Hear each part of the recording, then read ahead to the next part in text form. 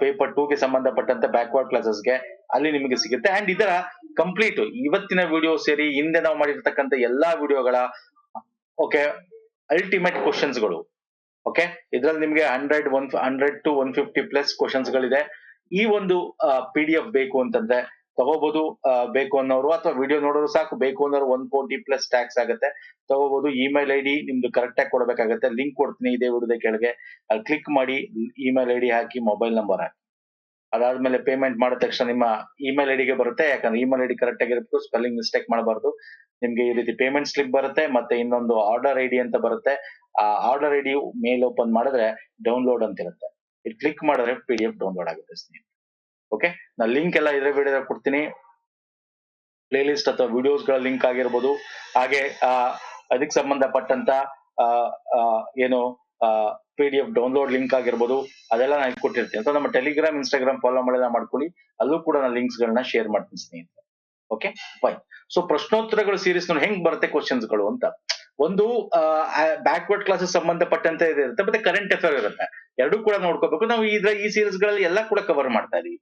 ನೋಡಿ ಈ ಒಂದು ಕ್ವಶನ್ ನೋಡಿ, PM ಯಂಗ್ ಅಚೀವರ್ ಸ್ಕಾಲರ್ಶಿಪ್ ಅಥವಾ PM ಯಶಸ್ವಿ. ನೋಡಿ ಹೆಂಗ್ ಬೇಕಾದ್ರೆ ಕೊಡಬಹುದು. PM ಯಶಸ್ವಿ ಅಂದ್ರೆ ಯಂಗ್ ಅಚೀವರ್ ಸ್ಕಾಲರ್ಶಿಪ್, ಅಥವಾ ESLR ಕೇಳಬಹುದು, ESLR ಕೇಳಬಹುದು. ನಾನು ಅದಕ್ಕೆ ಡೀಟೇಲ್ ಆಗಿ ಕೊಟ್ಟಿರ್ತೀನಿ ಸ್ನೇಹಿತರೆ. ಯೋಜನೆಗೆ ಸಂಬಂಧಿಸಿದಂತೆ ಈ ಕೆಳಗಿನ ಹೇಳಿಕೆಯನ್ನು ಪರಿಗಣಿಸಿ. ನೋಡಿ ಸಿಂಪಲ್ ಕ್ವಶನ್, ಇದರಲ್ಲಿ ಇನ್ನೊಂದ್ ತರ ಬರುತ್ತೆ. ಹೆಂಗ್ ಬರುತ್ತೆ, ಈ PM ಯಶಸ್ವಿ ಸ್ಕೀಮ್ ಇದೆಯಲ್ಲ, ಇದು ಪ್ರೀ ಮೆಟ್ರಿಕ್ ಪೋಸ್ಟ್ ಮೆಟ್ರಿಕ್ ಅಂತ. ಯೂಶಲಿ ನಮ್ಗೆ ಬ್ಯಾಕ್ವರ್ಡ್ ಕ್ಲಾಸಸ್ ಪ್ರೀ ಮೆಟ್ರಿಕ್ ನ ನಾವು ಕರ್ನಾಟಕದಲ್ಲಿ ಇಂಪ್ಲಿಮೆಂಟ್ ಮಾಡ್ತೀವಿ. ಇದು ಆಕ್ಚುಲಿ 5 ಡಿವಿಷನ್ಸ್ ಗಳಿದೆ. ಪೋಸ್ಟ್ ಮೆಟ್ರಿಕ್ ಇದೆ, ಎಲ್ಲಾ ರೀತಿನೂ ಇದೆ. ಅದ್ರ ಬಗ್ಗೆ ಇನ್ನೂ ಡೀಟೇಲ್ ಆಗಿ ಹೇಳ್ತೀನಿ. ಹಾಗಾಗಿ this is called current affairs. ನಾನು ಎಲ್ಲ ಇನ್ಬಿಟ್ ನಿಮ್ಗೆ ಕರೆಂಟ್ ಅಫೇರ್ಸ್, ಸ್ಟಾಟಿಕ್ಸ್ ಎರಡು ಕೊಡ್ತೀನಿ ಇದರಲ್ಲಿ ಸ್ನೇಹಿತರೆ. ನೋಡೋಣ ಫಸ್ಟ್ ಈ ಕ್ವಶನ್ ಗೆ ಸಂಬಂಧಪಟ್ಟಂತ ಆಪ್ಷನ್ಸ್ ನೋಡೋಣ ಬನ್ನಿ. ಈ ಯೋಜನೆ ಅಡಿ ವಿದ್ಯಾರ್ಥಿಗಳು 9 ರಿಂದ 10ನೇ ತರಗತಿಯವರೆಗಿನ ಮೆಟ್ರಿಕ್ ಪೂರ್ವ ವಿದ್ಯಾರ್ಥಿ ವೇತನವನ್ನು ಪಡೆಯಬಹುದು. ಓಕೆ, OBC, EBC, DNT ವಿದ್ಯಾರ್ಥಿಗಳಿಗೆ PM ಯಶಸ್ವಿ 5 ಉಪಯೋಜನೆಗಳನ್ನು ಹೊಂದಿರುವಂತೆ ರೂಪಿಸಲಾಗಿದೆ. ಎಸ್ ಸರ್, ಯೂಶಲಿ ನಿಮ್ಗೆ ಕರ್ನಾಟಕದಲ್ಲಿ PM ಯಶಸ್ವಿ ಅಂದ ತಕ್ಷಣ ಇದು pre matric, under pre matric scholarship ಅಲ್ಲೂ ಬರುತ್ತೆ. ಇದು ಬಿಟ್ರೆ OBC, EBC, DNT ಸ್ಟೂಡೆಂಟ್ಸ್ ಗಳಿಗೂ ನೋಡಿ 5 ಸಬ್ ಸ್ಕೀಮ್ಸ್ ಗಳಿದೆ ಇದರ ಅಡಿಯಲ್ಲಿ. ಪೋಸ್ಟ್ ಮೆಟ್ರಿಕ್ ಇದೆ, ಅದು ಇದೆ, ನಾನು ತೋರಿಸ್ತೀನಿ ನಿಮ್ಗೆ ಮುಂದೆ. Yes, this is correct. Matric ಪೂರ್ವ, ಎಸ್ ಮೆಟ್ರಿಕ್ ಪೂರ್ವ ಪ್ರೀ ಮೆಟ್ರಿಕ್ ಸ್ಕಾಲರ್ಶಿಪ್ ಅಲ್ಲಿ 2.5 ಲಕ್ಷ ವಾರ್ಷಿಕಕ್ಕಿಂತ ಕಡಿಮೆ ಆದಾಯ ಇರುವ ಕುಟುಂಬಗಳಿಗೆ 4,000 ರೂಪಾಯಿ ಶೈಕ್ಷಣಿಕ ಭತ್ಯೆಯನ್ನು ನೀಡಲಾಗುತ್ತದೆ. ಈ ಪ್ರೀ ಮೆಟ್ರಿಕ್ PM ಯಶಸ್ವಿ ಸ್ಕೂಲು 9 ಮತ್ತು 10ನೇ ತರಗತಿಯವರಿಗೆ 4,000 ರೂಪಾಯಿ ಕೊಡ್ತಕ್ಕಂಥದ್ದು. ಯಾರಿಗೆ 2.5 ಲಕ್ಷ ವಾರ್ಷಿಕ ವರದಾನ ಆದಾಯ ಇರ್ತಕ್ಕಂಥ ಕುಟುಂಬಗಳಿಗೆ 4,000 ರೂಪಾಯಿ ಪರ್ ಆನಮ್ ಕೊಡ್ತಕ್ಕಂಥದ್ದು. ಇಲ್ಲಿ ಎಲ್ಲ ಆಪ್ಷನ್ಸ್ ಕೂಡ ಕರೆಕ್ಟ್. ನಮ್ಮ ಥಿಯರಿ ಕ್ಲಾಸ್ ಅಲ್ಲಿ ನಾವು ಎಕ್ಸ್ಪ್ಲೇನ್ ಮಾಡಿದೀವಿ, ನೋಡಿದ್ರ PM ಯಶಸ್ವಿ. ರಿವೈಸ್ಡ್ ಕ್ಲಾಸ್ ಅಲ್ಲಿ ಹೇಳಿದೆ ನಿಮ್ಗೆ ಇದು ಏನಿದೆ ಅಂತ. 9 ಮತ್ತು 10ನೇ ತರಗತಿಗೋಸ್ಕರ ಇರ್ತಕ್ಕಂಥ ಕೇಂದ್ರ ಸರ್ಕಾರದ ಒಂದು ಸಾಮಾಜಿಕ ನ್ಯಾಯ ಕಲ್ಯಾಣ ಸಬಲೀಕರಣ ಸಚಿವಾಲಯದಲ್ಲಿ ಬರ್ತಕ್ಕಂಥದ್ದು. ಅಂಡ್ ಇದರ ವ್ಯಾಪ್ತಿ ಏನಿದೆ ನೀವು ನೋಡೋದಾದ್ರೆ, ಕುಟುಂಬದ ವಾರ್ಷಿಕ ವರದಾನ 2.5 ಲಕ್ಷಕ್ಕಿಂತ ಜಾಸ್ತಿ ಇರಬಾರ್ದು. ಕರ್ನಾಟಕ ಕಾಯಂ ನಿವಾಸಿ ಆಗಿರ್ಬೇಕು. ಪ್ರವರ್ಗ 1, 2A, 3A, 3B ಆಗಿರ್ಬೇಕು. ಇಂದಿನ ಶೈಕ್ಷಣಿಕ ಪ್ರೀವಿಯಸ್ ಇಯರ್ ಅಲ್ಲಿ ಅವರು A ಗ್ರೇಡ್, ಇವಾಗೆಲ್ಲ ಗ್ರೇಡ್ ಸಿಸ್ಟಮ್ ಇದೆ ಅಲ್ವಾ, A ಗ್ರೇಡ್, A ಅಥವಾ B+, D ಗ್ರೇಡ್, ಇಂಥವ್ರಿಗೆ ಮಾತ್ರ ಸಿಗುತ್ತೆ. ಎಷ್ಟು ಸಿಗುತ್ತೆ? 4,000 ರೂಪಾಯಿ ಸಿಗುತ್ತೆ.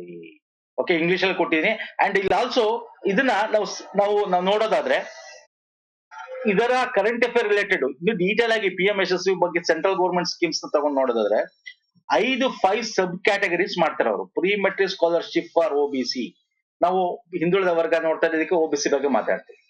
ಅದೇ ರೀತಿ ಪೋಸ್ಟ್ ಮೆಟ್ರಿಕ್ ಕೂಡ ಇದೆ, ಟಾಪ್ ಕ್ಲಾಸ್ ಸ್ಕೂಲ್ ಎಜುಕೇಶನ್ಸ್ ಅಂತ ಕೂಡ ಇದೆ, ಕಾಲೇಜ್ ಎಜುಕೇಶನ್ಸ್ ಅಂತ ಕೂಡ ಇದೆ, constructions of hostel of OBC boys ಗಳಲ್ಲೂ ಕೂಡ ಕೊಡ್ತಾರೆ ಸ್ಕಾಲರ್ಶಿಪ್ಸ್ ಗಳು.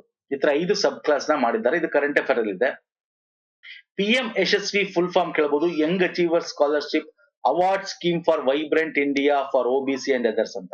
ದಯವಿಟ್ಟು ನೆನ್ಪಿಟ್ಕೊಳ್ಳಿ, ಇದು ಯಾವ ಸಚಿವಾಲಯದಲ್ಲಿ ಬರುತ್ತೆ ಅನ್ನೋದು ಕೂಡ ನೆನ್ಪಿಟ್ಕೊಳ್ಳಿ. ಆಪ್ಷನ್ಸ್ ಅಲ್ಲಿ ನಿಮ್ಗೆ ಏನ್ ಬೇಕಾದ್ರೂ ಕೇಳಬಹುದು. EBC, OBC ಅವೆಲ್ಲ ಗೊತ್ತಿರ್ಬೇಕು ನಿಮ್ಗೆ. Economically backward classes, DNT, denotified and nomadic tribes ಅಂತ ಕರಿತೀವಿ. ಇದ್ರ ಬಗ್ಗೆ ಗೊತ್ತಿರಲಿ.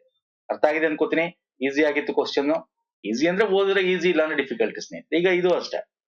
ಈ ದೇವರಾಜ ಅರಸು ಪ್ರತಿಭಾ ಪ್ರಶಸ್ತಿ ಯೋಜನೆಗೆ ಸಂಬಂಧಿಸಿದಂತೆ ಈ ಕೆಳಗಿನ ಹೇಳಿಕೆಯನ್ನು ಪರಿಗಣಿಸಿ. ಹೇಳ್ತೀರಾ? ಈ ಪ್ರಶಸ್ತಿನ 2015-16ರಲ್ಲಿ ಪ್ರಾರಂಭಿಸಲಾಯಿತು. SSLC, PUC ಪದವಿ, ಸ್ನಾತಕೋತ್ತರ ಪದವಿಯಲ್ಲಿ 90% ಗಿಂತ ಹೆಚ್ಚು ಅಂಕ ಗಳಿಸಿದ ಹಿಂದುಳಿದ ವರ್ಗಗಳ ವಿದ್ಯಾರ್ಥಿಗಳು ನೀಡಲಾಗುತ್ತದೆ. ಓಕೆ. 25,000 ರೂಪಾಯಿ ಪ್ರಶಸ್ತಿಯನ್ನು ವೃತ್ತಿಪರ ಪದವಿ, ವೃತ್ತಿಪರ ಸ್ನಾತಕೋತ್ತರ ಪದವಿ ವರ್ಗಕ್ಕೆ ನೀಡಲಾಗಿದೆ. ನೋಡಿ, ಡಿ ದೇವರಸು ಪ್ರತಿಭಾ ಪುರಸ್ಕಾರ ಅಂತ ಅವನು ಹೇಳ್ತಾ ಇದ್ದಾನೆ. ಪ್ರತಿಭಾ ಅವಾರ್ಡ್ ಯಾರು ಚೆನ್ನಾಗಿ ಓದ್ತಾರೆ ಅಂತವ್ರಿಗೆ. 2015-16 ಪ್ರಾರಂಭವಾಯ್ತಾ? ಹೌದು ಸರ್. ಅವರು 90% ಗಿಂತ ಹೆಚ್ಚು ಅಂಕ ಗಳಿಸಿದ್ರೆ ಆ ಒಂದು SSLC ಆಗಿರ್ಬೋದು, PUC ಆಗಿರ್ಬೋದು, ಅಥವಾ ಡಿಗ್ರಿ ಅಥವಾ ಡಬಲ್ ಡಿಗ್ರಿ ಅಂತವ್ರಿಗೆ ಕೊಡ್ತಕ್ಕಂತ ಒಂದು ಪುರಸ್ಕಾರ ಇದು, ಅವಾರ್ಡ್ ಇದು. ಹೌದು, ಕರೆಕ್ಟು. ಇಲ್ಲಿ ಕ್ಯಾಟಗರಿ ಬೇರೆ ಬೇರೆ ಇರುತ್ತೆ. SSLC ಗೆ ಬೇರೆ ಅಮೌಂಟ್ ಇರುತ್ತೆ, PUC ಗೆ ಬೇರೆ, ಪಾಸ್ ಮಾಡಿದವ್ರಿಗೆ ಬೇರೆ ಅಮೌಂಟ್ ಇರುತ್ತೆ. ಇಲ್ಲಿ ನಾನು ಕೊಟ್ಟಿರೋದು 25,000 ರೂಪಾಯಿ ಫಾರ್ ವೃತ್ತಿಪರ ಪದವಿ, ಸ್ನಾತಕೋತ್ತರ ಪದವಿ ಅಂತವ್ರಿಗೆ. Okay. Professional degree, professional master degree ಅವ್ರಿಗೆ 25,000. Yes, this is also correct. ಎಲ್ಲ ಆಪ್ಷನ್ ಕರೆಕ್ಟ್. ಈ ದೇವರಾಜ ಅರಸು ಪ್ರತಿಭಾ ಪುರಸ್ಕಾರ ನೀವು ಓದಿದ್ರೆ ಗೊತ್ತಿರುತ್ತೆ. ನಾನು ಪದೇ ಪದೇ ಹೇಳ್ತಾ ಇದೀನಿ ನೋಡಿ ಸ್ನೇಹಿತರೆ. SSLC ಅವ್ರಿಗೆ ನಿಮ್ಗೆ ಆಪ್ಷನ್ಸ್ ಅಲ್ಲಿ ಏನ್ ಬೇಕಾದ್ರೂ ಕೇಳಬಹುದು. ನಾನು ಈಗ ನಿಮ್ಗೆ 25,000 ಕೇಳಿದೀನಿ. ಎಕ್ಸಾಮ್ ಗಳಲ್ಲಿ SSLC ಪಾಸ್ ಆದವ್ರಿಗೆ 10,000 ಕೊಡ್ತಾರ? ಹೌದು, ಪುರಸ್ಕಾರ ಕೊಡ್ತಾರೆ. PUC ಪಾಸ್ ಆದವ್ರಿಗೆ 15,000 ಪುರಸ್ಕಾರ ಕೊಡ್ತಾರ? ಹೌದು. ಹಾಗೆ ಡಿಗ್ರಿ ಪಾಸ್ ಆದವ್ರಿಗೆ 20,000. ಅದೇ ವೃತ್ತಿಪರ ಅಥವಾ ಡಬಲ್ ಡಿಗ್ರಿ, ತಾಂತ್ರಿಕ, ವೈದ್ಯಕೀಯ ಇಂಥದ್ದು ಪಾಸ್ ಮಾಡಿರೋರಿಗೆ 25,000 ಒಂದು ಪುರಸ್ಕಾರ ಕೊಡ್ತಕ್ಕಂಥದ್ದು. ಓಕೆ, ಅರ್ಥ ಆಗಿದೆಯಲ್ಲ? ನೋಡಿ ಹೆಂಗೆ ಕ್ವಶನ್ಸ್ ಗಳು ಯಾವ ರೀತಿ ಕೇಳಬಹುದು. ಎಲ್ಲ KPSC ಫಾರ್ಮ್ಯಾಟ್ ಅಲ್ಲಿ ಮಾಡಿರ್ತಕ್ಕಂಥ ಕ್ವಶನ್ ಸ್ನೇಹಿತರೆ. ಅಂಡ್ ಇದು ಅರ್ಹತೆಗಳು ಕೂಡ ತಿಳ್ಕೊಂಡಿರ್ಬೇಕು, ಯಾರ್ಯಾರಿಗೆ ಎಂತವ್ರಿಗೆ ಸಿಗುತ್ತೆ ಅಂತ. ಆಸ್ ಯೂಶುವಲ್ ಅವರು ಕರ್ನಾಟಕದ ಕಾಯಂ ನಿವಾಸಿ ಆಗಿರ್ಲೇಬೇಕು. ಇವೆಲ್ಲ ಒಂದ್ಸಲ ನೋಡ್ಕೊಳ್ಳಿ ಡೀಟೇಲ್ ಆಗಿ. ತುಂಬಾ ನಾನು ಎಕ್ಸ್ಪ್ಲೇನ್ ಮಾಡಕ್ ಹೋಗಲ್ಲ, MCQ ಆದ್ದರಿಂದ ಇಲ್ಲೇ ಕೊಟ್ಟಿರ್ತೀನಿ. ಪ್ರತಿಯೊಂದು ಪಾಯಿಂಟ್ ಇಲ್ಲಿ ಇರೋದನ್ನ ಎಕ್ಸ್ಪ್ಲೇನ್ ಮಾಡೋ ಸ್ಥಿತಿ ಇಲ್ಲ. ನೆಕ್ಸ್ಟ್ ಬರ್ತೀನಿ ಸ್ನೇಹಿತರೆ. ಖಾಸಗಿ ಅನುದಾನಿತ ಅನಾಥಾಲಯಗಳು ಯೋಜನೆಯಲ್ಲಿ ಅನುದಾನ ತಿಂಗಳಿಗೆ ಆಹಾರ ವೆಚ್ಚಕ್ಕಾಗಿ ಮಂಜೂರು ಮಾಡಿದ ಮೊತ್ತವೆಷ್ಟು? ಖಾಸಗಿ ಗ್ರಾಂಟ್ ಇನ್ ಹೇಡ್ ಹಾಸ್ಟೆಲ್ಸ್ ಇವೆಲ್ಲ ಮಾಡಿದೀವಿ ಸರ್. ರಿವಿಷನ್ಸ್ ಇತ್ತೀಚೆಗೆ 1 ವೀಕ್ ಬ್ಯಾಕ್ ನೋಡಿ, ವಿಡಿಯೋಗಳು ನೋಡಿಲ್ಲ ಅಂದ್ರೆ ರಿವಿಷನ್ ವಿಡಿಯೋಗಳು ಮಾಡಿದ್ದೀನಿ. ಹಾಸ್ಟೆಲ್ ಗ್ರಾಂಟ್ ಇನ್ ಹೇಡ್, ಖಾಸಗಿ ಪ್ರೈವೇಟ್ 950 ರೂಪಾಯಿ ಅನಾಥಾಲಯಗಳಿಗೆ. ಓಕೆ, ಯಾರಿಗೆ ಸರ್? ಅನಾಥಾಲಯಗಳಿಗೆ, ಖಾಸಗಿ ಅನುದಾನಿತ ಅನಾಥಾಲಯಗಳಿಗೆ 950 ರೂಪಾಯಿ. ಅಂಡ್ ಆಲ್ಸೋ ನಾನು ನಿಮಗೆ ಇದನ್ನ ಸ್ಪೆಸಿಫಿಕ್ ಆಗಿ ವಿಡಿಯೋ ಮಾಡ್ಬೇಕಾದ್ರೆ ಹೇಳಿದ್ದೆ, ನೆನ್ಪಿರ್ಲಿ ಅಂತ. ಈ ಒಂದು ಅನಾಥಾಲಯ ಅಂದ್ರೆ ನಿರ್ಗತಿಕರು, ಯಾರು ಇಲ್ಲದೆ ಇರೋರು, ಅನಾಥ ಮಕ್ಕಳು, ಆದಾಯ ಮಿತಿ ಇರುವುದಿಲ್ಲ. ಆದ್ರೆ ನಿರ್ಗತಿಕ ಮಕ್ಕಳಿಗೆ ಮಾತ್ರ ಆದಾಯ ಮಿತಿ ಕೊಟ್ಟಿದ್ದಾರೆ. ನಾನು ನಿಮ್ಗೆ ಹೇಳಿದ್ದೆ, ಜ್ಞಾಪಕ ಇದೆಯಾ ಥಿಯರಿ ಕ್ಲಾಸ್ ಅಲ್ಲಿ? ಇದು ಅನಾಥಾಲಯ ಆದ್ರಿಂದ ಬೇರೆ ಎಲ್ಲಾ ಸ್ಕೀಮ್ಗಳಲ್ಲೂ ನಿಮಗೆ ಸರ್ಕಾರಿ ಆಗಿರ್ಬೋದು, private, pre matric, post matric ಆಗಿರ್ಬೋದು 10 ತಿಂಗಳ ತನಕ ಕೊಡ್ತಾರೆ. ಅನಾಥಾಲಯ ಆದ್ರಿಂದ ಇದು 12 ತಿಂಗಳ ತನಕ ಕೊಡ್ತಾರೆ ಆಹಾರಕ್ಕೋಸ್ಕರ. 12 ಮಂತ್ಸ್.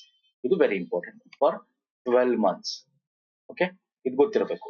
ಇಂಥದ್ದು ಎಕ್ಸ್ಕ್ಲೂಸಿವ್ ಇರ್ತಾವಲ್ಲ, ಒಂದಕ್ಕಿಂತ ಡಿಫ್ರೆಂಟ್ ಎಕ್ಸಾಮ್ ಅಲ್ಲಿ ಕೇಳ್ತಾನೆ ಸ್ನೇಹಿತರೆ. ಆಪ್ಷನ್ಸ್ ಗಳಲ್ಲಿ ಇಂಥದ್ದು ಬರುತ್ತೆ. ಓಕೆ, ಸೊ ನೆಕ್ಸ್ಟ್ ಬರೋಣ, ಬನ್ನಿ. ಭೋಜನಾಲಯ ಕೇಂದ್ರ ಯೋಜನೆಗೆ ಸಂಬಂಧಿಸಿದಂತೆ ಈ ಕೆಳಗಿನ ಹೇಳಿಕೆಯನ್ನು ಪರಿಗಣಿಸಿ. ಸದರಿ ಯೋಜನೆ ಘಟಕ ವೆಚ್ಚ 5 ಲಕ್ಷ, ಸಹಾಯಧನ 40,000 ರೂಪಾಯಿ ಕೊಡ್ತಾರೆ. Okay, for unit cost and subsidy ಅಂತ ಹೇಳ್ತಾ ಇರೋದು ಇಲ್ಲಿ ಇಂಗ್ಲಿಷ್ ನೋಡ್ಕೊಳ್ಳಿ. ಅರ್ಜಿದಾರ ವಯಸ್ಸು ಕನಿಷ್ಠ 18 ವರ್ಷಗಳು, ಗರಿಷ್ಠ 55 ವರ್ಷಗಳು ಇರತಕ್ಕದ್ದಲ್ಲ. ಯೋಜನೆ ಮಹಿಳೆಯರಿಗೆ 33% ಮೀಸಲು ನಿಗದಿಪಡಿಸಲಾಗಿದೆ. ಇದು ಭೋಜನಾಲಯ ವೆಚ್ಚ, ಕ್ಯಾಂಟೀನ್ ಸೆಂಟರ್ ಪ್ಲಾನಿಂಗ್ ಸ್ಕೀಮ್. ಏನದು? ಯಾರು ಕೊಡ್ತಾರೆ ಇದು? ಫಸ್ಟ್ ಅದು ತಿಳ್ಕೋಬೇಕು. ಫಸ್ಟ್ ಇಲ್ಲಿ ಕಮೆಂಟ್ ಮಾಡಿ, ಯಾರಿಗೆ ಈ ಒಂದು scheme applicable? Yes, OBC, fine. OBC ಯಾರು? ನಾವು ವಿವಿಧ ಅಭಿವೃದ್ಧಿ ಮಂಡಳಿಗಳ ಬಗ್ಗೆ ಮಾಡಿದೀವಿ. ಅದರಲ್ಲಿ ವಿಶ್ವಕರ್ಮಕದಲ್ಲಿ ಬರುತ್ತಾ ಇದು? ಅಲೆಮಾರಿದಲ್ಲಿ ಬರುತ್ತಾ? ಯಾವ್ದ್ರಲ್ಲಿ ಬರುತ್ತೆ ಹೇಳ್ತೀರಾ? ವೀರಶೈವದಲ್ಲಿ ಬರುತ್ತೆ. ವೀರಶೈವ ಆಪ್ಷನ್ ಎಲ್ಲ ಕರೆಕ್ಟು, ಎಲ್ಲ ಆಪ್ಷನ್ಸ್ ಕರೆಕ್ಟು. ವೀರಶೈವ, ಇದನ್ನ ವೀರಶೈವ ಲಿಂಗಾಯತ ಸಮುದಾಯಕ್ಕೆ ಸೇರಿರಬೇಕು. ಅಡಿಯಲ್ಲಿರ್ತಕ್ಕಂಥ ಸ್ಕೀಮು. ಓಕೆ, ಯೂನಿಟ್ ನೀವೇನಾದ್ರು ಭೋಜನಾಲಯ ಕೇಂದ್ರ ಮಾಡ್ಬೇಕಾದ್ರೆ ಯೂನಿಟ್ ಕಾಸ್ಟ್ 45 ಲಕ್ಷ ತನಕ, ಘಟಕ ವೆಚ್ಚ 40,000 ರೂಪಾಯಿ ಸಹಾಯಧನ ಕೊಡಲಾಗುತ್ತದೆ. 3.6 ಲಕ್ಷಗಳು ಸಾಲವನ್ನ ತಮ್ಮ ಒಂದು ಸ್ವಂತ ಹೆಸರಿನಲ್ಲಿ ಕನಿಷ್ಠ 20-30 ಅಡಿ ಅಳತೆಯುಳ್ಳ ನಿವೇಶನ ಹೊಂದಿದ್ದಲ್ಲಿ ಅಂತವರಿಗೆ ಕೊಡಲಾಗುತ್ತದೆ. ಬಡ್ಡಿ 4% ಇರುತ್ತೆ ವಾರ್ಷಿಕ. 18ರಿಂದ 55 ವರ್ಷ ಇರಬೇಕು. ಆದಾಯ ಮಿತಿ ಇದೆ. ಕುಟುಂಬದ ವಾರ್ಷಿಕ ವರಮಾನ ಗ್ರಾಮಾಂತರ ಪ್ರದೇಶದವರ 98,000 ಇರಬೇಕು. ಪಟ್ಟಣ ಪ್ರದೇಶದ 1,20,000 ಒಳಗಿರಬೇಕು. ಮಹಿಳೆಯರಿಗೆ 33% ಅಷ್ಟು ಮೀಸಲಾತಿ ಕೊಡ್ತಾರೆ. ಅಂಗವಿಕಲಿಗೆ 5% ಮೀಸಲಾತಿ ಇರುತ್ತೆ ವೀರಶೈವ ಲಿಂಗಾಯತ ಸಮುದಾಯದ ಒಳಗೆ. ಅರ್ಥ ಆಗ್ತಿಲ್ಲ ಸ್ನೇಹಿತರೆ. ಮರುಪಾವತಿ 34 ತಿಂಗಳೊಳಗೆ ವಿತ್ 2 ತಿಂಗಳು ಅಂದ್ರೆ 36 ತಿಂಗಳು ತನಕ ಒಳಗೆ ಮಾಡಬಹುದು ಮರುಪಾವತಿ. ಓಕೆ, ಸ್ಕೀಮ್ಸ್ ಗಳ ಬಗ್ಗೆ ಕೇಳ್ತಾನೆ, ವೆರಿ ಇಂಪಾರ್ಟೆಂಟ್. ಎಸ್ ಸರ್, ಇದು ಬರ್ತೀನಿ ನೋಡಿ. ಕರ್ನಾಟಕ ಹಿಂದುಳಿದ ವರ್ಗಗಳ ಆಯೋಗದ ಅಧ್ಯಕ್ಷರ ಮತ್ತು ಸದಸ್ಯರ ಸೇವಾ ಅವಧಿ ಮತ್ತು ಸೇವಾ ಷರತ್ತುಗಳನ್ನು ಉಲ್ಲೇಖಿಸಿ ಈ ಕೆಳಗಿನಲ್ಲಿ ಯಾವುದು ಸರಿಯಾಗಿದೆ. Okay, Karnataka backward classes commissions ನ ಅವ್ರ office terms, conditions, chairman members ಅದಕ್ಕೆ ಸಂಬಂಧಪಟ್ಟಂತೆ question. Okay, basic general question. ಅಧ್ಯಕ್ಷರು ಮತ್ತು ಪ್ರತಿಯೊಬ್ಬರು ಸದಸ್ಯರು ಅವರು ಅಧಿಕಾರ ವಹಿಸಿಕೊಂಡ ದಿನಾಂಕದಿಂದ 3 ವರ್ಷಗಳ ಅವಧಿಗೆ ಅಧಿಕಾರವನ್ನು ಹೊಂದಿರುತ್ತಾರೆ. ಹೌದಾ? ಎಸ್, ಪ್ರಿವಿಯಸ್ ಎಲ್ಲ ಇದ್ರ ಸಿಂಗಲ್ ಕ್ವಶನ್ಸ್ ಅಲ್ಲಿ ಮಾಡಿದ್ವಿ ನೋಡಿ, ದಯವಿಟ್ಟು ನೋಡಿ. ರಾಜ್ಯ ಸರ್ಕಾರವು ಒಬ್ಬ ವ್ಯಕ್ತಿಯನ್ನು ಅಧ್ಯಕ್ಷರ ಅಥವಾ ಸದಸ್ಯರ ಕಚೇರಿಯಲ್ಲಿ ದಿವಾಳಿಯಾದಾಗ ತೆಗೆದು ಹಾಕಲಾಗುತ್ತದೆ. ಯಾವ ಕಂಡೀಷನ್ ಅಲ್ಲಿ ಅಧ್ಯಕ್ಷರನ್ನ ಟರ್ಮಿನೇಟ್ ಮಾಡಬಹುದು, ತೆಗಿಬಹುದು, ಚೇರ್ಮನ್ ಗಳನ್ನ ತೆಗಿಬಹುದು ಹೇಳಿ ನೋಡೋಣ. ದಿವಾಳಿಯಾದಾಗ, ಮಾನಸಿಕ ಅಸ್ವಸ್ಥ ಆದಾಗ ಅಲ್ವಾ, ಇವೆಲ್ಲ ಓದಿದ್ವಲ್ಲ. ಮತ್ತೆ ಶಿಕ್ಷೆಗೆ ಒಳಪಟ್ಟಾಗ, ಕ್ರಿಮಿನಲ್ ಕೇಸು ಅಲ್ವಾ. ಆಯೋಗದಿಂದ ಗೈರು ಹಾಜರಿಯ ರಜೆಯನ್ನು ಪಡೆಯದೆ ಅಂದ್ರೆ ವಿತೌಟ್ ಇನ್ಫಾರ್ಮಿಂಗ್, ಆಯೋಗದ ಸತತ 3 ಸಭೆಗಳಿಗೆ ಗೈರು ಹಾಜರಾದರೆ, ಆಬ್ಸೆಂಟ್ ಆದ್ರೆ, ಕಂಟಿನ್ಯೂಸ್ 3 ಮೀಟಿಂಗ್ಸ್ಗೆ ಅವಾಗ ಆ ವ್ಯಕ್ತಿಯನ್ನು ತೆಗೆದು ಹಾಕ್ಬಹುದು. ಹೌದು sir, this is correct, this is correct, this is correct. ಮೇಲಿನ ಎಲ್ಲಾ ಆಪ್ಷನ್ಸ್ ಇಸ್ ರೈಟ್ ಆನ್ಸರ್. ನೀವು ಇದನ್ನ ನಾವು ನೋಡಿಲ್ಲ ದಯವಿಟ್ಟು ನೋಡಿ. ಆಕ್ಟ್ ಅಡಿಯಲ್ಲಿ ಪ್ರಕರಣ 4 ಸೆಕ್ಷನ್ 4 ಅಲ್ಲಿ ಇದೆ, ಅಧ್ಯಕ್ಷ ಮತ್ತು ಸದಸ್ಯರ ಸೇವಾವಧಿ ಮತ್ತು ಷರತ್ತುಗಳು ಅಂತ. ಓಕೆ, 1995 ಆಕ್ಟ್ ಅಲ್ಲಿ ನೋಡಿ. ರಾಜ್ಯ ಸರ್ಕಾರದ ಸಂತೋಷಕ್ಕೆ ಒಳಪಟ್ಟು 3 ವರ್ಷಗಳ ಅವಧಿಗೆ ಅಧಿಕಾರ ವಹಿಸುತ್ತಾರೆ. ಯಾವಾಗ ಅವ್ರನ್ನ ತೆಗಿಬಹುದು, ಅಧ್ಯಕ್ಷರನ್ನ ರಾಜೀನಾಮೆ ಕೇಳಬಹುದು, ಅಥವಾ ರಾಜೀನಾಮೆ ಕೊಟ್ಟು ಅವ್ರು ಹೋಗ್ಬೋದು, ಅಥವಾ ರಾಜೀನಾಮೆ ಕೊಟ್ಟಿಲ್ಲ ಅಂದ್ರೂ ಕೂಡ ಅವ್ರನ್ನ ತೆಗೆದು ಹಾಕಬಹುದು. ಯಾವಾಗ? ದಿವಾಳಿ ಆದಾಗ, ನೈತಿಕ ಕ್ಷೋಭೆ ಇಲ್ದಿದಾಗ, ಅಪರಾಧಿ ಜೈಲು ಶಿಕ್ಷೆಗೆ ಗುರಿಪಡಿಸಿದಾಗ, ಅಸ್ವಸ್ಥ ಮಾನಸಿಕನಾದಾಗ, ಕಾರ್ಯನಿರ್ವಹಿಸಲು ನಿರಾಕರಿಸುವುದು ಮತ್ತೆ ಕೆಲಸವನ್ನ ಮಾಡಲು ಅಸಮರ್ಥರಾಗಿದ್ದಾರೆ ಅಂದಾಗ, ಸತತ 3 ಸಭೆಗಳಿಗೆ ಗೈರು ಹಾಜರಾದಾಗ. Is are all very important point ಸ್ನೇಹಿತರೆ, ಇದ್ರ ಮೇಲೆ ಕ್ವಶನ್ಸ್ ಗಳು ಬರ್ತವೆ. ಓಕೆ, ಯಾವುದು? ಸೆಕ್ಷನ್ 4 ಗೊತ್ತಿರ್ಲಿ, ಕೇಳ್ಬೋದು. ಇದನ್ನು ಬೇಕಾದ್ರೆ ಸೆಕ್ಷನ್ ನಂಬರ್ ಕೇಳ್ಬೋದು ನಿಮ್ಗೆ, ಪ್ರಕರಣ ಅಥವಾ ವಿಭಾಗ ಅಂತ ಹಾಕಿ ಕೇಳ್ತಾರೆ. ಅರ್ಥ ಆಗ್ತಿದೆಯಲ್ಲ? Yes sir. ಎಸ್, ಹಿಂದುಳಿದ ವರ್ಗಗಳ ಕಾಯ್ದೆ 1995ರ ಕರ್ನಾಟಕ ರಾಜ್ಯ ಆಯೋಗವು ಎಷ್ಟು ವಿಭಾಗಗಳನ್ನು ಒಳಗೊಂಡಿದೆ ಅಂದ್ರೆ ಎಷ್ಟು ಸೆಕ್ಷನ್ ಅಥವಾ ಎಷ್ಟು ಪ್ರಕರಣಗಳನ್ನು ಒಳಗೊಂಡಿದೆ? ನೋಡಿದ್ರ, ಇದನ್ನ ಹಿಂಗ್ ಬೇಕಾದ್ರೆ ಕೇಳ್ಬೋದು. ಸಿಂಪಲ್ ಕ್ವಶನ್ ಇದು. ನೀವು ಓದಿದ್ರೆ ಇದು ಒಂದು ಟೆಸ್ಟ್ ಮಾಡಕ್ಕೆ ಡೀಟೇಲ್ ಆಗಿ ಕೇಳ್ದೆ ಹಿಂಗ್ ಮೇಲ್ ಕೇಳಬಹುದು. ಈ ಒಂದು 1995 ಆಕ್ಟ್ ಏನಿದೆ, ಇದರಲ್ಲಿ ಎಷ್ಟು ಅಧ್ಯಾಯಗಳಿವೆ ಅಂತ ಬೇಕಾದ್ರೂ ಕೇಳ್ಬೋದು ನಿಮ್ಗೆ. ಸಿಂಪಲ್, ಮೇಲ್ಮೇಲೆ ಎಷ್ಟಿದೆ? 32 ಸೆಕ್ಷನ್ 18 12 ಎಷ್ಟಿದೆ? 18 ವಿಭಾಗ ಅಥವಾ ಪ್ರಕರಣ ಅಥವಾ 18 ಸೆಕ್ಷನ್ಸ್ ಇದೆ. ಅಧ್ಯಾಯ ಎಷ್ಟಿದೆ? ಚಾಪ್ಟರ್ಸ್ ಎಷ್ಟಿದೆ? 5 6 7 8 ಹೇಳ್ಬೇಕು ಸ್ನೇಹಿತರೆ, ಬಡ ಅಂತ. ಎಷ್ಟಿದೆ? 5 ಚಾಪ್ಟರ್ಗಳಿವೆ. 5 ಚಾಪ್ಟರ್ಗಳಿವೆ ನೋಡಿ. ಒಂದೊಂದ್ಸಲ ಏನಾಗುತ್ತೆ, ಇದ್ರ ಒಳಗೆ ಏನೇನಿದೆ ಅಂತ ಕೇಳಲ್ಲ. ಸಿಂಪಲ್ ಆಗಿ ಈಗ ನಾನು ಕ್ವಶನ್ ತಗೊಂಡು ಆನ್ಸರ್ ಮಾಡ್ತೀನಿ. ನಿಮ್ಗೆ ಮುಂದೆ ತಗೋತೀನಿ, ಬೇಕಾದ್ರೆ ಇದು ಸಂಬಂಧಪಟ್ಟಂತ ಒಂದು ಕ್ವಶನ್ ತಗೋತೀನಿ. ಈಗ ನೋಡ್ಕೊಳ್ಳಿ, ಈಗ ನಾನು ಸಿಂಪಲ್ ಆಗಿ ನಾನು ತೋರಿಸ್ತಾ ಇದೀನಲ್ಲ, ಈ ಸೆಕ್ಷನ್ 1 ಹೇಳುತ್ತೆ, 3 ಏನ್ ಹೇಳುತ್ತೆ, 4 5 6 ಒಟ್ಟು ಈ 18 ವಿಭಾಗ ಅಥವಾ ಸೆಕ್ಷನ್ಸ್ ಅಥವಾ ಪ್ರಕರಣ ಏನೇನ್ ಹೇಳುತ್ತೆ. ಓಕೆ, ನೋಡ್ಕೊಳ್ಳಿ. ಇದ್ರ ಮೇಲೆ ಒಂದು ಕ್ವಶನ್ಸ್ ಕೇಳ್ತೀನಿ ಇವಾಗ ನಿಮ್ಗೆ, ಮುಂದೆ ಕೇಳ್ತೀನಿ. ಓಕೆ, ನೋಡ್ಕೊಳ್ಳಿ. ನೆಕ್ಸ್ಟ್, ಭಾರತೀಯ ಸಂವಿಧಾನ ಉಲ್ಲೇಖಿಸಿ ಈ ಕೆಳಗಿನ ಹೇಳಿಕೆಯನ್ನು ಪರಿಗಣಿಸಿ. ನೋಡಿ, ಸಂವಿಧಾನದ್ದು ಕೇಳ್ತಾನೆ. ಹಿಂದುಳಿದ ವರ್ಗ, ಕರೆಂಟ್ ಅಫೇರ್, ಇವಾಗೆಲ್ಲ ಕರೆಂಟ್ ಅಫೇರ್ ಇದೆಯಲ್ಲ, ಲಾಸ್ಟ್ ವಿಡಿಯೋದಲ್ಲಿ ಮಾಡಿದ್ವಿ ಕರೆಂಟ್ ಅಫೇರ್, ಅದಕ್ಕೆ ಸಂಬಂಧಪಟ್ಟಂತ ಒಂದು ಕ್ವಶನ್. ರಾಷ್ಟ್ರಪತಿಗಳು, ಇದು ನಾವು ಕರೆಂಟ್ ಅಫೇರ್ ಅಲ್ಲೂ ಕೂಡ ಈ ಕ್ವಶನ್ ನಾವು ತಗೊಂಡಿದ್ವಿ. ನಿಮ್ಗೆ ಜ್ಞಾಪಕ ಇದ್ರೆ ನಮ್ ಕರೆಂಟ್ ಅಫೇರ್ಸ್ ಫಾಲೋ ಮಾಡ್ತಿದ್ರೆ ಗೊತ್ತಿರುತ್ತೆ. ರಾಷ್ಟ್ರಪತಿಗಳು ನಿರ್ದಿಷ್ಟಪಡಿಸಿದ ಪರಿಶಿಷ್ಟ ಜಾತಿಗಳ ಪಟ್ಟಿಯನ್ನು ಅಧ್ಯಕ್ಷರ ನಂತರದ ಅಧಿಸೂಚನೆ ಮೂಲಕ ಮಾತ್ರ ಬದಲಾಯಿಸಬಹುದು. ಅರ್ಥ ಮಾಡ್ಕೊಳ್ಳಿ, ಕ್ವಶನ್ ಅರ್ಥ ಮಾಡ್ಕೊಳ್ಳಿ. ರಾಷ್ಟ್ರಪತಿಗಳು ಯಾವ್ದಾರ ಒಂದು SC ST ಅಂತ ಯಾವ್ದಾರ ಮಾಡಿದ್ರೆ ಒಂದು ಕ್ಯಾಟಗರಿನ, ಅದನ್ನ ತಿದ್ದುಪಡಿ ಮಾಡಬೇಕು ಅಂದ್ರೆ ಅಧಿಸೂಚನೆ ನಂತರ ಬದಲಾಯಿಸಬಹುದು ಅಂತಿದೆ. ಕಾನೂನಿನ ಪ್ರಕಾರ ಯಾವುದೇ ಜಾತಿ, ಜನಾಂಗ ಅಥವಾ ಬುಡಕಟ್ಟುಗಳನ್ನು ಪರಿಶಿಷ್ಟ ಜಾತಿಗಳ ಪಟ್ಟಿಯಲ್ಲಿ ಸೇರಿಸಲು ಅಥವಾ ಹೊರಗಿಡಲು ಸಂಸತ್ತಿಗೆ ಅಧಿಕಾರವಿದೆ. SC ವರ್ಗಗಳಿಗೆ ಉಪವರ್ಗೀಕರಣ ರಚಿಸಲು ರಾಜ್ಯ ಶಾಸನಗಳಿಗೆ ಸುಪ್ರೀಂ ಕೋರ್ಟ್ ಅನುಮತಿ ನೀಡಿದೆ. ಯಾಕೆ ತಗೊಂಡೆ? ಲಾಸ್ಟ್ ವಿಡಿಯೋದಲ್ಲಿ ಇದ್ರ ರಿಲೇಟೆಡ್ ಒಂದು ಕ್ವಶನ್ ಡಿಸ್ಕಸ್ ಮಾಡಿದ್ದೀನಿ. ವಿತ್ ಥಿಯರಿ ಕ್ಲಾಸ್ ಡಿಸ್ಕಸ್ ಮಾಡಿದ್ದೀನಿ. ಲಾಸ್ಟ್ MCQ ವಿಡಿಯೋ ನಂಬರ್ 9 ಅಲ್ಲಿ ನೋಡಿ. Option 1 is wrong. Option 2 correct, 3 correct. 2 and 3 ಮಾತ್ರ. ಆಪ್ಷನ್ 1 ಯಾಕೆ ರಾಂಗ್? ಒಂದ್ಸಲ ನೋಟಿಫೈ ಮಾಡಬಹುದು. 341ನೇ ವಿಧಿ ವೆರಿ ಇಂಪಾರ್ಟೆಂಟ್ ಸರ್, ಇದು ವೆರಿ ಇಂಪಾರ್ಟೆಂಟ್. ಸುಪ್ರೀಂ ಕೋರ್ಟ್ ಇವಾಗ ಆ ಒಂದು ಇದೇ ಇತ್ತಂತಲ್ಲ, ಬಲವೀಂದರ್ ಸಿಂಗ್ ಪಂಜಾಬ್ ಅಲ್ವಾ, SC ST ಒಳಗೆ ಒಂದು ಉಪ ಪಂಗಡಗಳನ್ನು ಮಾಡಬೇಕು ಅಂತ. ವೆರಿ ಇಂಪಾರ್ಟೆಂಟ್ ಸ್ನೇಹಿತರೆ ಇದು. ಇಲ್ಲಿ ಕ್ಲಾಸ್ 1 ಕ್ಲಾಸ್ 2 ಬರುತ್ತಿದ್ದ ಅಡಿಯಲ್ಲಿ ಕ್ಲಾಸ್ 1 ಅಲ್ಲಿ ಹೇಳುತ್ತೆ, ಯಾವುದೇ ಒಂದು ಕೇಂದ್ರಾಡಳಿತ ಪ್ರದೇಶಗಳಿಗೆ ಪರಿಶಿಷ್ಟ ಜಾತಿ ಜನಾಂಗಗಳು ಬುಡಕಟ್ಟುಗಳನ್ನ ಮಾಡಕ್ಕೆ ರಾಷ್ಟ್ರಪತಿಗೆ ಅಧಿಕಾರ ಇದೆ. ರಾಜ್ಯಗಳಿಗೆ ರಾಜ್ಯದ ರಾಜ್ಯಪಾಲರನ್ನು ಸಂಪರ್ಕಿಸಿ ಅದನ್ನ ನೋಟಿಫೈ ಮಾಡಕ್ಕೆ ಅಧಿಕಾರ ಇದೆ. ಬಟ್ ಅದನ್ನ ಬದಲಾಯಿಸುವ ಅಧಿಕಾರ ಇಲ್ಲ ರಾಷ್ಟ್ರಪತಿಗೆ. ರಾಷ್ಟ್ರಪತಿಗಳು ಜಸ್ಟ್ ನೋಟಿಫೈ ಮಾಡ್ಬೋದು, ಒಂದ್ಸಲ ಮಾಡ್ಬೋದು, ಸೇರಿಸ್ಬೋದು. ಅದನ್ನ ಬದಲಾಯಿಸಬೇಕು, ತೆಗಿಬೇಕು, ಇನ್ನೇನಾದ್ರು ಆಡ್ ಮಾಡ್ಬೇಕು. ದಟ್ ಇಸ್ ಸಂಸತ್ತಿಗೆ. ಅಮೆಂಡ್ಮೆಂಟ್ ಅಂತ ಕರಿತೀವಿ. ತಿದ್ದುಪಡಿ ಮಾಡುವ ಅಧಿಕಾರ ಅದು ಸಂಸತ್ತಿಗೆ. ಹೇಳಿಕೆ 1 ತಪ್ಪಾಯ್ತಲ್ವಾ? ಎಸ್. ಹೇಳಿಕೆ 2 ಸರಿ, ಹೌದು, ಸಂಸತ್ತಿಗೆ. ಈಗ ಏನ್ ಡಿಸ್ಕಸ್ ಮಾಡೋದು ಹೇಳಿಕೆ 2 ಇದೆ. ಹೇಳಿಕೆ 3 ಎಸ್, ಸುಪ್ರೀಂ ಕೋರ್ಟ್ ಹೇಳಿದೆ ಉಪವರ್ಗಗಳನ್ನ ಮಾಡಬೇಕು ಅಂತ. ಹಾಗಾಗಿ ನಮ್ಮ ರಾಜ್ಯ ಸರ್ಕಾರ ನಾಗಮೋಹನ್ ದಾಸ್ ಕಮಿಟಿ ಮಾಡಿದೆ ಅಲ್ವಾ. ಇವೆಲ್ಲ ನೋಡಿ ಹೆಂಗ್ ಕ್ವಶನ್ಸ್ ಗಳು ಯಾವ ಸೇಮ್ ಫಂಡ ಸರ್, ಸೇಮ್ ನಿಮಗೆ ಕರೆಂಟ್ ಅಫೇರ್ ನ ಕ್ವಶನ್ ನ 3-4 ತರ ಕೇಳಬಹುದು. ಬೇಸಿಕ್ಸ್ ಇಟ್ಕೊಂಡು ನಾನು ನಿಮ್ಗೆ ಇಲ್ಲಿ ಆರ್ಟಿಕಲ್ 341 ಇಟ್ಕೊಂಡು ಕೇಳಿದೀನಿ ಕ್ವಶನ್. ಜಸ್ಟ್ ಕರೆಂಟ್ ಅಫೇರ್ ಕೇಳಬಹುದು. ಕರೆಂಟ್ ಅಫೇರ್ ರಿಲೇಟೆಡ್ ನಿಮ್ಗೆ ಸ್ಟಾಟಿಕ್ ಪೋರ್ಷನ್ಸ್ ಕೇಳಬಹುದು, ಹೆಂಗ್ ಬೇಕಾದ್ರೂ ಕೇಳಬಹುದು. 360 ಡಿಗ್ರಿ ಪಾಯಿಂಟ್ ಆಫ್ ವ್ಯೂ ಓದ್ಬೇಕಾಗುತ್ತೆ. Okay, yes sir. ನೆಕ್ಸ್ಟ್ ಬರ್ತೇನೆ. ಸುಳ್ಳು ಆದಾಯ ಮತ್ತು ಜಾತಿ ಪ್ರಮಾಣ ಪತ್ರದ ಆಧಾರದ ಮೇಲೆ ಯಾವುದೇ ಶಿಕ್ಷಣ ಸಂಸ್ಥೆಯಲ್ಲಿ ಪ್ರವೇಶ ಪಡೆದ ನಂತರ ಯಾವುದೇ ಪದವಿ, ಡಿಪ್ಲೊಮಾ ಅಥವಾ ಯಾವುದೇ ಇತರ ಶೈಕ್ಷಣಿಕ ಅರ್ಹತೆಗಳನ್ನು ಪಡೆಯದಿದ್ದರೆ ಜಾತಿ ಮತ್ತು ಆದಾಯ ಪ್ರಮಾಣ ಪತ್ರ ರದ್ದುಪಡಿಸುವ ಬಗ್ಗೆ SC ST OBC ಕಾಯ್ದೆ 1990 ಯಾವ ವಿಭಾಗ ಹೇಳುತ್ತದೆ? Detail question. ಈ ಕ್ವಶನ್ ಅಲ್ಲೇ ನಿಮಗೆ 3-4 ಕ್ವಶನ್ ಮಾಡಬಹುದು. ನಮ್ಮ Karnataka SC ST OBC act 1990 ಏನ್ ಹೇಳುತ್ತೆ? 1990 ಯಾರೋ ಸುಳ್ಳು ಪ್ರಮಾಣ ಪತ್ರಗಳನ್ನು ತಗೊಂಡು ಅವರು ಎಜುಕೇಶನ್ ಮಾಡಿದ್ರೆ ಅದನ್ನ ಎಜುಕೇಶನ್ ರದ್ದು ಮಾಡಬಹುದು ಅಂತ ಹೇಳುತ್ತೆ. ಯಾವ ವಿಭಾಗ ಹೇಳುತ್ತೆ ಇದ್ರಲ್ಲಿ? ಯಾವ ಸೆಕ್ಷನ್ ಹೇಳುತ್ತೆ? ಯಾವ ಪ್ರಕರಣ ಹೇಳುತ್ತೆ? ಅದನ್ನ ಹೇಳ್ತೀರಾ? ಪಟಾಪಟ ಅಂತ ಹೇಳ್ತೀರಾ? ಎಸ್. 6C ಹೇಳುತ್ತೆ ಪದವಿ ರದ್ದತಿ ಬಗ್ಗೆ. 6C ಮಾತಾಡುತ್ತೆ ಪದವಿ ರದ್ದತಿ ಬಗ್ಗೆ. ಸೆಕ್ಷನ್ 6 ಕೇಳಬಹುದು.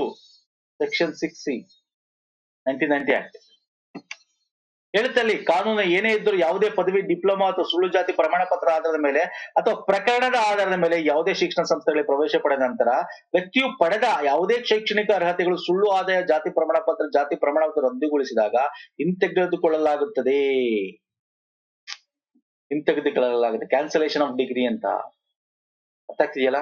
ನೆಕ್ಸ್ಟ್ ಸೆಕ್ಷನ್ 3A ಅಡಿಯಲ್ಲಿ ನೀಡಲಾದ ಜಾತಿ ಪ್ರಮಾಣ ಪತ್ರವು ಎಷ್ಟು ದಿನಗಳವರೆಗೆ ಮಾನ್ಯವಾಗಿರುತ್ತದೆ? ಜಾತಿ ಪ್ರಮಾಣ ಪತ್ರ ಕೊಡ್ತಾರಲ್ಲ ತಹಶೀಲ್ದಾರು, ಎಷ್ಟು ದಿನ ತನಕ ಇರುತ್ತೆ? ಇಲ್ಲಿ ನೋಡಿ, ಅದನ್ನು ರದ್ದುಗೊಳಿಸುವವರೆಗೆ 1 ವರ್ಷ, 5 ವರ್ಷ, 3 ವರ್ಷ. ಇಲ್ಲಿ ಕನ್ಫ್ಯೂಸ್ ಆಯ್ತು. ನಾನ್ ನಿಮ್ಗೆ ಅದಕ್ಕೆ ಇಲ್ಲಿ ಸೆಕ್ಷನ್ 3A ಅಂತ ಸ್ಪೆಸಿಫೈ ಮಾಡಿದ್ದು. ಯೂಶಲಿ 5 ವರ್ಷ ಇರುತ್ತೆ ಅಂತ ಹೇಳ್ತೀವಿ ನಾವು. 5 ವರ್ಷ ಇದೆ, ಅದನ್ನ ರದ್ದುಗೊಳಿಸುವವರೆಗೆ ಇದೆ. Actually option 1 correct.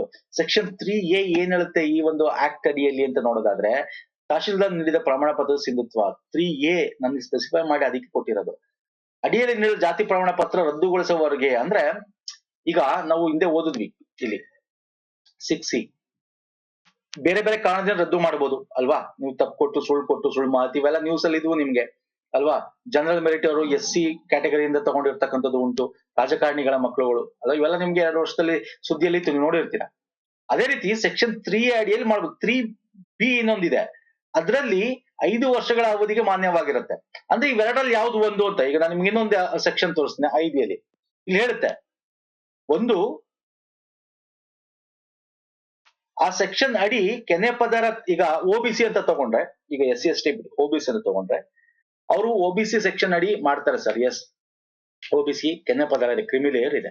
ಅಕಸ್ಮಾತ್ ಅವ್ರ ಕ್ರಿಮಿಲೇಯರ್ ಚೇಂಜ್ ಆಯ್ತು ಅಂತ ಇಟ್ಕೊಳ್ಳಿ. ಕ್ರಿಮಿಲೇಯರ್ ಏನು ಈಗ 8 ಲಕ್ಷ ಅಂತೀರಿ, ಅದು ಚೇಂಜ್ ಆಗೋಯ್ತು. ಅವ್ರು 10 ಲಕ್ಷ ವರದಾನೆ ಆಗೋಯ್ತು, 9 ಲಕ್ಷ ಆಗೋಯ್ತು. ಅವಾಗ ಏನ್ ಮಾಡೋದು? ಅವಾಗ ಅದ್ರ ಪ್ರಕಾರ ಅವ್ರು ಮಾಡಂಗಿಲ್ಲ. ಅವಾಗ ಅವ್ರ ಜಾತಿ ಪ್ರಮಾಣ ಪತ್ರ ಇನ್ನೂ 5 ವರ್ಷ ತನಕ ಇನ್ನೂ ಇದೆ ಅಂತ ಇದ್ರು, ವ್ಯಾಲಿಡಿ ಇದ್ರೂ ಕೂಡ ಅದು ರದ್ದಾಗುತ್ತೆ. ಅದಕ್ಕೆ ಇಲ್ಲಿ ಯಾವುದು ಮೊದಲಿನದು ಅಂತ ಕೊಡೋದು.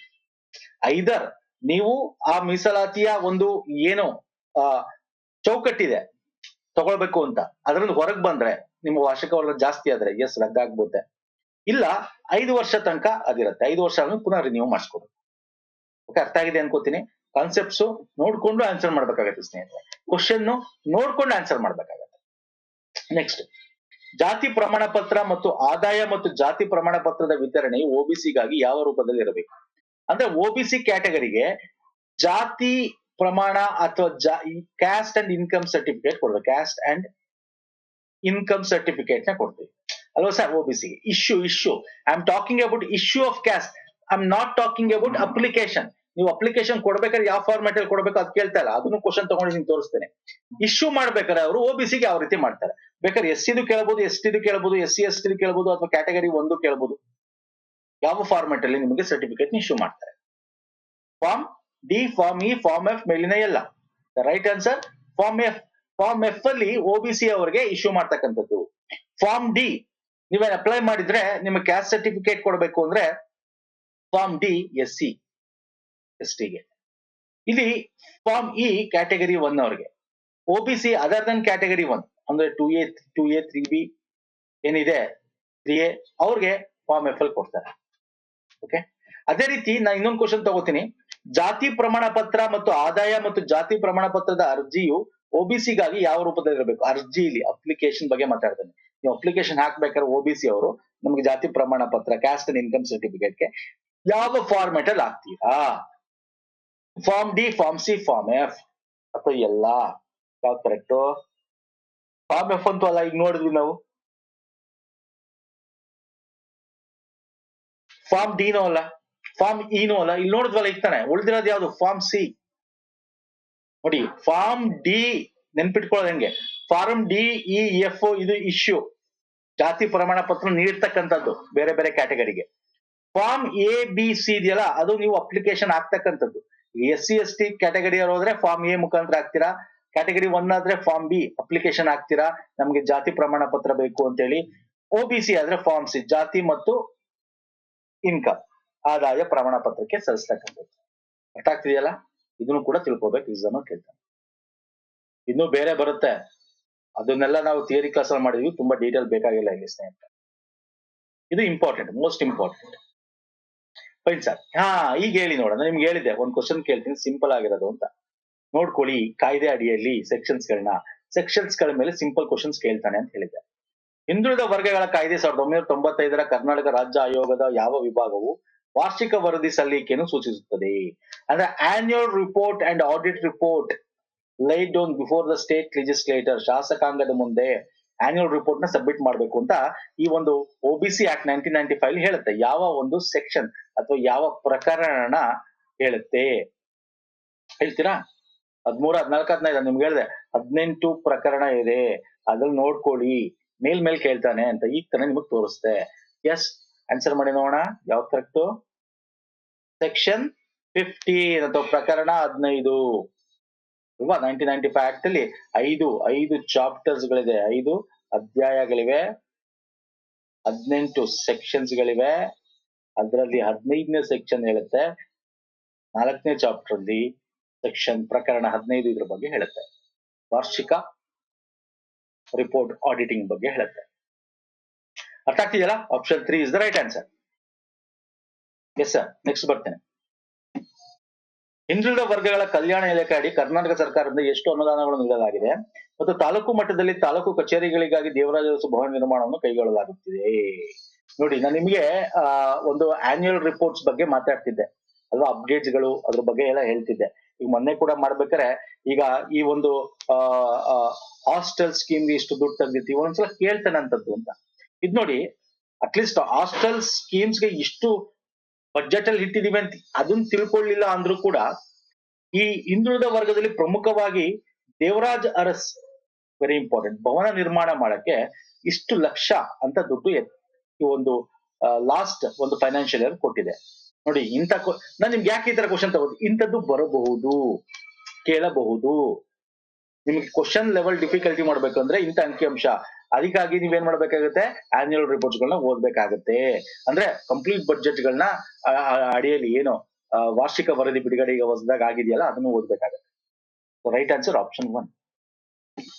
400 ಲಕ್ಷ ಈ ಒಂದು 24-25ನೇ ಒಂದು ಬಜೆಟ್ ಗಳಲ್ಲಿ ತುಂಬಾ ಡೀಟೇಲ್ ಓದಿದ್ರೆ ಇದೆಲ್ಲ ಬರುತ್ತೆ. ಇದನ್ನೆಲ್ಲ ನಾವು ಬಜೆಟ್ ಗಳಲ್ಲಿ ಕೇಳಲ್ಲ ಇವನ್ನ.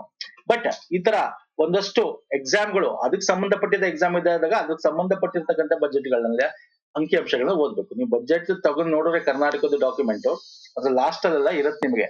ಓಕೆ, ಹಿಂದುಳಿದ ವರ್ಗಗಳ ಕಲ್ಯಾಣ ಇಲಾಖೆ ಅಂತ ಹೇಳಿ ಅದೊಂದಷ್ಟು ಬಜೆಟ್ ಅಲ್ಲಿ ಏನೇನ್ ಮಾಡ್ಬೇಕು ಕೇಳ್ತಾನೆ ಎಕ್ಸಾಮ್ ಅಲ್ಲಿ ನೋಡೋಣ. If possible I will make one video on that if possible. Okay, time ಸಿಕ್ಕಿದ್ರೆ ಮಾಡೋಣ. ಆ ಬಜೆಟ್ ಅಲ್ಲಿ ಹಿಂದುಳಿದ ವರ್ಗ ಕಲ್ಯಾಣ ಇಲಾಖೆಯಲ್ಲಿ ಯಾವ್ದಾದಕ್ಕೆ ಎಷ್ಟು ದುಡ್ಡು ಕೊಟ್ಟಿದೀವಿ ಅಥವಾ ಈ ಒಂದು ಹಿಂದುಳಿದ ವರ್ಗಗಳ ವಾರ್ಷಿಕ ವರದಿಯಲ್ಲಿ ಕೂಡ ಪ್ರಕಟ ಮಾಡಿರ್ತಾರೆ, ನೋಡ್ಕೊಳಿಸ್ತೇನೆ. ಓಕೆ, ನೆಕ್ಸ್ಟ್ ಬರ್ತೇನೆ. ನೆಕ್ಸ್ಟ್ ಕ್ವಶನ್ ಬನ್ನಿ ಸ್ನೇಹಿತರೆ. ಹಿಂದುಳಿದ ವರ್ಗಗಳ ಅಭ್ಯರ್ಥಿಗಳಿಗೆ UPSC ಮತ್ತು ಬ್ಯಾಂಕಿಂಗ್ PO ಪರೀಕ್ಷೆಗಳಿಗೆ ಉಚಿತ ಪೂರ್ವ ಪರೀಕ್ಷೆ ತರಬೇತಿಯನ್ನು ಉಲ್ಲೇಖಿಸಿ. ನೋಡಿ, ಇವಾಗ ನಿಮ್ಗೆ ಗೊತ್ತಿದೆ, ನಮ್ಮ ಕರ್ನಾಟಕ ಸರ್ಕಾರದಿಂದ ಈ pre examination running for UPSC banking ಗೋಸ್ಕರ ನೋಟಿಫಿಕೇಶನ್ ಬರ್ತಾ ಇರುತ್ತೆ. ಎಕ್ಸಾಮ್ ಗಳನ್ನ ಮಾಡ್ತಾರೆ, ಅವ್ರಿಗೊಂದಷ್ಟು ದುಡ್ಡುಗಳನ್ನ ಕೊಡ್ತಾರೆ, ಒಂದಿಷ್ಟು ತಿಂಗಳಿಗೋಸ್ಕರ ಅಂತ ಹೇಳಿ ಟ್ರೈನಿಂಗ್ ಗಳನ್ನ ಕೊಡ್ತಕ್ಕಂಥದ್ದಾಗಿರ್ಬೋದು.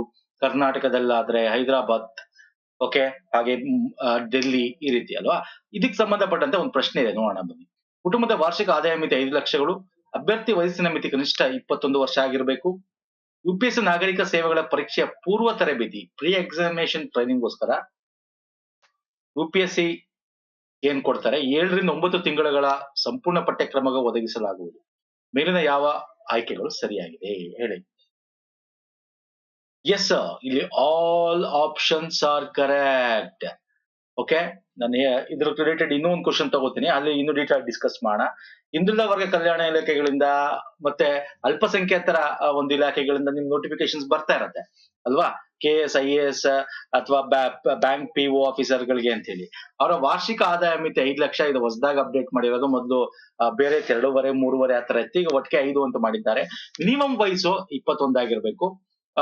ಅವರು ಇಲ್ಲಿ UPSC ಮತ್ತೆ KS ಆ ತರದಕ್ಕಾದ್ರೆ ಅವರು ಕಂಪ್ಲೀಟ್ ಏನು ಟ್ರೈನಿಂಗ್ ಏನಿರುತ್ತಲ್ಲ, ಅಕಸ್ಮಾತ್ ನೀವು ಹೈದರಾಬಾದ್ ಅಲ್ಲಿ ತಗೋತಿದೆ ಅಂದ್ರೆ ಅಥವಾ ಡೆಲ್ಲಿ ತಗೋತೀನಿ ಅಂದ್ರೆ UPSC ಗೆ ಅಥವಾ ಕರ್ನಾಟಕ ಯಾವ್ದ್ರಲ್ಲಾಗ್ಲಿ 7 ರಿಂದ 9 ತಿಂಗಳು ಕ್ಲಾಸ್ ರೂಮ್ ಟ್ರೈನಿಂಗ್ ಗೆ ನಿಮ್ಗೆ ಒಂದಷ್ಟು ಸ್ಕಾಲರ್ಶಿಪ್ ತರ ಕೊಡ್ತಾರೆ.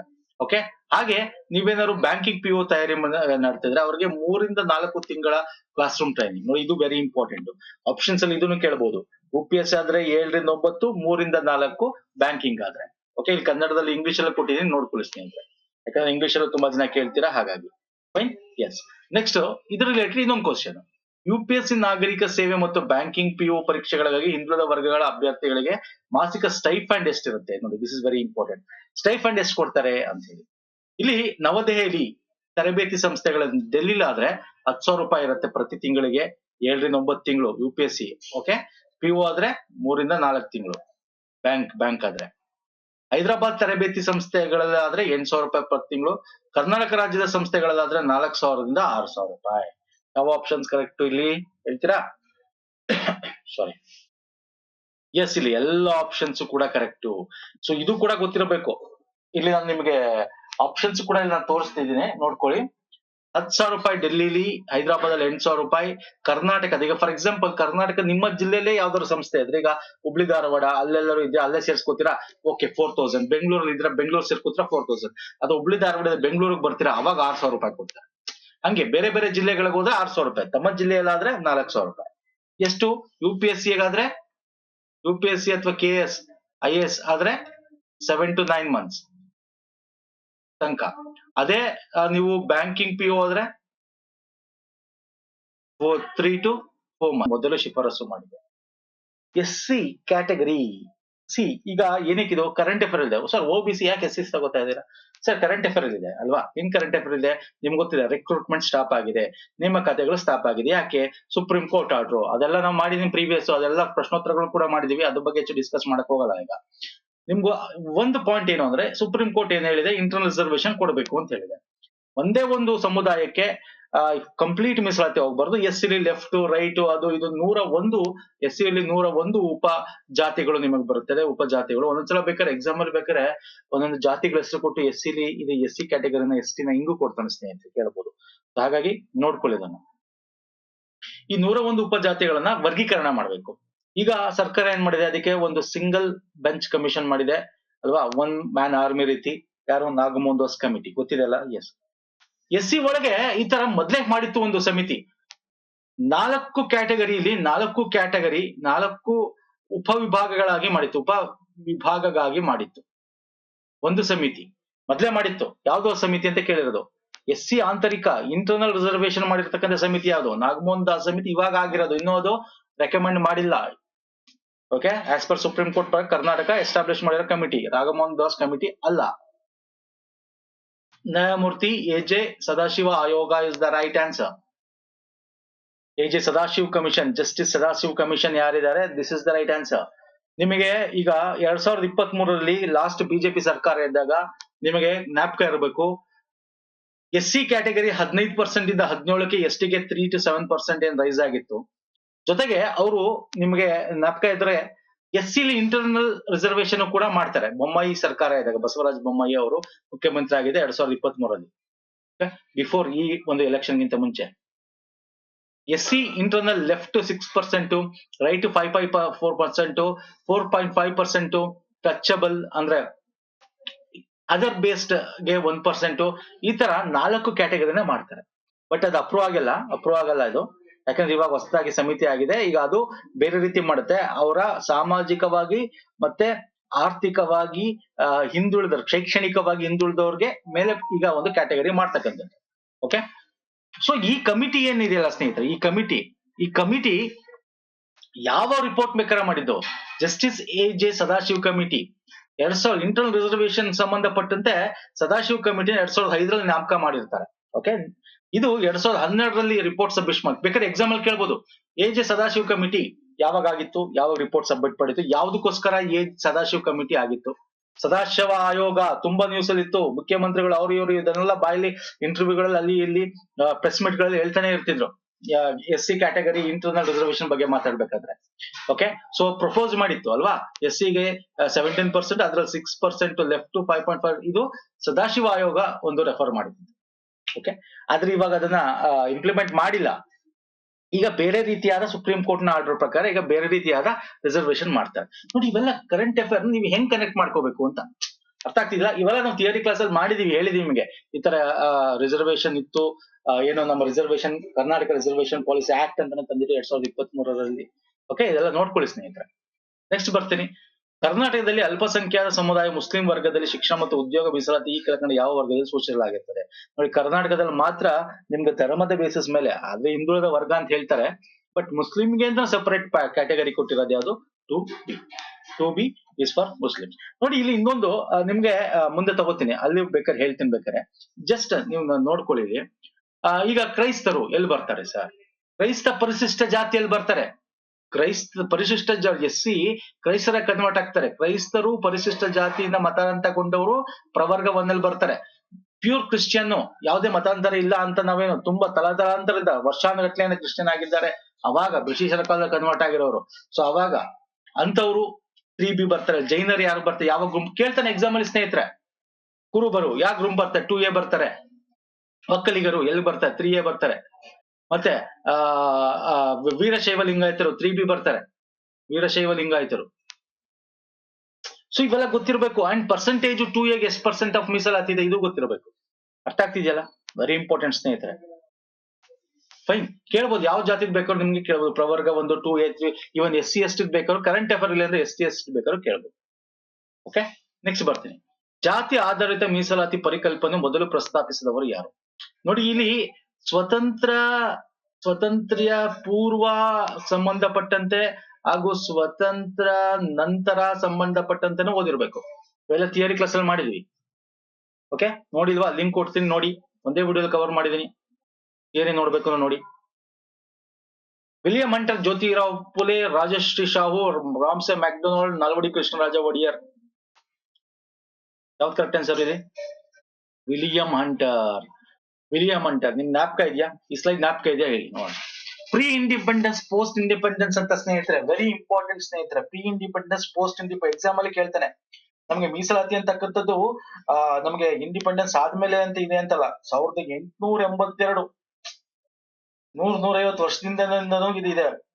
ಓಕೆ, ಮೊಟ್ಟ ಮೊದಲು William hunter and Jyotirao Phule ಮೀಸಲಾತಿ ಬಗ್ಗೆ ಪ್ರಶ್ನೆ ಪ್ರಕಟಿಸ್ತಾರೆ, ಅದ್ರ ಬಗ್ಗೆ ಬೇಕು ಅಂತ ಹೇಳ್ತಕ್ಕಂಥದ್ದು. ಅದಾದ್ಮೇಲೆ ಈ ಒಂದು ಹಿಸ್ಟಾರಿಕಲ್ ಒಂದು ಏನೋ ಆ ಯಾವ್ದಾದ್ಮೇಲೆ ಯಾವ್ದು ಬಂತು ಇದ್ರ ಬಗ್ಗೆ ಎಕ್ಸಾಮ್ ಅಲ್ಲಿ ಕೇಳ್ತಾನೆ, ನೋಡ್ಕೊಳ್ಳಿ. 1902 ನೋಡಿ, ಬ್ರಿಟಿಷ್ ರಾಜ್ ಪ್ರತ್ಯೇಕ ಮತದಾನ ಇರಬೇಕು ಸಮುದಾಯಗಳಿಗೆ. ಯಾವ ಸಮುದಾಯಗಳಿಗೆ? ಕೆಲವು ಸಮುದಾಯಗಳಿಗೆ ಪ್ರತ್ಯೇಕ ಮತದಾನ ಒಂದು ಕೊಡಬೇಕು ಅಂತ ಅಲ್ಲಿ ಮೀಸಲಾತಿ ಇರ್ಬೋದು. 1902 ವೆರಿ ಇಂಪಾರ್ಟೆಂಟ್ ಒನ್ಸ್ ಅಗೇನ್. 1902 ಏನಾಗುತ್ತೆ? ಕೊಲ್ಲಾಪುರದಲ್ಲಿ ಒಂದ್ ಸೆಕೆಂಡ್ ಮಹಾರಾಜ ರಾಜಶ್ರೀ ಸಾಹೂರ್ ಅವರು ಬ್ರಾಹ್ಮಣೇತರ ಹಿಂದೂಗಳಿಗೆ ಮಾಡಬೇಕು ಅಂತ ಹೇಳಿದಾಗಿರ್ಬೋದು. 1921 ಬ್ರಾಹ್ಮಣೇತರ ಜಾತಿಗಳ ದಮನ ವಿರುದ್ಧ ಒಂದು ಸುದೀರ್ಘವಾದ ಒಂದು ಮೀಸಲಾತಿ ತರಬೇಕು ಅಂತ ಮೈಸೂರಲ್ಲಿ ಆಗಿರೋದಾಗಿರ್ಬೋದು. ಮದ್ರಾಸ್ ಪ್ರೆಸಿಡೆನ್ಸಿಲಿ, ಆಮೇಲೆ ಮೈಸೂರು ಪ್ರೆಸಿಡೆನ್ಸಿಲಿ, ಇದೆಲ್ಲ ಮುಂದೆ ಇದೆ. ನಾನು ಜಸ್ಟ್ ನಿಮಗೆ ಈ ಸ್ಲೈಡ್ ತೋರಿಸ್ತಾ ಇದೀನಿ. ಇದ್ರದ್ದು ಡೀಟೇಲ್ ಆಗಿ ನಮ್ಮ ಥಿಯರಿ ಕ್ಲಾಸ್ ಅಲ್ಲಿ ನೋಡ್ಕೊಳ್ಳಿ ಸ್ನೇಹಿತರೆ. ನೆಕ್ಸ್ಟ್ ಬರ್ತೀನಿ. 2021 ಕರ್ನಾಟಕವು ಸರ್ಕಾರಿ ಉದ್ಯೋಗಗಳಲ್ಲಿ ಟ್ರಾನ್ಸ್ಜೆಂಡರ್ ಗಳಿಗೆ ಸಮತಲ ಮೀಸಲಾತಿಯನ್ನು ಒದಗಿಸುವ ಭಾರತದ ಮೊದಲ ರಾಜ್ಯವಾಯಿತು. ಮೀಸಲಾತಿ ಶೇಕಡಾವಾರು ಎಷ್ಟು? ಇದನ್ನ ಡೈರೆಕ್ಟ್ ಕ್ವಶನ್ಸ್ ತುಂಬಾ ಸಲ ಕೇಳಿದಾನೆ. ಯಾವ ಸ್ಟೇಟ್ ಫಸ್ಟ್ ಟ್ರಾನ್ಸ್ಜೆಂಡರ್ಗೆ ಮೀಸಲಾತಿ ರಿಸರ್ವೇಶನ್ ಸಮತಲ ಎಲ್ಲಾ ಕಡೆನೂ ಒಂದು ಹಾರಿಜಾಂಟಲ್ ರಿಸರ್ವೇಶನ್ ಕೊಟ್ಟಿದ್ದು ಕರ್ನಾಟಕ. ಎಷ್ಟು ಪರ್ಸೆಂಟ್? 3% ಅಲ್ಲ, 1%. Yes, 1% is the right answer. ನೋಡಿ, ಇದನ್ನ ಬೇಕಾದ್ರೆ ನಿಮ್ಗೆ ಯಾವ ರೀತಿನೂ ಬೇಕಾದ್ರೆ ಕೇಳಬಹುದು. ಹಾರಿಜಾಂಟಲ್ ರಿಸರ್ವೇಶನ್, ವರ್ಟಿಕಲ್ ರಿಸರ್ವೇಶನ್ ಕೇಳ್ಬೋದು. ಮಹಿಳೆಯರಿಗೆ ಎಷ್ಟಿದೆ ಕರ್ನಾಟಕದಲ್ಲಿ ಅವ್ರ ಕೇಳ್ಬೋದು. ತೃತೀಯ ಲಿಂಗಗಳು, ಇವೆಲ್ಲ ಹಾರಿಜಾಂಟಲ್ ರಿಸರ್ವೇಶನ್. ಓಕೆ, ಅಡ್ಡ ಮೀಸಲಾತಿಗಳು, ತೃತೀಯ ಲಿಂಗಿಗಳು, ಗ್ರಾಮೀಣ ಮೀಸಲಾತಿ, ಮಾಜಿ ಸೈನಿಕರಿಗೆ, ಯೋಜನಾ ನಿರಾಶ್ರಿತರಿಗೆ, ಕನ್ನಡ ಮಾಧ್ಯಮದವರಿಗೆ. ನಾನು ಇನ್ನೂ ಲಿಸ್ಟ್ ತೋರಿಸ್ತೀನಿ. ನಾನು ನೋಡಿ ಹಾರಿಜಾಂಟಲ್ ರಿಸರ್ವೇಶನ್ ಅಲ್ಲಿ ಡೀಟೇಲ್ ಆಗಿ, ಇನ್ನೂ ಡೀಟೇಲ್ ಆಗಿ ಕೇಳ್ಬೋದು. ಏನೋ ಈಗ ಸಿಂಪಲ್ ಆಗಿ ಕೇಳಿದೆ ನಾನು. ಈಗ ಅಂಗವೈಕಲ್ಯರಿಗೆ ಡಿಸಬಿಲಿಟಿಗೆ ಇಲ್ಲಿದೆಯಾ? ಇಲ್ಲಿ ಡಿಸಬಿಲಿಟಿಗೆ ಇಲ್ಲಿ ನಾನು ಈ ಲಿಸ್ಟ್ ಅಲ್ಲಿ ಕೊಟ್ಟಿದ್ದೀನಿ. ಇಲ್ಲಿ ನೋಡಿ, ಡಿಸಬಿಲಿಟಿ ಅಂಗವೈಕಲ್ಯರಿಗೆ ಗ್ರೂಪ್ ಸಿ ಗ್ರೂಪ್ ಡಿ ಅದ 5% ಇರುತ್ತೆ. ಅದೇ ಗ್ರೂಪ್ ಎ ಗ್ರೂಪ್ ಬಿ ಅದ 4%. ಬೇಕಾದ್ರೆ ಸ್ಪೆಸಿಫಿಕ್ ಆಗಿ ಎಕ್ಸಾಮ್ ಅಲ್ಲಿ ಕೇಳ್ಬೋದು ನಿಮ್ಗೆ. ಗ್ರೂಪ್ ಎ ಗ್ರೂಪ್ ಬಿ ಅಂಗವಿಕಲ ಮೀಸಲಾತಿ ಎಷ್ಟು? 4%. ಅದೇ ಗ್ರೂಪ್ ಸಿ ಗ್ರೂಪ್ ಡಿ ಹುದ್ದೆಗಳಿಗೆ ಅಂಗವಿಕಲರ ಮೀಸಲಾತಿ ಎಷ್ಟು ಅಂತ ಕೇಳ್ಬೋದು ಎಕ್ಸಾಮ್ ಅಲ್ಲಿ. 5%. ಅರ್ಥ ಆಗ್ತಿದೆಯಲ್ಲ? Fine sir. ಇನ್ನೆಲ್ಲ ಆಲ್ಮೋಸ್ಟ್ ಸೇಮ್ ಇದೆ, ಎಲ್ಲ ಇದು ಕ್ಯಾಟಗರಿಗೂ ಸೇಮ್ ಇದೆ. ಅಂಡ್ ಇದೊಂದೇ ಅಲ್ಲ, ನಿಮ್ಗೆ ಬೇಕಾದ್ರೆ ಭಾರತ ಸರ್ಕಾರದ್ದು ಕೇಳ್ತಾನೆ. ಓಕೆ, ಅದ್ ಮುಂದೆ ತಗೊಂಡಿದ್ದೀನಿ ಕ್ವಶನ್. ಈ ತರ ಕೆಲವು ಉಪ ಸಮುದಾಯಗಳ ಜೊತೆಗೆ ಮರಾಠ ಸಮುದಾಯವು ಕರ್ನಾಟಕದ OBC ಪಟ್ಟಿಯನ್ನು ಯಾವ ವರ್ಗದ ಅಡಿಯಲ್ಲಿ ಬರುತ್ತೆ? ಹೇಗೇನು ಒನ್ಸ್ ಅಗೇನ್ ನೋಡಿ, ಮರಾಠರಿಗೂ ಕೂಡ ಕರ್ನಾಟಕದಲ್ಲಿ ಬ್ಯಾಕ್ವರ್ಡ್ ಕ್ಲಾಸಸ್ ಆಗಿ ಕೊಟ್ಟಿದ್ದಾರೆ. ಯಾವ ವರ್ಗದಲ್ಲಿ ಬರುತ್ತೆ? ನಾನು ಅದನ್ನ ಹೇಳ್ತಾ ಇರೋದು ನಿಮ್ಗೆ.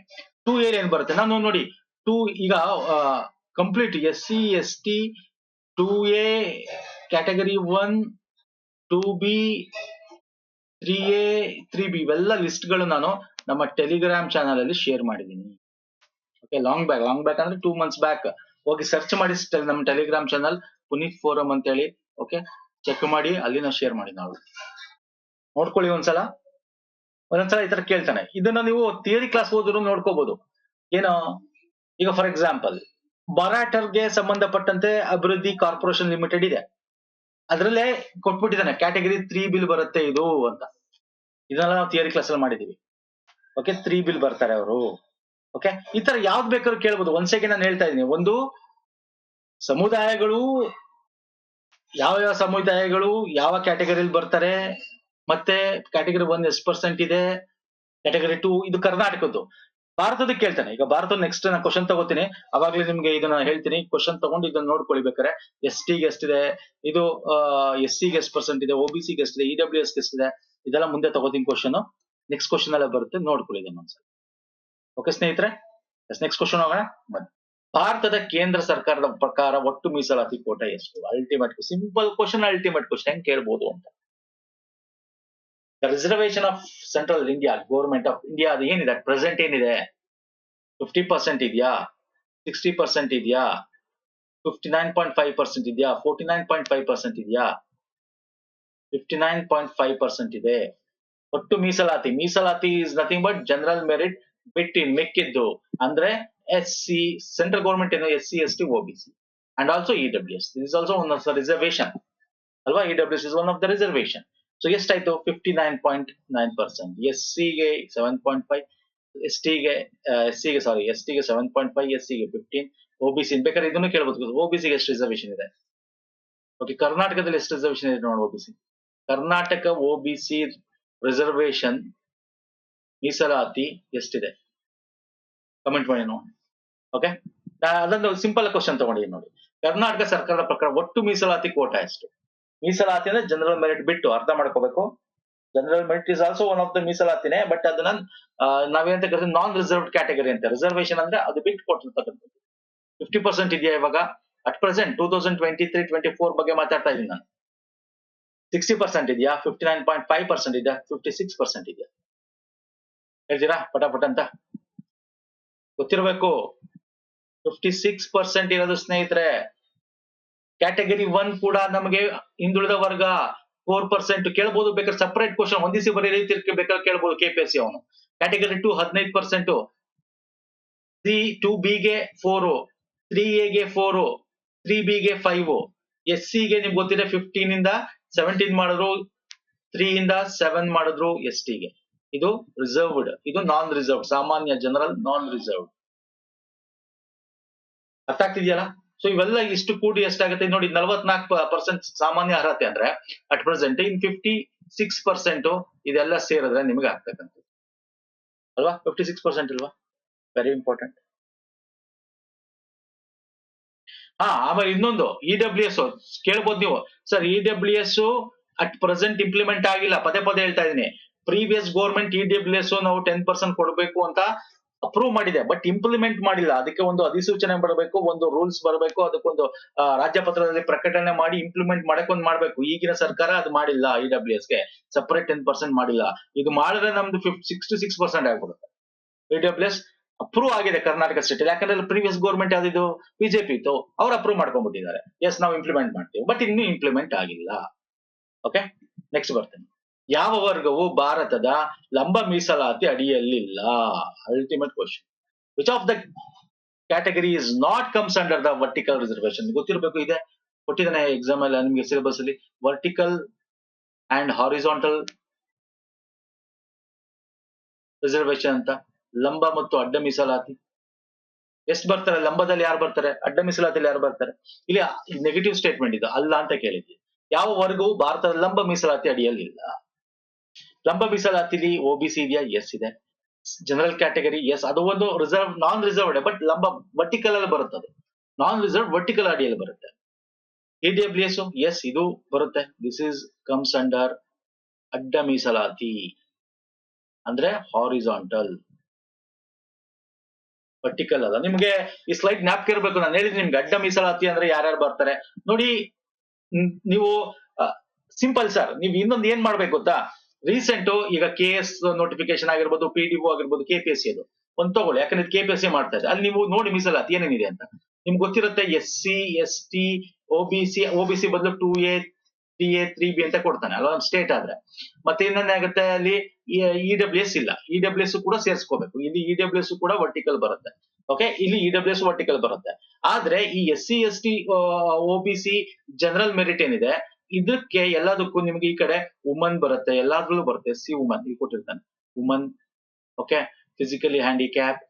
ಓಕೆ, ಮತ್ತೆ ಇನ್ಯಾವ್ದು ಬರುತ್ತೆ, ಬೇರೆ ಯಾವ್ದಾದ್ರು ಡಿಸ್ಅಡ್ವಾಂಟೇಜ್ ಗ್ರೂಪ್ಗಳಿದ್ರೆ, ಅಂದ್ರೆ ವಿಕಲಚೇತನರು, ಮಹಿಳೆಯರು, ಮಕ್ಕಳು, ತೃತೀಯ ಲಿಂಗಿಗಳು, ಇವೆಲ್ಲ ಇದೆಲ್ಲ ಇದೆಲ್ಲ ಹಾರಿಜಾಂಟಲ್. ಪ್ರತಿಯೊಂದು ಕ್ಯಾಟಗರಿಯಲ್ಲೂ ಬರ್ತಕ್ಕಂಥ ಹಾರಿಜಾಂಟಲ್. ಓಕೆ, ಸೊ ಮಹಿಳೆಯರು ಬರೋದಲ್ಲಿ ನಮಗೆ ಹಾರಿಜಾಂಟಲ್ ಇದೆ. ಸೊ ಇದು ಗೊತ್ತಿರಬೇಕು. ಇದು this is very important concept ಸ್ನೇಹಿತರೆ. ಇದು ಕನ್ಫ್ಯೂಸ್ ಮಾಡ್ತಾನೆ. ಅಗೇನ್ ಇಲ್ಲಿ ನೋಡಿ, EWS ನಿಮಗೆ ಬರೋದು ವರ್ಟಿಕಲ್ ಕ್ಯಾಟಗರಿ, EWS ಬರೋದು ವರ್ಟಿಕಲ್ ಲಂಬ. ನಾನು ಹೇಳ್ತಾ ಇದ್ದೀನಿ ಪದೇ ಪದೇ ಇಲ್ಲಿ ಬರೀತೀನಿ. EWS ಬರೋದು ನಮಗೆ ಲಂಬ ಕ್ಯಾಟಗರಿ, ಇಲ್ಲಿ ಲಂಬ ಮೀಸಲಾತಿ, ವರ್ಟಿಕಲ್. ಓಕೆ, ಗೊತ್ತಿರ್ಲಿ, ಇದು ಕೇಳ್ತಾನೆ. ಸಿಂಪಲ್ ಆಗಿ ಎಕ್ಸಾಂಪಲ್ ಬರ್ಬೋದು ನೋಡಿ. ನಾನು ಸಿಂಪಲ್ ಕ್ವಶನ್ ತಗೊಂಡು ಮುಂದೆ ಹೋಗ್ತಾ ನಿಮ್ಗೆ ಸ್ವಲ್ಪ ಡಿಫಿಕಲ್ಟ್ ಕ್ವಶನ್ ತಗೋತೀನಿ. ಅಂದ್ರೆ 2-3 ಆಪ್ಷನ್ಸ್ ನಿಮಗೆ ಕೊಟ್ಬಿಟ್ಟು ಕ್ವಶನ್ಸ್ ಕೇಳ್ತಾನೆ ಎಕ್ಸಾಮ್ ಅಲ್ಲಿ. ಅದು ಇದೆ, ಎಲ್ಲಾ ತರ ತಿಳ್ಕೊಬೇಕು ನೀವು. ಸಿಂಪಲ್ ಕ್ವಶನ್ಸ್ ಬರ್ತವೆ, ಡಿಫಿಕಲ್ಟ್ ಕ್ವಶನ್ಸ್ ಬರ್ತವೆ. ನೋಡಿ, ಈ ತರ ಕ್ವಶನ್ಸ್ ಬರ್ತವೆ ಎಕ್ಸಾಮ್. 2 ಆಪ್ಷನ್ 3 ಆಪ್ಷನ್ ಕೊಟ್ಟು 1 2 ಸರಿ, 2 3 ಸರಿ, ಈ ತರನು ಕೇಳ್ಬೋದು ಎಕ್ಸಾಮ್. ನೋಡೋಣ ಬನ್ನಿ. ಕೆಳಗಿನ ಹೇಳಿಕೆಗಳನ್ನು ಪರಿಗಣಿಸಿ. ಭಾರತೀಯ ಸಂವಿಧಾನದ 104ನೇ ತಿದ್ದುಪಡಿಯು ಹಿಂದುಳಿದ ವರ್ಗಗಳ ರಾಷ್ಟ್ರೀಯ ಆಯೋಗಕ್ಕೆ ಸಂವಿಧಾನಿಕ ಸ್ಥಾನಮಾನ ಒದಗಿಸುತ್ತದೆ. ಕಾನ್ಸ್ಟಿಟ್ಯೂಷನ್ ಸ್ಟೇಟಸ್ ನಮಗೆ ನ್ಯಾಷನಲ್ ಕಮಿಷನ್ ಆಫ್ ಬ್ಯಾಕ್ವರ್ಡ್ ಕ್ಲಾಸ್ಗೆ NCBCಗೆ NCBCಗೆ ಎಷ್ಟನೇ ಇದರಲ್ಲಿ ಕೊಟ್ಟಿದ್ದು? 104. No wrong. ಎಷ್ಟು? 102ನೇ ತಿದ್ದುಪಡಿ. ಗೊತ್ತಿರ್ಬೇಕಿದೆಲ್ಲ. ನೆಕ್ಸ್ಟ್, ಭಾರತೀಯ ಸಂವಿಧಾನ 342ನೇ ವಿಧಿಯು ರಾಜ್ಯದಲ್ಲಿ ಸಾಮಾಜಿಕ, ಶೈಕ್ಷಣಿಕವಾಗಿ ಹಿಂದುಳಿದ ಸಮುದಾಯಗಳನ್ನು ನಿರ್ದಿಷ್ಟಪಡಿಸಲು ರಾಜ್ಯದ ರಾಜ್ಯಪಾಲರಿಗೆ ಅಧಿಕಾರ ನೀಡುತ್ತದೆ. ಅಂದ್ರೆ ಸೋಶಿಯೋ ಎಕನಾಮಿಕ್ ಬ್ಯಾಕ್ವರ್ಡ್ ಕ್ಲಾಸಸ್ ಅಂತ ಏನ್ ಕರಿತೀವಿ, ಅದು ರಾಜ್ಯಪಾಲರಿಗೆ ಅಧಿಕಾರ ಕೊಡುತ್ತೆ. 342 ಅಂತಿದೆ. This is also wrong. ಎರಡು ತಪ್ಪು. 342A ಆರ್ಟಿಕಲ್ ಏನಿದೆ 342A ಇದು ಪ್ರೆಸಿಡೆಂಟ್ ಗೆ ಅಧಿಕಾರ ಕೊಡುತ್ತೆ. President. Okay, so I will show you 342 of the Constitution of India deals with the identification of socially educationally backward classes in the country. The article was added to the Constitution 102nd Amendment. 104th ಏನ್ ಹೇಳುತ್ತೆ ನೋಡಿ, 4th 104 ಏನ್ ಹೇಳುತ್ತೆ sir, extend the reservation. SC ST ಗೆ reservation next 10 ವರ್ಷ ಅಲ್ವಾ? ಯಾವ್ದ್ರಲ್ಲಿ sir? ವಿಧಾನಸಭೆ ಮತ್ತೆ ನಮ್ಮ ಲೋಕಸಭೆ ಎಲೆಕ್ಷನ್ಸ್ ಗಳಲ್ಲಿ ಅಲ್ವಾ? ಆದ್ರೆ ಅದ್ರಲ್ಲಿ ಏನ್ ಮಾಡ್ತು, ಆಂಗ್ಲೋ ಇಂಡಿಯನ್ಸ್ಗೆ ಅದನ್ನ ಬಂದ್ ಮಾಡ್ತು. ಇದು ಗೊತ್ತಿರಬೇಕು. ಓಕೆ, ಇದು ಗೊತ್ತಿರಬೇಕು. 334 ಆರ್ಟಿಕಲ್ ಇದು ಗೊತ್ತಿರಬೇಕು. 342 ಏನ್ ಹೇಳುತ್ತೆ, give the president power to specify which tribes of tribal community are to be classified under scheduled tribe. ಅಂದ್ರೆ 342ನೇ ವಿಧಿ ST ಯಾವುದು, ST ಗೆ ಯಾವ ಜಾತಿ ಅಥವಾ ವರ್ಗನ ST ಗೆ ಸೇರಿಸಬೇಕು ಅನ್ನೋದು ಪ್ರೆಸಿಡೆಂಟ್ ಗೆ ಕೊಡ್ತಕ್ಕಂಥ ಅಧಿಕಾರ. 342 socially and economically, sorry educationally, economical ತಪ್ಪಾಗಿ ಬಂದ್ಬಿಡುತ್ತೆ ಒಂದ್ಸಲ ಬಾಯಲ್ಲಿ. Socially educationally backward, economically reservation ಕೊಡಂಗಿಲ್ಲ. ಎಕನಾಮಿಕಲಿ ರಿಸರ್ವೇಶನ್ ಅದಕ್ಕೆ EWS ಕೊಟ್ಟಿರೋದು. ನಾವು ಇದ್ರ ಬಗ್ಗೆ ಡೀಟೇಲ್ ಆಗಿ ನಾವು EWS ರಿಸರ್ವೇಶನ್ ಅಲ್ಲಿ ಮಾಡಿದೀನಿ ನೋಡಿ. ಆ ಒಂದು ಚಾಪ್ಟರ್ ಅಲ್ಲಿ ಓಪನ್ ಮಾಡಿ ನೋಡಿ, ವಿಡಿಯೋ ನಿಮಗೆ ಸಿಗುತ್ತೆ. ಥಿಯರಿ ಕ್ಲಾಸ್ ಅಲ್ಲಿ EWS ರಿಸರ್ವೇಶನ್ ಬಗ್ಗೆ ಮಾಡಿದೀವಿ. ಅದನ್ನ ಹೆಂಗ್ ಕೊಟ್ರು, ಕೋರ್ಟ್ ಅದನ್ನ ಹೆಂಗೆ ಅದನ್ನ ಒಪ್ಕೋತು, ಇಟ್ ಈಸ್ ಅಪ್ರೂವ್ಡ್ ಅಂತ ಕಾನ್ಸ್ಟಿಟ್ಯೂಷನಲಿ ಓಕೆ ಅಂತ ಹೆಂಗ್ ಒಪ್ಕೋತು, ಅವೆಲ್ಲ ನಾವು ಅದ್ರಲ್ಲಿ ಎಕ್ಸ್ಪ್ಲೇನ್ ಮಾಡಿ ನೋಡಿ ಸ್ನೇಹಿತರೆ. ಸೊ ಹಾಗಾಗಿ ಇದ್ರಲ್ಲಿ ಎರಡು ಕೂಡ ತಪ್ಪು. This is also wrong, this is also wrong. ಇದೇನಾಗ್ಬೇಕು, 342A ಆಗ್ಬೇಕು. And also that is president, not governor. Okay, so next ಬರ್ತೇನೆ. ಇಲ್ಲಿ ನೋಡಿ 102ನೇ ಆರ್ಟಿಕಲ್ 2018 ಬರುತ್ತೆ. ನ್ಯಾಷನಲ್ ಕಮಿಷನ್ ಆಫ್ ಬ್ಯಾಕ್ವರ್ಡ್ ಕ್ಲಾಸಸ್ಗೆ ಏನೋ ಕಾನ್ಸ್ಟಿಟ್ಯೂಷನ್ ಸ್ಟೇಟಸ್ ಕೊಡ್ತಕ್ಕಂಥದ್ದು. ಓಕೆ, ಅದ್ರಲ್ಲಿ 338A 342A ಇವೆಲ್ಲ ಅಮೆಂಡ್ಮೆಂಟ್ ಆಗ್ತಕ್ಕಂಥದ್ದು. ನೆಕ್ಸ್ಟ್ ಬರ್ತೇನೆ. ಕರ್ನಾಟಕದಲ್ಲಿ SCಗಳ ಕೋಟಾಗಳನ್ನು 15% ರಿಂದ 17% ಮತ್ತು STಗಳಿಗೆ 3% ರಿಂದ 7% ಹೆಚ್ಚಿಸಲು ಯಾವ ಸಮಿತಿ ಶಿಫಾರಸು ಮಾಡಿದೆ? ನಿಮ್ಗೆ ಗೊತ್ತಿದೆ ಅಲ್ವಾ? ಈಗ ತರ ನಿಮ್ಗೆ ತೋರಿಸ್ತೇನೆ ಹಿಂದ್ಗಡೆ. SCಗೆ ಕ್ಯಾಟಗರಿಗೆ 15 ರಿಂದ 17 ಆಯ್ತು ಅಲ್ವಾ, 3 ರಿಂದ 7 ಆಯ್ತು. ಯಾವ ಸಮಿತಿ ಶಿಫಾರಸು ಮಾಡ್ತೀವಿ? BLG ಹಾವನೂರ್ ಆಯೋಗ, ಮಿಲ್ಲರ್ ಸಮಿತಿ, ನ್ಯಾಯಮೂರ್ತಿ ನಾಗಮೋಹನ್ ದಾಸ್ ಸಮಿತಿ, ನಾಗಣ್ಣ ಸಮಿತಿ. ಯಾವ್ದು ಕರೆಕ್ಟ್ ಆನ್ಸರ್ ಹೇಳ್ಬೇಕು ಸ್ನೇಹಿತರೆ? ಫಟಾಫಟ್ ಅಂತ ಹೇಳಿ ನೋಡೋಣ. ಓದಿದ್ದೀರಾ ಅಲ್ವಾ? ರೆಡಿ ಇದ್ದೀರಾ ಅಲ್ವಾ? ತುಂಬಾ ಜನ ನಮ್ಮ PDF ತಗೊಂಡಿದ್ದೀರಾ ಅಲ್ವಾ? ಅಥವಾ ನಮ್ಮ ವಿಡಿಯೋಸ್ ಗಳು ಕ್ಲೀನ್ ಆಗಿ ಮಾಡಿ ನೀವು ನೋಟ್ಸ್ ಮಾಡ್ಕೊಂಡಿದ್ದೀರಾ ಅಲ್ವಾ? ಹೇಳಿ ನೋಡೋಣ. ದಿಸ್ ಇಸ್ ದ ನ್ಯಾಯಮೂರ್ತಿ ನಾಗಮೋಹನ್ ದಾಸ್ ಕಮಿಟಿ ಅಲ್ವಾ? 2015ರಲ್ಲಿ ಆಗುತ್ತೆ. ಒಂದು ಹೈಕೋರ್ಟ್ಗೆ ಒಂದು ಹೋಗುತ್ತೆ. ನಾಯಕ ಸಮುದಾಯ ST ಕ್ಯಾಟಗರಿಯಿಂದ ಸ್ಟೂಡೆಂಟ್ ವೆಲ್ಫೇರ್ ಫೆಡರೇಷನ್ ಇಂದ ನಮ್ಮ ಕೋಟ ಹೆಚ್ಚಿಸಬೇಕು ಅಂತ ಹೇಳಿ. ಓಕೆ, ಸೊ ಅವಾಗ ಈ ಒಂದು ನಮ್ಮ ನ್ಯಾಯಮೂರ್ತಿ HN ನಾಗಮೋಹನ್ ದಾಸ್ ಅಡಿಯಲ್ಲಿ ಒಂದು ಸಮಿತಿ ರಚನೆ ಮಾಡಲಾಗುತ್ತೆ. ಆ ಸಮಿತಿ ಒಂದು ವರದಿ ಕೊಡುತ್ತೆ 2019ರಲ್ಲಿ. ಓಕೆ, ಮಾಜಿ ಹೈಕೋರ್ಟ್ ನ್ಯಾಯಾಧೀಶ, ಸಾರಿ 2019ರಲ್ಲಿ ಸಮಿತಿ ರಚನೆ ಆಗೋದು, 15ರಲ್ಲಿ ಅದು ಕೋರ್ಟ್ಗೆ ಹೋಗೋದು, ಹೈಕೋರ್ಟ್ಗೆ ಕೇಸು. ಸೊ ಹಾಗಾಗಿ ಅದ್ರ ಮುಖಾಂತರ ಏನ್ ಹೇಳುತ್ತೆ, SCಗೆ 17, STಗೆ already it is there. But ನಮ್ಮಲ್ಲಿ ರಾಜ್ಯದಲ್ಲಿ ಜನಸಂಖ್ಯೆ ಕಮ್ಮಿ ಇದೆ ಅಂತ ಕಮ್ಮಿ ಕೊಟ್ಟಿದ್ವಿ. ಯಾವ ಕೊಟ್ಟಿದ್ವಿ? ನಮ್ಮ ಮೈಸೂರು ರಾಜ್ಯ ಇತ್ತಲ್ಲ, ಬಿಫೋರ್ ಇದು ಕರ್ನಾಟಕ ಆಗಿಂತ ಮುಂಚೆ ಮೈಸೂರು ರಾಜ್ಯ ಅಂತ ಏನಿತ್ತಲ್ಲ, ಆ ಟೈಮಲ್ಲಿ ಏನ್ ರಿಸರ್ವೇಶನ್ ಇತ್ತು, ಆಸ್ ಪರ್ ದ ಅವಾಗಿನ ಒಂದು ಜನಸಂಖ್ಯೆ ಆಧಾರವಾಗಿ ಅದನ್ನೇ ಕಂಟಿನ್ಯೂ ಮಾಡಿದ್ವಿ. ಓಕೆ, ಸೊ ಗೊತ್ತಿರಲಿ ಇದು. ನೆಕ್ಸ್ಟ್ ಬರ್ತೇನೆ. ಕರ್ನಾಟಕದಲ್ಲಿ OBCಗೆ ನೋಡಿ 32%. OBC ಎಷ್ಟು ಸರ್? 32. ಯಾವ್ದೋ ಕ್ಯಾಟಗರಿ 1 ಇದ್ರಲ್ಲಿ ಸೇರಿಸಿದೀವಿ. ಕ್ಯಾಟಗರಿ 1 ಸೇರಿಸಿದೀವಿ ಇದ್ರಲ್ಲಿ. Category 1 is also come under OBC ಅಂತ ಆಸ್ ಪರ್ ದ ಸೆಂಟ್ರಲ್ ಪ್ರಕಾರ, ಅದಕ್ಕೆ OBC ಅಂತ ಕೊಟ್ಟಿದೀವಿ. ಓಕೆ, ಮೀಸಲಾತಿಯನ್ನು ಯಾವ ಸಮಿತಿ ಶಿಫಾರಸು ಪ್ರಕಾರ ಮಾಡಲಾಗಿದೆ? ಅಂದ್ರೆ ಈಗ ನಮ್ ಕರ್ನಾಟಕದಲ್ಲಿ 32% ಅಲ್ವಾ? ನಾನು ನಿಮಗೆ ಇದಕ್ಕೆ ಬಂದ್ಬಿಡ್ತೀನಿ, ತೋರಿಸ್ತೀನಿ. ನಮ್ಗೆ ಒಂದ್ second, I will come to back. ಇಲ್ಲಿ ನೋಡಿ, ಈಗ ಇದರಲ್ಲಿ SC ST ಬಿಟ್ಟಾಕಿ ಎಷ್ಟಿದೆ, ಇದನ್ನ ಕ್ಯಾಲ್ಕುಲೇಟ್ ಮಾಡಿ. ಇಷ್ಟೊಂದು ಎಷ್ಟಿದೆ? 15, 4, 19,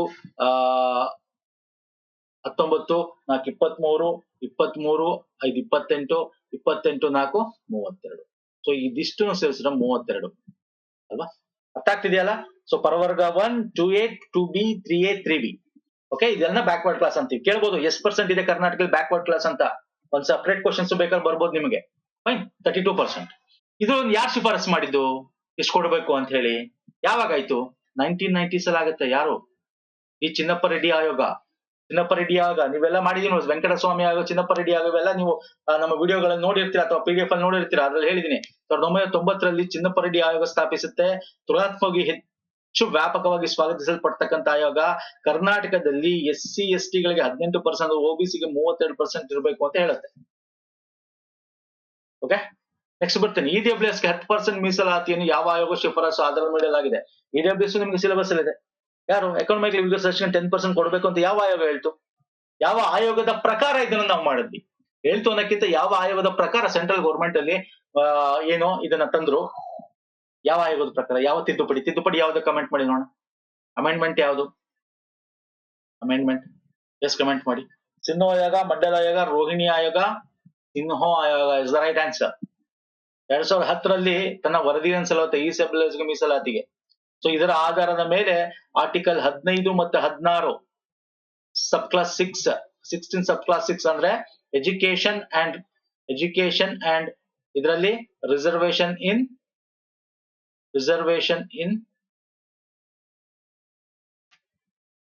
ಇಲ್ಲಿ ಎಜುಕೇಶನ್ ಮತ್ತೆ ಜಾಬ್.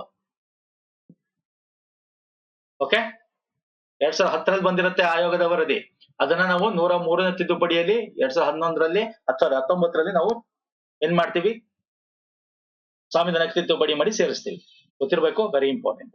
ನೋಡಿ, ಇವೆಲ್ಲ ನಾವು ಮಾಡಿದೀವಲ್ಲ ಸ್ಲೈಡ್ಸ್, ನಮ್ಮ PDF ಅಲ್ಲಿ ಸಿಗುತ್ತೆ. 176 ಪ್ಲಸ್ ಟ್ಯಾಕ್ಸ್ ಆಗುತ್ತೆ. ನಿಮ್ಮ ಇಮೇಲ್ ID ಕರೆಕ್ಟ್ ಆಗಿ ಕೊಡಬೇಕು. ಯಾಕಂದ್ರೆ ಇಲ್ಲಿ ಪೇ ಮಾಡ್ಬೇಕಾದ್ರೆ ಬೈ ನೌ ಅಂತ ಹೋಗಿ ಇಮೇಲ್ ID ಕೊಟ್ರೆ, ನಿಮ್ಮ ಫೋನ್ ನಂಬರ್ ಕೊಟ್ರೆ ಇಮೇಲ್ IDಗೆ ನಿಮಗೆ ಪೇಮೆಂಟ್ ಮಾಡಿದ ತಕ್ಷಣ ಬರುತ್ತೆ. ಪೇಮೆಂಟ್ ಮಾಡಿದಾಗ ನಿಮ್ಗೆ ಈ ರೀತಿ ಒಂದು ಇಮೇಲ್ಗೆ ಇನ್ಬಾಕ್ಸ್ ಸ್ಪ್ಯಾಮ್ ಎರಡು ಚೆಕ್ ಮಾಡಿ ಒಂದು ಪೇಮೆಂಟ್ ಸ್ಲಿಪ್ ಬರುತ್ತೆ. ಇನ್ನೊಂದು ನೋ ರಿಪ್ಲೈ ಆರ್ಡರ್ ಮೇಲ್ ಅಂತ ಬಂದಿರುತ್ತೆ, ಆರ್ಡರ್ ಅಂತ. ಅದ್ರ ಒಳಗೆ ಈ ರೀತಿ ಇರುತ್ತೆ, ಅಲ್ಲಿ ಡೌನ್ಲೋಡ್ ಅಂತ ಇರುತ್ತೆ. ಅದ್ರ ಮೇಲೆ ಕ್ಲಿಕ್ ಮಾಡಿದ್ರೆ ಡೌನ್ಲೋಡ್. ಓಕೆ, ಒಂದ್ಸಲ ನಿಮ್ಗೆ ಡೌನ್ಲೋಡ್ ಕಾಣಿಸಲ್ಲ, ನಿಮ್ ಫೈಲ್ ಮ್ಯಾನೇಜರ್ ಡೌನ್ಲೋಡ್ಸ್ ಹೋಗಿ ಚೆಕ್ ಮಾಡಿ.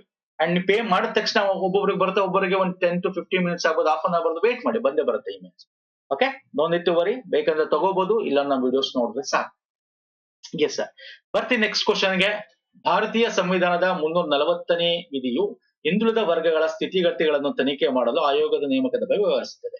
ನೋಡಿ ಹೆಂಗ್ ಕೇಳ್ಬೇಕು ಕ್ವಶನ್ಸ್ ಅಂತ ನಾನು ನಿಮ್ಗೆ ಹೇಳ್ತಾ ಇರೋದು. ಹೆಂಗ್ ಬರ್ಬೋದು ಕ್ವಶನ್ಸ್? ಈ ತರ ಕೇಳ್ತೇನೆ ಕ್ವಶನ್ಸ್ಗಳು.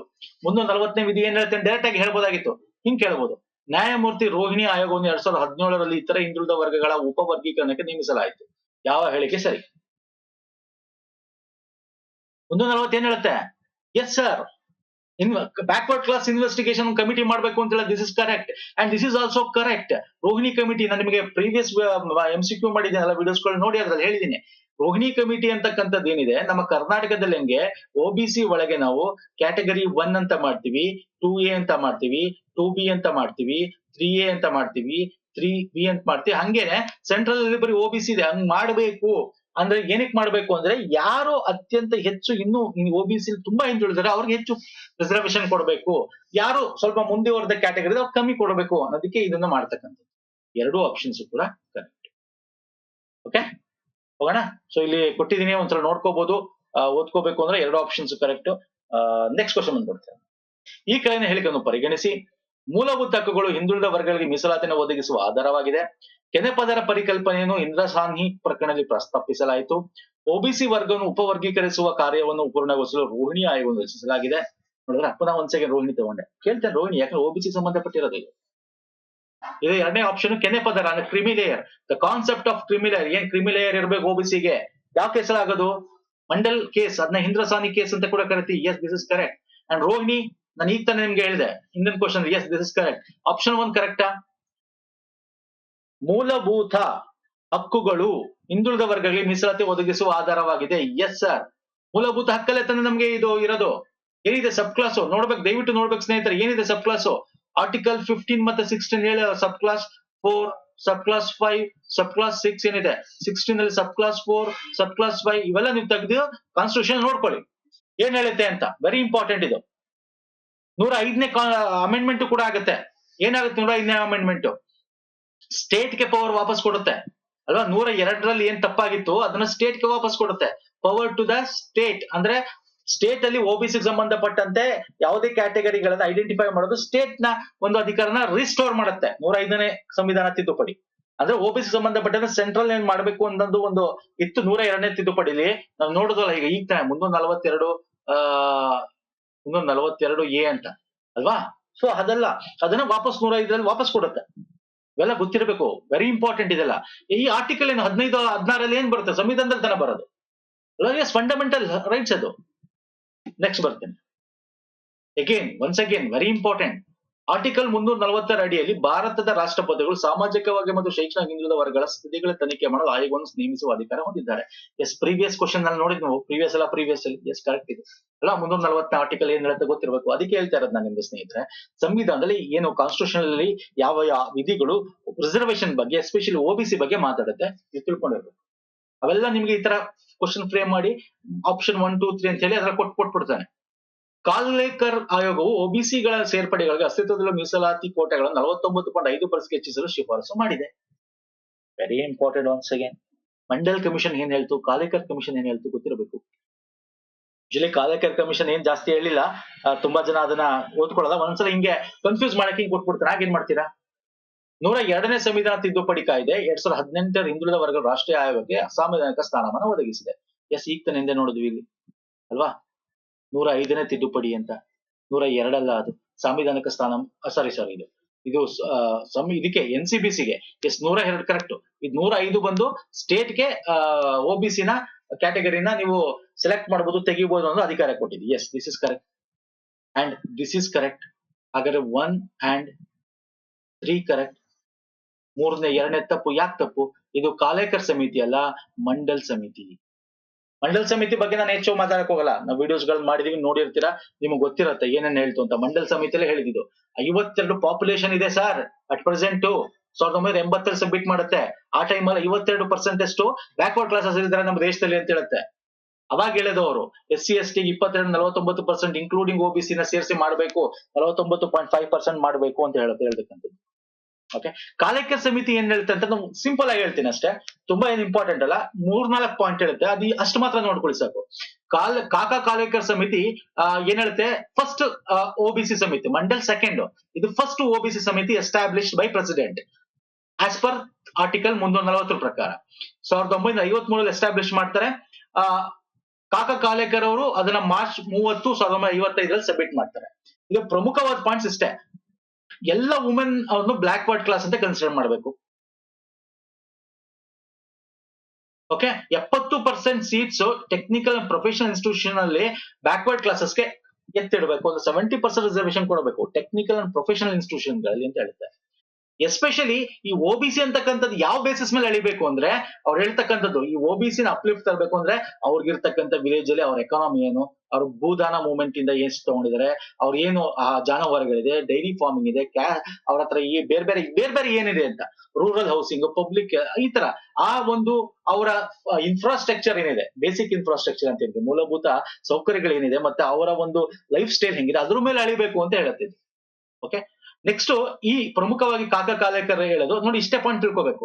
ಮಿನಿಮಮ್ ರಿಸರ್ವೇಶನ್ ವೇಕೆನ್ಸಿ 4 ಗವರ್ಮೆಂಟ್ಸ್ ಅಥವಾ ಲೋಕಲ್ ಬಾಡೀಸ್ ಅಲ್ಲಿ ಯಾವ ರೀತಿ ಮಾಡ್ಬೇಕು ಅಂದ್ರೆ ಕ್ಲಾಸ್ 1 ಅಂತ ಮಾಡ್ಬೇಕು. ನೋಡಿ OBC ನಾವು ಅವ್ರು OBC ಅಂತ ಕೊಟ್ಬಿಟ್ರು ಅಲ್ವಾ, ಅದರ್ ಬ್ಯಾಕ್ವರ್ಡ್ ಕ್ಲಾಸ್ ಅಂತ ಮಂಡಲ ಆಯೋಗ.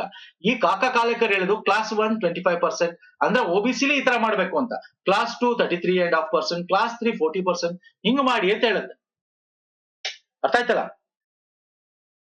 ಈ ತರ ಮಾಡಿ ಅಂತ ಹೇಳುತ್ತೆ. ಸೊ ತುಂಬಾ ಡೀಟೇಲ್ ಬೇಕಾಗಿಲ್ಲ, ಅದು ಜಸ್ಟ್ ಫಾರ್ ಇನ್ಫಾರ್ಮೇಶನ್ ಕೊಟ್ಟಿದ್ದೀನಿ ಸ್ನೇಹಿತರೆ. 103ನೇ ಸಾಂವಿಧಾನಿಕ ತಿದ್ದುಪಡಿ ಕಾಯ್ದೆ ಸಂವಿಧಾನದ ಈ ಕೆಳಗಿನ ಹೇಳಿಕೆಯನ್ನು ಪರಿಗಣಿಸಿ. ಇದು ಭಾರತೀಯ ಸಂವಿಧಾನ ಆರ್ಟಿಕಲ್ 15 ಮತ್ತು 16 ತಿದ್ದುಪಡಿ ಮಾಡಿದೆ.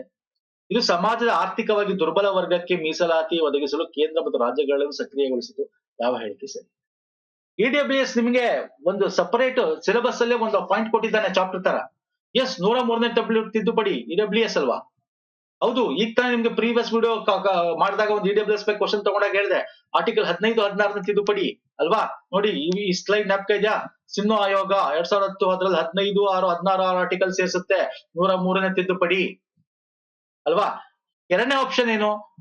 ಕೇಂದ್ರ ಮತ್ತು ರಾಜ್ಯ ಎರಡುಗಳನ್ನು ಇದು ಎನೇಬಲ್ ಮಾಡುತ್ತೆ. ಹೌದು ಸರ್, ಕೇಂದ್ರ ಕೂಡ ಅಪ್ರೂವ್ ಮಾಡಬೇಕು ಆಸ್ ಪರ್ ತಿದ್ದುಪಡಿ, ರಾಜ್ಯಗಳು ಕೂಡ ಬೇಕಂದ್ರೆ ಅಪ್ರೂವ್ ಮಾಡ್ಬೋದು. ಅದನ್ನೇ ಹೇಳ್ತಾ ಇರೋದು ನಿಮ್ಗೆ. ಕೇಂದ್ರ ರಾಜ್ಯ ಮೀಸಲು ನಾನು ಹೇಳಿದ್ದೀನಿ ನಿಮ್ಗೆ, ನೇಮಕಾತಿ ಮತ್ತು ರಾಜ್ಯ ಸರ್ಕಾರಿ ಶಿಕ್ಷಣ ಸಂಸ್ಥೆಗಳ ಪ್ರವೇಶಕ್ಕಾಗಿ ಆರ್ಥಿಕವಾಗಿ ದುರ್ಬಲ ವರ್ಗಕ್ಕೆ ಮೀಸಲಾತಿ ನೀಡಬೇಕೇ ಅಥವಾ ಬೇಡವೇ ಎಂಬುದನ್ನು ನಿರ್ಧರಿಸಲು ರಾಜ್ಯ ಸರ್ಕಾರಕ್ಕೆ ಅವಕಾಶ ಕೊಡುತ್ತೆ. ರಾಜ್ಯ ಸರ್ಕಾರ ನೋಡಿ, ಒಂದಷ್ಟು ನಾನ್ ಬಿಜೆಪಿ ಗೌರ್ಮೆಂಟ್ ಅದನ್ನ ಮಾಡಿಲ್ಲ. ಕರ್ನಾಟಕದಲ್ಲಿ ಬಿಜೆಪಿ ಇದ್ದಾಗ ಮಾಡಿದ್ರು, ಆದ್ರೆ ಈಗಿನ ಸರ್ಕಾರ ಅದನ್ನ ಇಂಪ್ಲಿಮೆಂಟ್ ಮಾಡಿಲ್ಲ. ಅರ್ಥ ಆಗ್ತಿದೆಯಲ್ಲ? ಯಾವ್ದು ತಿದ್ದುಪಡಿ ಮಾಡಿದೀವಿ ಅನ್ನೋದು ಕೂಡ ಇವೆಲ್ಲ ನಮ್ಮ ಇದ್ರಲ್ಲಿ ಇದೆ, ವಿಡಿಯೋಸ್ ಗಳಲ್ಲಿ ನಾವು ಮಾಡಿರೋ ಪ್ರೀವಿಯಸ್ ಅಥವಾ PDF ತಗೊಂಡಿರೋ ನೀವು ಓದಿ. ನಾನು ಹೇಳ್ತಾ ಇರೋದು ಹೆಂಗ್ ಕ್ವಶನ್ಸ್ ಬರುತ್ತೆ ಅಂತ. ನೀವ್ ಹೆಂಗ್ ಓದ್ಬೇಕು ಅಂದ್ರೆ ಸುಮ್ನೆ ಏನೋ ಮೇಲ್ ಓದ್ಕೊಂಡ್ರೆ ಆಗಲ್ಲ ಸ್ನೇಹಿತರೆ, ಇದನ್ನ ಪಾಸ್ ಮಾಡ್ಬೇಕು ಅಂದ್ರೆ exams. You should read in specific way. ಅದಕ್ಕೆ ನಾನು ನಿಮ್ಗೆ ಹೆಂಗ್ ಕ್ವಶನ್ಸ್ ಬರುತ್ತೆ ಅಂತ ತಗೋತಾ ಇರೋದು. ಇದೇ ರೀತಿ ನೀವು ನಾನೀಗ ಎಲ್ಲಾ ಪಾಯಿಂಟ್ಸ್ ಗಳನ್ನು ಕ್ವಶನ್ಸ್ ಮಾಡಕ್ಕಾಗಲ್ವಾ, ಅಂದ್ರೆ ಇಟ್ ವಿಲ್ ಟೇಕ್ ಟೈಮ್ ಇದ್ರೆ ಮಾಡ್ಬೋದು ಅಲ್ವಾ, ಇನ್ನು ಎಕ್ಸಾಮ್ ದೂರ ಇದ್ರೆ ಮಾಡ್ಬೋದು. ಹಾಗಾಗಿ ನಾನ್ ನಿಮ್ಗೆ ಹೆಂಗ್ ಕೇಳುತ್ತೆ ಹೆಂಗ್ ಬರುತ್ತೆ ಅನ್ನೋದು ತೋರಿಸ್ತಾ ಹೋಗ್ತೀನಿ. ಈಸಿ ಹೆಂಗ್ ಬರುತ್ತೆ, ಡಿಫಿಕಲ್ಟಿ ಅಂದ್ರೆ ಈ ತರ 2-3 ಆಪ್ಷನ್ಸ್ ಹೆಂಗ್ ಕೊಡ್ತಾನೆ ಅದ್ರ ಮೇಲೆ ಹೆಂಗ್ ಬರುತ್ತೆ. ಸೊ ನೀವ್ ಹೆಂಗ್ ರೆಡಿ ಇರಬೇಕು ಅಂತ. ಓಕೆ, ಇಲ್ಲಿ 2 ಆಪ್ಷನ್ಸ್ ಕೂಡ ರೆಡಿ ಅಲ್ವಾ. ಎಸ್, ನೆಕ್ಸ್ಟ್ ಹೋಗೋಣ ಬನ್ನಿ. ಮತ್ತೆ EWS ಬಗ್ಗೆ ಇನ್ನೊಂದು ಬೇಕಾದ್ರೆ ಇದಕ್ಕೂ ಕ್ವಶನ್ ತಗೋಬಹುದು ನಾನು. EWS ನ ಹೆಂಗೆ ನಾವು EWS ಅಂತ ಕ್ಯಾಲ್ಕುಲೇಟ್ ಮಾಡ್ತಾರೆ. ಈಗ ಹೋಗ್ಬಿಟ್ಟು ನೀವು EWS ನಾನು ಎಕನಾಮಿಕಲಿ ವೀಕರ್ ಸೆಕ್ಷನ್ ಇದೀನಿ ಅಂತ ಅನ್ಬಿಟ್ಟು ನೀವು ಒಂದು ಸರ್ಟಿಫಿಕೇಟ್, ಇನ್ಕಮ್ ಸರ್ಟಿಫಿಕೇಟ್ ತಗೊಳಕ್ ಹೋದ್ರೆ ಅಲ್ಲಿ ನಿಮಗೆ 8 ಲಕ್ಷಕ್ಕಿಂತ ಕಮ್ಮಿ ಇರಬೇಕು. 5 ಎಕರೆ ಕೃಷಿ ಭೂಮಿಗಿಂತ ಕಮ್ಮಿ ಇರಬೇಕು. 1,000 ಚದರ ಅಡಿ ಫ್ಲಾಟ್ ಗಿಂತ ಕಮ್ಮಿ ಇರಬೇಕು. ಪುರಸಭೆಲಾದ್ರೆ 100 ಚದರ ಗಜ ಇರಬೇಕು. ಬೇರೆ ಕಡೆ 200 ಚದರ ಗಜ, ಅದಕ್ಕಿಂತ ಜಾಸ್ತಿ ಇರಬಾರ್ದು.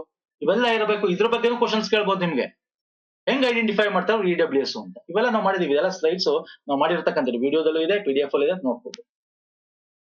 ಅರ್ಥ ಆಗಿದೆಯಲ್ಲ. ಬೇಕಾದ್ರೆ ಇದ್ರ ಮೇಲೆ ಒಂದು ಸಪರೇಟ್ ಕ್ವಶನ್ ಕೇಳ್ಬೋದು ನಾನು.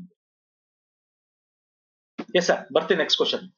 ಸರ್ಕಾರಿ ಉದ್ಯೋಗಗಳು ಮತ್ತು ಶಿಕ್ಷಣ ಸಂಸ್ಥೆಗಳಲ್ಲಿ ಆರ್ಥಿಕವಾಗಿ ದುರ್ಬಲ ವರ್ಗದವರಿಗೆ 10% ಮೀಸಲಾತಿ ಒದಗಿಸುವ 103ನೇ ಸಾಂವಿಧಾನಿಕ ತಿದ್ದುಪಡಿಯ ಸಿಂಧುತ್ವವನ್ನು ಸುಪ್ರೀಂ ಕೋರ್ಟ್ ನ ಸಂವಿಧಾನ ಪೀಠವು ಯಾವ ತೀರ್ಪಿನಲ್ಲಿ ಎತ್ತಿ ಹಿಡಿದಿದೆ. ನೋಡಿ ಕೇಳ್ತಾರೆ, ಈಗ ಇಂದಿರಾ ಸಾನಿ ತೀರ್ಪಾಗಿರ್ಬೋದು, ಜನರಲ್ ಸಿಂಗ್ ಲಕ್ಷ್ಮೀ ನರೇನ್ ಗುಪ್ತಾ ಕೇಸ್ ಆಗಿರ್ಬೋದು, ಜನಹಿತ್ ಅಭಿಯಾನ ಯೂನಿಯನ್ ಆಫ್ ಇಂಡಿಯಾ ಆಗಿರ್ಬೋದು.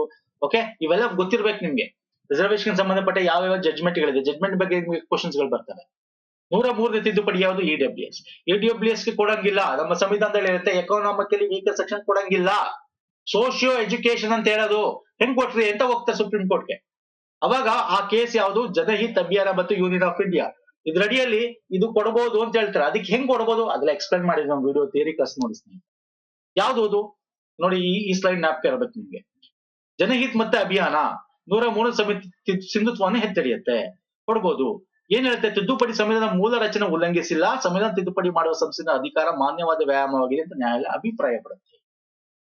ಓಕೆ, ಈ ಬೇರೆ ಕೇಸ್ ಎಲ್ಲ ನಾವು ಮುಂದೆ ತಗೋತೀನಿ ಕ್ವಶನ್. ನಾನು ಈ ವಿಡಿಯೋದಲ್ಲಿ ಬರೀ ರಿಸರ್ವೇಶನ್ ಸಂಬಂಧಪಟ್ಟಂತೆ ಜಡ್ಜ್ಮೆಂಟ್ ಕಮಿಟಿಗೆ ಸಂಬಂಧಪಟ್ಟಂತೆ ಕ್ವಶನ್ಸ್ ಗಳಿವೆ ಇದರಲ್ಲಿ. ಓಕೆ, ನೆಕ್ಸ್ಟ್ ಬರ್ತೀನಿ. OBC ಕ್ಯಾಟಗರಿಗೆ ಕೆನೆಯ ಪದರವನ್ನು ಉಲ್ಲೇಖಿಸಿ ಈ ಕೆಳಗಿನ ಹೇಳಿಕೆಯನ್ನು ಪರಿಗಣಿಸಿ. Ultimate question. ಕ್ರಿಮಿ ಲೇಯರ್ OBC ತಾನೇ ಕ್ರಿಮಿ ಲೇಯರ್, SC ST ಇದೆಯಾ? ಇಲ್ಲ. OBC ಗಿದೆ ಕ್ರಿಮಿ ಲೇಯರ್ ಮತ್ತೆ EWS ಇದೆ. ಅಂದ್ರೆ ಅವರ ಆದಾಯ ಮಿತಿ ವಾರ್ಷಿಕವಾಗಿ ಎಷ್ಟಿರ್ಬೇಕು, ಆದಾಯ ಮಿತಿನ ಕ್ರಿಮಿ ಲೇಯರ್ ಅಂತೀವಿ. ಕೆನೆ ಪದರವನ್ನು ನಿರ್ಧರಿಸುವ ಮಾನದಂಡವನ್ನು ನಿರ್ಧರಿಸಲು ನ್ಯಾಯಮೂರ್ತಿ RN ಪ್ರಸಾದ್ ಸಮಿತಿಯನ್ನು ರಚಿಸಲಾಯಿತು. OBC ಗೆ ಕೆನೆ ಪದರ ಕೊಡಬೇಕು ಅಂತ ಯಾವ್ದು ಹೇಳುತ್ತೆ? ಇಂದಿರಾ ಸಾನಿ ಕೇಸ್ ಹೇಳುತ್ತೆ. ಇಂದಿರಾ ಸಾನಿ ತೀರ್ಪು ಹೇಳುತ್ತೆ ಅಲ್ವಾ ಸರ್? ಆದ್ರೆ ತೀರ್ಪು ಹೇಳುತ್ತೆ, ಅದನ್ನ ಯಾವ ರೀತಿ ಮಾಡ್ಬೇಕು, ಹೆಂಗ್ ಮಾಡ್ಬೇಕು ಅಂತ ಒಂದು ಕಮಿಟಿ ರೆಫರ್ ಮಾಡ್ತಾರೆ. ಆ ಕಮಿಟಿ ಕೊಡ್ತಕ್ಕಂಥ ರೆಕಮೆಂಡೇಶನ್ ಮೇಲೆ ಮಾಡೋದು ಯಾವ್ದು committee? RN Prasad committee, justice RN Prasad. Correct. ಪ್ರಸ್ತುತ ಪ್ರೆಸೆಂಟ್ ಕ್ರಿಮಿ ಲೇಯರ್ ಸೀಲಿಂಗ್ ಎಷ್ಟಿದೆ ಪ್ರೆಸೆಂಟ್? OBC ಆಗಿರ್ಬೋದು EWS ಎಷ್ಟಿದೆ? 8 ಲಕ್ಷ ಇದೆಯಾ? ಎಸ್, 2 ಕರೆಕ್ಟ್, 8 ಲಕ್ಷ ಇದೆ. ಸ್ಟಾರ್ಟಿಂಗ್ ಎಷ್ಟಿತ್ತು ಅಂತ ಕೇಳ್ಬೋದು. ಯಾವಾಗ OBC ಕ್ರಿಮಿ ಲೇಯರ್ಗೆ ಒಂದು ಶಿಫಾರಸು ಮಾಡಿದ್ರು RN ಪ್ರಸಾದ್ ಕಮಿಟಿ, ಅವಾಗ ಕ್ರಿಮಿ ಲೇಯರ್ ಎಷ್ಟಿತ್ತು ಅದನ್ನು ಕೇಳ್ಬೋದು ನಿಮ್ಗೆ. ಇವೆಲ್ಲ ಮಾಡಿದ್ವಿ ನೋಡಿ. ಈ ಸ್ಲೈಡ್ ನೆನಪಿರಬೇಕು ನಿಮ್ಗೆ, ಕೆನೆ ಪದರ ಅಡಿಪಾಯ ಅಂತ. ಓಕೆ, ಸುಪ್ರೀಂ ಕೋರ್ಟ್ ಅಲ್ಲಿ 27% ಕೊಡ್ಬೋದು ಅಂತ ಏನ್ ಹೇಳುತ್ತೆ ನಮ್ಮ ಇಂದಿರಾ ಸಾನಿ ಕೇಸಲ್ಲಿ. ಅದಾದ್ಮೇಲೆ ಇದ್ರ ಪ್ರಕಾರ 1992 ನಂತರ ಒಂದು ಸುಪ್ರೀಂ ಕೋರ್ಟ್ ನೀಡಿದ ತೀರ್ಪಿನ ಆಧಾರದ ಮೇಲೆ ನ್ಯಾಯಮೂರ್ತಿ RN ಪ್ರಸಾದ್ ನೇತೃತ್ವದಲ್ಲಿ ತಜ್ಞರ ಸಮಿತಿ ರಚನೆ ಮಾಡಲಾಗುತ್ತೆ. ಅವರು ಆದಾಯ, ಆಸ್ತಿ, ಸ್ಥಾನಮಾನ ಇಟ್ಕೊಂಡು ಅವರ ವಾರ್ಷಿಕ ಆದಾಯ ಇಟ್ಕೊಂಡು ಕ್ರಿಮಿ ಲೇಯರ್ ಒಂದು ಸೀಲಿಂಗ್ ಮಾಡ್ತಾರೆ. 1993 ಇದು ಬರುತ್ತೆ. ಅವಾಗ 1 ಲಕ್ಷ ಇತ್ತು ಹೇಳ್ಬೋದು, ಅವಾಗ 1 ಲಕ್ಷ ಇತ್ತು. ಇವಾಗ ಟೆಸ್ಟ್ ಇದೆ 2017 8 ಲಕ್ಷ ಇದೆ. ಆಮೇಲೆ 2.5 ಲಕ್ಷ ಮಾಡಿದ್ರು, ಆಮೇಲೆ 4.5 ಲಕ್ಷ ಮಾಡಿದ್ರು, ಆಮೇಲೆ 6 ಲಕ್ಷ ಮಾಡಿದ್ರು, ಈಗ 8 ಲಕ್ಷ ಇದೆ ಕ್ರಿಮಿ ಲೇಯರ್ ನೋಡಿ. ಎಸ್, ಮೆಟ್ರಿಕ್ ನಂತರ ವಿದ್ಯಾರ್ಥಿ ವೇತನದಡಿ ಆಯ್ಕೆ ಮಾಡಲು ಈ ಕೆಳಕಂಡ ಯಾವ ಮಾನದಂಡ ವಿಧಿಸಲಾಗುವುದು ಹೇಳ್ತೀರಾ? ಮಾನದಂಡ ಇದ್ರಲ್ಲಿ ಕೇಳ್ಬೋದು, ಪರ್ಸೆಂಟೇಜ್ ಕೇಳ್ಬೋದು ಬೇಕಾದ್ರೆ ನಿಮ್ಗೆ. ಇಟ್ಸ್ ಆಲ್ ಡಿಪೆಂಡ್ ಏನೋ ಎಕ್ಸಾಮ್ ಹೆಂಗ್ ಕೇಳ್ತಾನೆ ಅಂತ. ವಿದ್ಯಾರ್ಥಿ ಕಡಿಮೆ ಆದಾಯ ಮಿತಿ ಆರೋಹಣ ಕ್ರಮ, ವಿದ್ಯಾರ್ಥಿ ಕಡಿಮೆ ಆದಾಯ ಮಿತಿ ಅವರೋಹಣ ಕ್ರಮ, ವಿದ್ಯಾರ್ಥಿ ಶೇಕಡಾವಾರು ಹಿಂದಿನ ವರ್ಷದ್ದು ಮೇಲಿನ ಯಾವುದೂ ಅಲ್ಲ. ಅಂದ್ರೆ ಈಗ ನೆಕ್ಸ್ಟ್ ಇಯರ್ ಹೋಗ್ಬೇಕು ಅಂದ್ರೆ ಏನ್ ಮಾಡ್ತಾರೆ ಸರ್? ನಿಮ್ ವಿದ್ಯಾರ್ಥಿ ವೇತನ ಹೆಂಗ್ ಕೊಡ್ತಾರೆ? ಒಳ್ಳೆ ಸ್ಟೂಡೆಂಟ್ಗೆ, ಒಳ್ಳೆ ಇಂಟೆಲಿಜೆಂಟ್ ಸ್ಟೂಡೆಂಟ್ಗೆ, ಅಲ್ವಾ, ಒಳ್ಳೆ ಸ್ಕೋರ್ ಮಾಡಿರೋ ಸ್ಟೂಡೆಂಟ್ಗೆ ಅಂದ್ರೆ ಇಂದಿನ ಶೇಕಡಾವಾರು ವರ್ಷದ ಒಂದು ತಗೊಂಡು ಅದ್ರ ಮೇಲೆ ಕೊಡ್ತಾರೆ. ಅದ್ರಲ್ಲೂ ಪರ್ಸೆಂಟೇಜ್ ಇದೆ, ಬೇಕಾದ್ರೆ ಇನ್ನೂ ಸ್ಪೆಸಿಫಿಕ್ ಆಗಿ ಕ್ವಶನ್ಸ್ ನ ಮಾಡ್ಬೋದು. ಎಷ್ಟು ಪರ್ಸೆಂಟೇಜ್ ಹೇಳ್ತೀರಾ ಪಟಾಪಟ್ ಅಂತ ಹೇಳಿ ನೋಡೋಣ. ನೆನಪಿರಬೇಕು, ನಾವು ಮಾಡಿರ್ತಕ್ಕಂಥ ಹೊಸ ಮತ್ತು ನವೀಕರಣ ವಿದ್ಯಾರ್ಥಿಗಳೇ ವಿದ್ಯಾರ್ಥಿ ವೇತನಕ್ಕಾಗಿ ಇಂದಿನ ತರಗತಿಗೆ ನಿಗದಿಪಡಿಸಿರುವ ಕನಿಷ್ಠ ಅಂಕದಲ್ಲಿ ಪಾಸ್ ಆಗಿರಬೇಕು. ಅಂದ್ರೆ ಅವರ ಒಂದು ಸ್ಕೋರು ತಗೋತಾರೆ, ಅದರಲ್ಲಿ ಅವರು ಕಟ್ ಆಫ್ ಇಡ್ತಾರೆ, ಅದಕ್ಕೊಂದು ಸಮಿತಿ ಇರುತ್ತೆ. ಮುಂದೆ ಕ್ವಶನ್ ತಗೋತೀನಿ ನೋಡಿ. ಪ್ರವರ್ಗ 1 60% ಇರಬೇಕು, ಪ್ರವರ್ಗ 2A 3A 3Bಗೆ 70% ಇರಬೇಕು. This means most important. ಹೇಳಿದ್ನಲ್ಲ, ಸಿಂಪಲ್ ಆಗಿ ಈ ರೀತಿನ ಕ್ವಶನ್ಸ್ ಬರ್ಬೋದು, ಅಥವಾ ನಿಮಗೆ ಸ್ಪೆಸಿಫಿಕ್ ಆಗಿ ಕೇಳ್ಬೋದು. ಪ್ರವರ್ಗ 1ಗೆ ಎಷ್ಟು ಪರ್ಸೆಂಟ್ ಇರಬೇಕು, ಪ್ರವರ್ಗ 2A 3A 3Bಗೆ ಎಷ್ಟು ಪರ್ಸೆಂಟ್ ಇರಬೇಕು ಅಂತ ಕೂಡ ಕೇಳ್ಬೋದು ಎಕ್ಸಾಮ್. ಓಕೆ, ಇನ್ನು ಈ ಕ್ವಶನ್ಸ್ ಗಳು ನಾನು ನಿಮ್ಗೆ ಹೇಳ್ತಾ ಇದ್ದೀನಲ್ಲ, ಈ ಒಂದು ವಿದ್ಯಾರ್ಥಿ ವೇತನ ಏನಿದೆ, ಇದು ಒಂದು ಕುಟುಂಬದಲ್ಲಿ ಎಷ್ಟು ಜನ ಕೊಡ್ತಾರೆ ಹೇಳ್ತೀರಾ? ಒಂದು ಕುಟುಂಬದಲ್ಲಿ ಎಷ್ಟು ಜನ ಕೊಡ್ತಾರೆ? ಗಂಡು ಮಕ್ಕಳು ಇರ್ತಕ್ಕಂಥ ಕುಟುಂಬ ಆದ್ರೆ ಒಂದೇ ಕುಟುಂಬದ 2 ಗಂಡು ಮಕ್ಕಳಿಗೆ ಮಾತ್ರ. ಆದ್ರೆ ಹೆಣ್ಣು ಮಕ್ಕಳು ಎಷ್ಟು ಜನ ಬೇಕಾದ್ರೂ ಇರ್ಬೋದು. ಈ ನಿರ್ಬಂಧ ಹೆಣ್ಣು ಮಕ್ಕಳ ಕುಟುಂಬಕ್ಕೆ ಅನ್ವಯಿಸಲ್ಲ. ಅಂದ್ರೆ 3 ಜನ ಹೆಣ್ಣು ಮಕ್ಳಿದ್ರೆ ಕೊಡ್ತಾರೆ, ಗಂಡು ಮಕ್ಳು 3 ಜನ ಗಂಡು ಮಕ್ಳಿದ್ರೆ ಕೊಡಲ್ಲ, 2 ಮಾತ್ರ ಕೊಡ್ತಾರೆ. ಸೊ ಇವೆಲ್ಲ ವೆರಿ ಇಂಪಾರ್ಟೆಂಟ್. ಅದಾಗಿರ್ಬೋದು, ಅಥವಾ ನಿಮ್ಗೆ ವಾರ್ಷಿಕ ಆದಾಯ ಮಿತಿ ಕೇಳ್ಬೋದು. ಪ್ರವರ್ಗ 1ಗೆ 2.5 lakh, 2A 3A 3Bಗೆ 1 lakh. Okay, specific ಆಗಿ ಇದೊಂದನ್ನೇ ಕೇಳ್ಬೋದು, ಅಥವಾ ಈ 3 ಕೂಡ ಆಪ್ಷನ್ಸ್ ಗಳನ್ನ ಹಾಕಿ ಒಂದು ದೊಡ್ಡ ಕ್ವಶನ್ ಮಾಡಿ ಕೇಳ್ಬೋದು. ಫೈನ್, ಅರ್ಥ ಆಗಿದೆ ಅನ್ಕೋತೀನಿ. ಬನ್ನಿ, ಯಾವ ಉದ್ದೇಶಕ್ಕಾಗಿ ಕರ್ನಾಟಕದಲ್ಲಿ ಗಂಗಾ ಕಲ್ಯಾಣ ಯೋಜನೆ ಜಾರಿಗೊಳಿಸಲಾಗಿದೆ? Simple question. ಪುನಃ ಪುನಃ ಇದನ್ನ ಬೇರೆ ಬೇರೆ ರೀತಿ ಕೇಳ್ತಾನೆ. ಬೇಕಾದ್ರೆ ನಾನೇ ಹೇಳ್ತಾ ಇದೀನಿ ನೋಡಿ ನಿಮ್ಗೆ, ಇದನ್ನ ಬೇಕಾದ್ರೆ 2-3 ಕ್ವಶನ್, ಇದು ಈ ಒಂದು ಸ್ಕೀಮ್ ಅಡಿಲ್ಲ 2 ಕ್ವಶನ್ 3 ಕ್ವಶನ್ ಕೇಳಿದ್ರು ಕೇಳ್ಬೋದು ನಿಮ್ಗೆ, ಡಿಫ್ರೆಂಟ್ ಆಪ್ಷನ್ಸ್ ಕೊಟ್ಟು. ಇದು ಗೊತ್ತಿದೆ, ಈಸಿ ಕ್ವಶನ್. ಉಚಿತ ಬೋರ್ವೆಲ್ ಕೊರೆಯುವುದು, ಅಥವಾ ಇದನ್ನ ನಿಮ್ಗೆ ಹಿಂಗೂ ಕೇಳ್ಬೋದು. ಒಂದು ಇದು ವೈಯಕ್ತಿಕ ನೀರಾವರಿ ಕೊಳವೆ ಬಾವಿ ಅಂತ, ಬೋರ್ವೆಲ್ ಕೊಳವೆ ಬಾವಿ ಯೋಜನೆ. ಇದೊಂದು ನಿಮಗೆ ಬೇಕಾದ್ರೆ ಇನ್ನೊಂದು ಕೊಡಬಹುದು, ಸಾಮೂಹಿಕ ಅಂತ. ಓಕೆ, ಮತ್ತೆ ಇದೆಲ್ಲ ನಿಮ್ಗೆ ನಾ ರಿವಿಷನ್ ಸೀರೀಸ್ ಎಲ್ಲ ಮಾಡಿದೀನಿ, ಇದೆಲ್ಲ ಗೊತ್ತಿರಬೇಕು. ಎಷ್ಟು ಘಟಕ ವೆಚ್ಚ ಇರಬೇಕು, ಎಷ್ಟು ಮಿನಿಮಮ್ ಎಕರೆ ಇರಬೇಕು. ಓಕೆ, ಇದೆಲ್ಲ ನಾವು ಮಾಡಿದೀವಿ, MCQs ಕೂಡ ಹಾಕಿ ನಾನು ನಿಮ್ಗೆ ಹೇಳಿದ್ದೀನಿ ಸ್ನೇಹಿತರೆ. ಮತ್ತೆ ಬೆಂಗಳೂರು ಉತ್ತರ ದಕ್ಷಿಣದಲ್ಲಾದ್ರೆ ಎಷ್ಟು ಅಮೌಂಟ್ ಕೊಡ್ತಾರೆ, ಬೇರೆ ಜಿಲ್ಲೆಗಳಾದ್ರೆ ಎಷ್ಟು ಅಮೌಂಟ್ ಕೊಡ್ತಾರೆ, ಅರ್ಥ ಆಗ್ತಿದೆಯಲ್ಲ, ಇದೆಲ್ಲ ಗೊತ್ತಿರಬೇಕು. ಅಂಡ್ ಇಲ್ಲಿ ಪ್ರಮುಖವಾಗಿ ಇದನ್ನ ವೈಯಕ್ತಿಕ ನೀರಾವರಿ ಕೊಳವೆ ಬಾವಿ ಯೋಜನೆ ಅಂತ ಕೂಡ ಇದೆ. ಹಾಗೆ ನಿಮ್ಗೆ ಹಿಂದುಳಿದ ವರ್ಗಗಳ ಮಹಿಳೆಯರ ಸಾರಿ ಮಿಸ್ ಆಯ್ತಾ ಅದು? Okay, no problem. ಇದ್ರ ಜೊತೆಗೆ ನಿಮ್ಗೆ ಏನಾಗಿರುತ್ತೆ, ಸಾಮೂಹಿಕ ನೀರಾವರಿ ಯೋಜನೆ ಕೂಡ ಇದೆ. ಅದನ್ನ ಸ್ಕೀಮ್ ಅಲ್ಲಿ ಇದೀನಿ, ಇಲ್ಲಿ ಆ ಸ್ಲೈಡ್ ಮಿಸ್ ಆಗಿದೆ, ನೋ ಪ್ರಾಬ್ಲಮ್. ಓಕೆ, ಅರ್ಥ ಆಗ್ತಿದೆಯಲ್ಲ ಗಂಗಾ ಕಲ್ಯಾಣ ಅಂತಂದ್ರೆ ಏನು ಅಂತ, ಅದು ಗೊತ್ತಿರ್ಲಿ. ಮತ್ತೆ ಈ ಸಾಮೂಹಿಕದಲ್ಲಿ ಆದ್ಮೇಲೆ ನಿಮ್ಗೆ ಬೇರೆ ಕಡೆ ಬಂದ್ರೆ, ಎಲ್ಲಿ ಮಲೆನಾಡು ಕರ್ನಾಟಕ ಬಂದ್ರೆ ಅಲ್ಲಿ ಓಪನ್ ಕಾಲುವೆಗೆ ಕೂಡ ಕೊಡ್ತಾರೆ, ಅದು ಗೊತ್ತಿರಬೇಕು. ಸ್ಪೆಸಿಫಿಕ್ ಆಗಿ ಕೇಳ್ತಾನೆ ಸ್ನೇಹಿತರೆ, ಒಂದೊಂದು ಲೈನ್ ಬಿಡದೆ ಓದಿ ನೀವು ಯಾವತ್ತು, ದಯವಿಟ್ಟು. ನೆಕ್ಸ್ಟ್ ಬರ್ತೇನೆ. ಹಿಂದುಳಿದ ವರ್ಗಗಳ ಮಹಿಳೆಯರ ನಾಯಕತ್ವದ ಬೆಳವಣಿಗೆ ನೀಡಿದ ಯೋಜನೆಯನ್ನ ನಾಮಕರಣವನ್ನು ಹೆಸರಿಸಿ. ಬ್ಯಾಕ್ವರ್ಡ್ ವುಮೆನ್ಸ್ ಗೋಸ್ಕರ ಇರ್ತಕ್ಕಂಥ scheme, for women specifically women ಅಂತ ಡೈರೆಕ್ಟ್ ಆಗಿ ಕೇಳ್ತಾ ಇದ್ದೇವೆ. ಸ್ಪೆಸಿಫಿಕಲಿ ವುಮೆನ್ ಹೇಳ್ತೀರಾ? ಎಸ್,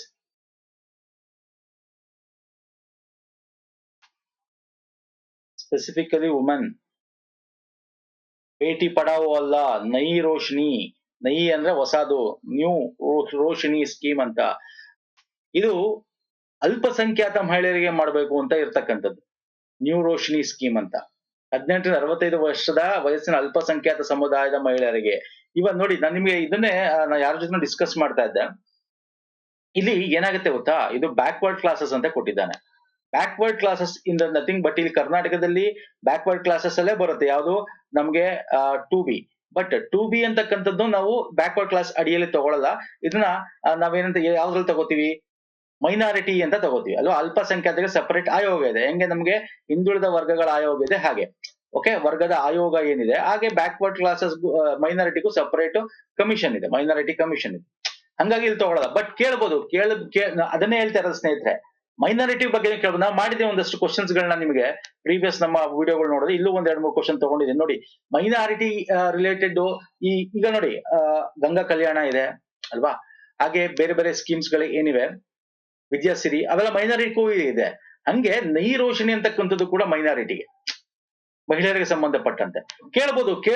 ಕೇಳಬಾರ್ದು ಅಂತೇನಿಲ್ಲ, ಇದನ್ನು ಕೇಳ್ಬೋದು ನಿಮ್ಗೆ ಮೈನಾರಿಟಿಗೆ ಸಂಬಂಧಪಟ್ಟಂತೆ. ಮುಂದೆ ತಗೋತೀನಿ, ನಿಮ್ಗೆ ಗೊತ್ತಾಗುತ್ತೆ ನೋಡಿ, ನಿಮ್ಗೆ ಇಲ್ಲಿ ತೋರಿಸ್ತೀನಿ ನಾನು. ಇದು 2012-13 ಬಂದಿರ್ತಕ್ಕಂಥ ಸ್ಕೀಮ್ ಇದು. Okay fine. ನೆಕ್ಸ್ಟ್ ಬರ್ತೇನೆ. ಬಡತನ ರೇಖೆಗಿಂತ ಕೆಳಗಿರುವ ಹಿಂದುಳಿದ ವರ್ಗಗಳ ಮಹಿಳೆ ನೋಡ್ಲಿ ಇಲ್ಲಿ, ದಿಸ್ ಇಸ್ ಸ್ಪೆಸಿಫಿಕಲಿ ಹಿಂದುಳಿದ ವರ್ಗದ ಮಹಿಳೆಗೆ ಸ್ವಾವಲಂಬನಾಗಿ ನೀಡಿದ ಯೋಜನೆ ಯಾವುದು? ನೈ ರೋಶಿನಿ ಇದೆ. ಯಾಕೆ ನೈ ರೋಶಿನಿ ಮೈನಾರಿಟಿ ವುಮೆನ್, ಮೈನಾರಿಟಿ ಅಂದ್ರೆ ಅಲ್ಪಸಂಖ್ಯಾತ. ನಿಮ್ಗೆ ಎಕ್ಸಾಮ್ ಅಲ್ಪಸಂಖ್ಯಾತ ಅಂತಾನೆ ಕೊಡ್ಬೇಕು ಅಂತೇನಿಲ್ಲ. ಹೇಗೆ ನಾನು ಹೇಳ್ತೇನೆ, ಹಿಂದುಳಿದ ವರ್ಗ ಅಂತಾನು ಕೊಡ್ತಾನೆ. KPSC ಅವನು ಅದೇ ಕೆಲಸ ಮಾಡೋದು ನಿಮ್ಗೆ ಸ್ನೇಹಿತರೆ. ಯಾಕಂದ್ರೆ minorities also in Karnataka 2B ಕೊಟ್ಟಿರೋದ್ರಿಂದ ಸೆಪರೇಟ್ ಆಗಿ ಅವರು ಹಿಂದುಳಿದ ವರ್ಗಕ್ಕೆ ಬರ್ತಾರೆ. ಸೊ ಇಲ್ಲಿ ನೈ ರೋಶಿನಿ ಅಲ್ಲ, ಇದು ಹಿಂದುಳಿದ ವರ್ಗಕ್ಕೆ ಹೊಸ ಸ್ವರ್ಣಿಮ ಯೋಜನೆ ಅಂತಿದೆ. ಸ್ವಾವಲಂಬನೆ ಇದು. ಓಕೆ, ಇದ್ಯಾವ ಸ್ಕೀಮ್ ಇದು? ಇದ್ಯಾವ್ದಿದು? 1 lakh women training leadership minority Nai Roshni leadership development skill development. ಇದು ಕೂಡ ಸ್ವಾವಲಂಬನೆ ಯೋಜನೆ. ಓಕೆ, ಮಹಿಳೆಯರಿಗೆ ಸ್ವಾವಲಂಬನೆಗೋಸ್ಕರ ಕೊಡ್ತಕ್ಕಂಥ ಯೋಜನೆ. ರಾಷ್ಟ್ರ ಹಿಂದುಳಿದ ಹಣಕಾಸು ವರ್ಗಗಳ ನಿಗಮ ಏನಿದೆ, national backward class finance development corporation, ಅದರ ಅಡಿಯಲ್ಲಿ ಕೊಡ್ತಕ್ಕಂಥ ವಾರ್ಷಿಕ 5 ಬಡ್ಡಿ ದರದಲ್ಲಿ ಕೊಡ್ತಾರೆ. 2 ಲಕ್ಷದವರೆಗೆ ಕೊಡ್ತಾರೆ. ಇದನ್ನ ಬೇಕಾದ್ರೆ ನಿಮ್ಗೆ ಸಿಂಪಲ್ ಆಗಿ ಎಷ್ಟು ಅಮೌಂಟ್ ಅಂತಾನು ಕೂಡ ಕೇಳಬಹುದು.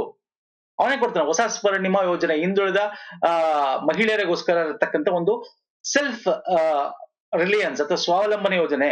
ಇದು ಎಷ್ಟು ಗರಿಷ್ಠ ಅಮೌಂಟ್ ಕೊಡ್ತಾರೆ ಸಾಲ ಕೇಳ್ತಾನೆ. ಬಡ್ಡಿ ಎಷ್ಟು ಕೇಳ್ತಾನೆ ಎಕ್ಸಾಮ್ ಅಲ್ಲಿ.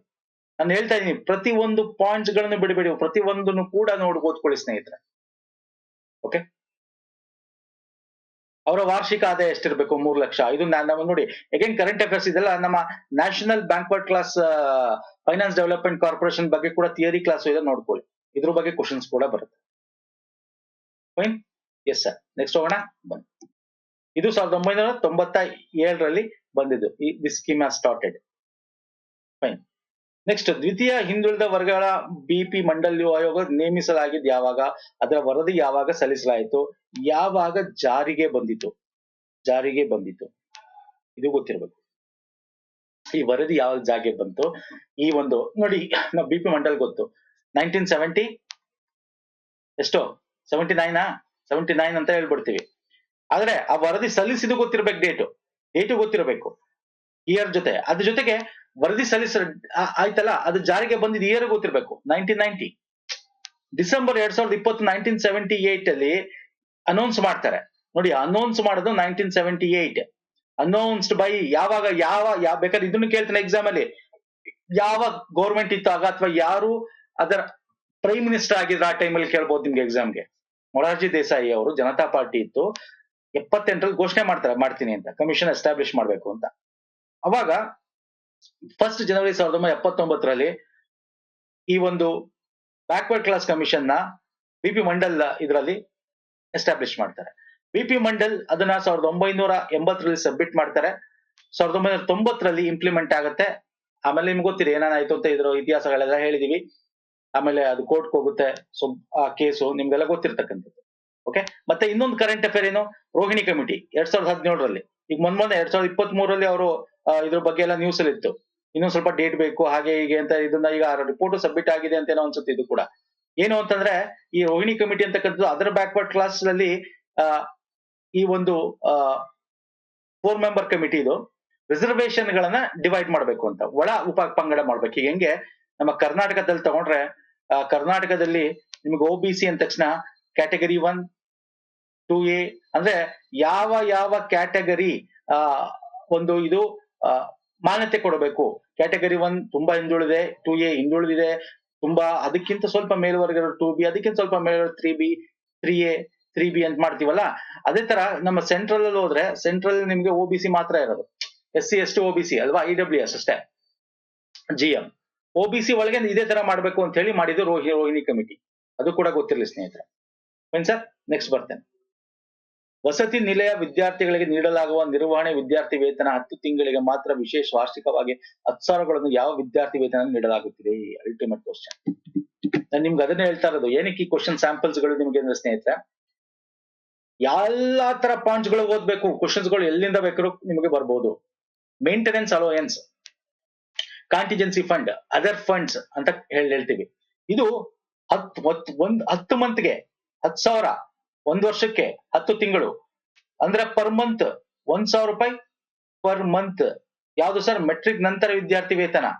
ಮೆಟ್ರಿಕ್ ಪೂರ್ವದ ಎಷ್ಟು ಹೇಳಿ ನೋಡೋಣ, ಗೊತ್ತಿರ್ಬೇಕು. ಮೆಟ್ರಿಕ್ ನಂತರ ಪ್ರತಿ ವಿದ್ಯಾರ್ಥಿ ನಿಲಯಕ್ಕೆ ಮಾಹ್ಯಾನ ವಿದ್ಯಾರ್ಥಿಗಳಿಗೆ 1,000 ವೆಚ್ಚ, ತಿಂಗಳ ಸಾದಿಲ್ವಾರು ವೆಚ್ಚ ಭರಿಸುವುದು ಅಂತ ಇದೆ. ಸಾದಿಲ್ವಾರು ವೆಚ್ಚ ವೆರಿ ಇಂಪಾರ್ಟೆಂಟ್, ಇದು ಹೇಳ್ತಾನೆ ಸಾದಿಲ್ವಾರು ವೆಚ್ಚ. ಓಕೆ, ನಿರ್ವಹಣೆಗೋಸ್ಕರ ಕೊಡ್ತಕ್ಕಂಥ ವೆಚ್ಚ.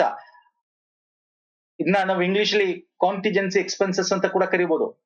ಇದು ಮೆಟ್ರಿಕ್ ನಂತರ ಪೋಸ್ಟ್ ಮೆಟ್ರಿಕ್. ಮೆಟ್ರಿಕ್ ಪೂರ್ವ ಎಷ್ಟು ಹೇಳ್ತೀರಾ? ಎಷ್ಟಾಗುತ್ತೆ? ಪರ್ ಆನಮ್ 3,000 ರೂಪಾಯಿ, ಪರ್ ಮಂತ್ 300 ರೂಪಾಯಿ ಪರ್ ಮಂತ್. ಯಾವ್ದು sir? Pre matric. Post matric ಆದ್ರೆ 10,000 ರೂಪಾಯಿ. ಇಲ್ಲೇ ಇದೆ, ತೋರಿಸ್ತೀನಿ ನೋಡಿ. Pre matric 10 months other expenses 300 ರೂಪಾಯಿ. ಸೊ ಇವೆಲ್ಲ ಯಾವ್ದು ಬೇಕಾದ್ರೂ ಕೇಳಬಹುದು. ಅಗೇನ್ ನಾನು ನಿಮ್ಗೆ ಹೇಳ್ತಾ ಇದ್ದೀನಿ, ನಿಮ್ಗೆ ಹೇರ್ ಕಟಿಂಗ್ 5 ಟೈಮು 60 ರೂಪಾಯಿ ಪರ್ ಸ್ಟೂಡೆಂಟ್ ಕೊಡ್ತಾರೆ ಒಂದ್ ವರ್ಷಕ್ಕೆ. ಯಾವ್ದು ಬೇಕಾದ್ರೂ ಎಕ್ಸಾಮ್ ಅಲ್ಲಿ ಕೇಳ್ಬೋದು. ಮೆಡಿಕಲ್ ಎಕ್ಸ್ಪೆನ್ಸಸ್ 10 ಮಂತ್ ಕೊಡ್ತಾರೆ 500 ರೂಪಾಯಿ ಪರ್ ಸ್ಟೂಡೆಂಟ್ಗೆ. ಅರ್ಥ ಆಗ್ತಿದೆಯಲ್ಲ? ಎಲ್ಲಾ ಪಾಯಿಂಟ್ಸ್ ಗಳನ್ನ ನೋಡ್ಕೋಬೇಕಾಗುತ್ತೆ ಸ್ನೇಹಿತರೆ. ಇಲ್ಲಿ ಯಾವ್ದು ಬೇಕಾದ್ರು, ದಿಸ್ ಇಸ್ ದ ಸ್ಯಾಂಪಲ್ ನಿಮ್ಗೆ ನಾನು ಹೇಳ್ತಾ ಇರೋದು. ಇದು ಬಂದಿರೋ ಕ್ವಶನ್ ಇದು. ಯಾವ್ದ್ರಲ್ಲಿ? ಮೈನಾರಿಟಿ ಎಕ್ಸಾಮ್ ಅಲ್ಲಿ ಬ್ಯಾಕ್ವರ್ಡ್ ಕ್ಲಾಸ್. ಈಗ ಅದೇ ಇದೆ, ಈ ತರ ಕ್ವಶನ್ಸ್ ಗಳು ಬರ್ತವೆ ನಿಮಗೆ. ಓಕೆ, ಸೊ ನೆಕ್ಸ್ಟ್ ಬರ್ತೀನಿ. ಮೆಟ್ರಿಕ್ ಪೂರ್ವ ಹಾಸ್ಟೆಲ್ಗಳಿಗೆ ಅಭ್ಯರ್ಥಿಗಳನ್ನ ಆಯ್ಕೆ ಮಾಡಲು ತಾಲೂಕು ಮಟ್ಟದ ಆಯ್ಕೆ ಸಮಿತಿ ಯಾರ ಅಧ್ಯಕ್ಷರಾಗಿರ್ತಾರೆ? ನೋಡಿ, ಮೆಟ್ರಿಕ್ ಪೂರ್ವ ಆಗಿರೋದು, ಮೆಟ್ರಿಕ್ ನಂತರ, ಇವೆಲ್ಲ ಆಲ್ಮೋಸ್ಟ್ ಸೇಮ್ ಇದೆ. ಎಲ್ಲ ಒಂದೊಂದು ಡಿಫ್ರೆನ್ಸ್ ಇದೆ. ನಾವು ಥಿಯರಿ ಕ್ಲಾಸ್ ಅಲ್ಲಿ ಹೇಳಿದೀನಿ, ನೋಡ್ಕೊಳ್ಳಿ. ಇಲ್ಲಿ ಮೆಟ್ರಿಕ್ ಪೂರ್ವ ಹಾಸ್ಟೆಲ್ ನಿಮ್ಗೆ ಗೊತ್ತಿರುತ್ತೆ. ಯೂಶಲಿ ನೀವೆಲ್ಲ ನೀವು ಕೇಳ್ತಿರ್ತೀರ, ಮೂವಿ ನೋಡ್ತಿರ್ತೀರ, ಅಥವಾ ನೀವು ಅಕ್ಕಪಕ್ಕ ಆ MLA ಹತ್ರ ಹೋಗ್ತೀರಾ, ಅವರು ಯಾರು MP ಇದ್ರೆ ಹೋಗ್ತೀರಾ. ಯಾಕೆ ಹೋಗ್ತಾರೆ? ಬಿಕಾಸ್ ಅವ್ರಿಗೆ ಅಧಿಕಾರ ಇರತ್ತೆ. ಯಾರು? ಆ ತಾಲೂಕಿನಲ್ಲಿ ಯಾವ ತಾಲೂಕ್ ಇರುತ್ತೆ ಆ ತಾಲೂಕಿನಲ್ಲಿ ಪ್ರತಿನಿಧಿಸ್ತಕ್ಕಂಥ ವಿಧಾನಸಭಾ ಸದಸ್ಯ ಇರಬೇಕು, MLA ಇರಬೇಕು, ಅವ್ರ ಅಧ್ಯಕ್ಷರಾಗಿರ್ತಾರೆ. ಓಕೆ, ಕಾರ್ಯದರ್ಶಿ ಯಾರಾಗಿರ್ತಾರೆ?